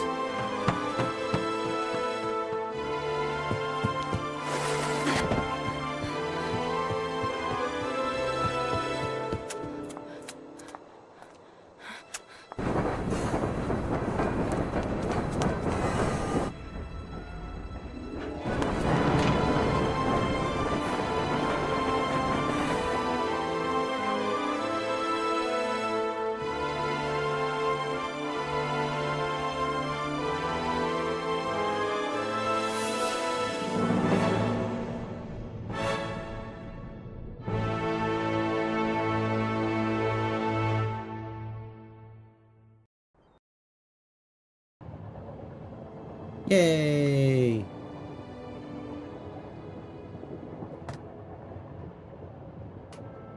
Yeah, I do like that they use the still use the older cutscenes for the cutscenes.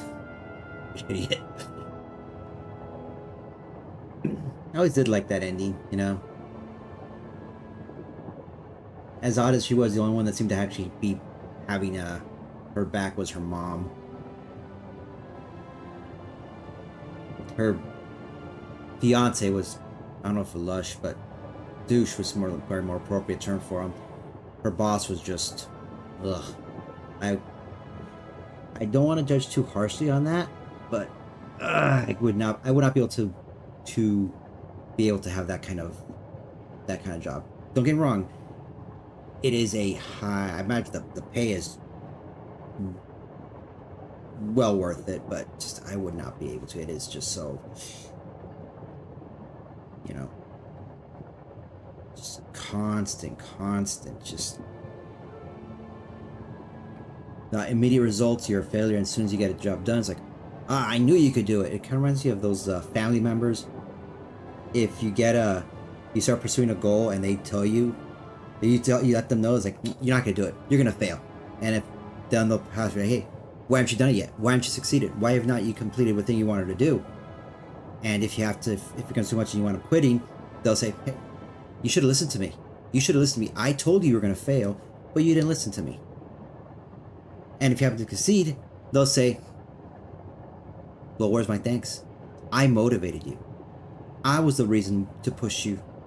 I pushed you to succeed. You owe me. It's kind of like, ugh. It's kind of like I have a little rule, a personal rule, is never let anyone within 5 miles of you know what you're doing. That way, if they happen to find out, like for example, I have not told anyone in my family that I'm streaming at all, and I don't plan to. If they find out, they find out, but I'm not gonna tell them. They're not gonna find out for me. Yeah, if they find out that I'm streaming, they will find out through other means, and they'll ask, hey, is this you? Are you streaming? It's like, yes, that's me. But they're not going to find out on my own.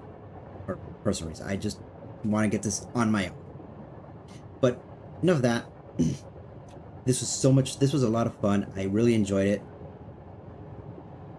Siberia was fun. I may test out the original part 2, quote. I want to play through all the Siberia games. Because I need to finish Siberia 3. I've only started a little bit of that one, and I don't know, it just feels kind of, I don't know, it just feels different and weird, and differently weird. But I don't want to be too harsh, I want to actually play it, you know. Then I want to play The World Before, which is their latest Siberia game. And I think I want to look up to see if Amazon is connected to Siberia somehow. I doubt it. Maybe just be like, hey, Amazon, there. But I want to do a test recording of Siberia 2. I'm going to do a test recording. Not gonna post it to YouTube. Just do a test with OBS, see how that game behaves with OBS. If need be, I'll just do windowed and figure something out. But all in all, so much fun. Longer stream than I usually plan, but you know what? That's okay. I'm good with that. And hope everyone has a good night. And I will see you all on Saturday for Welcome to Elderfield. Take care.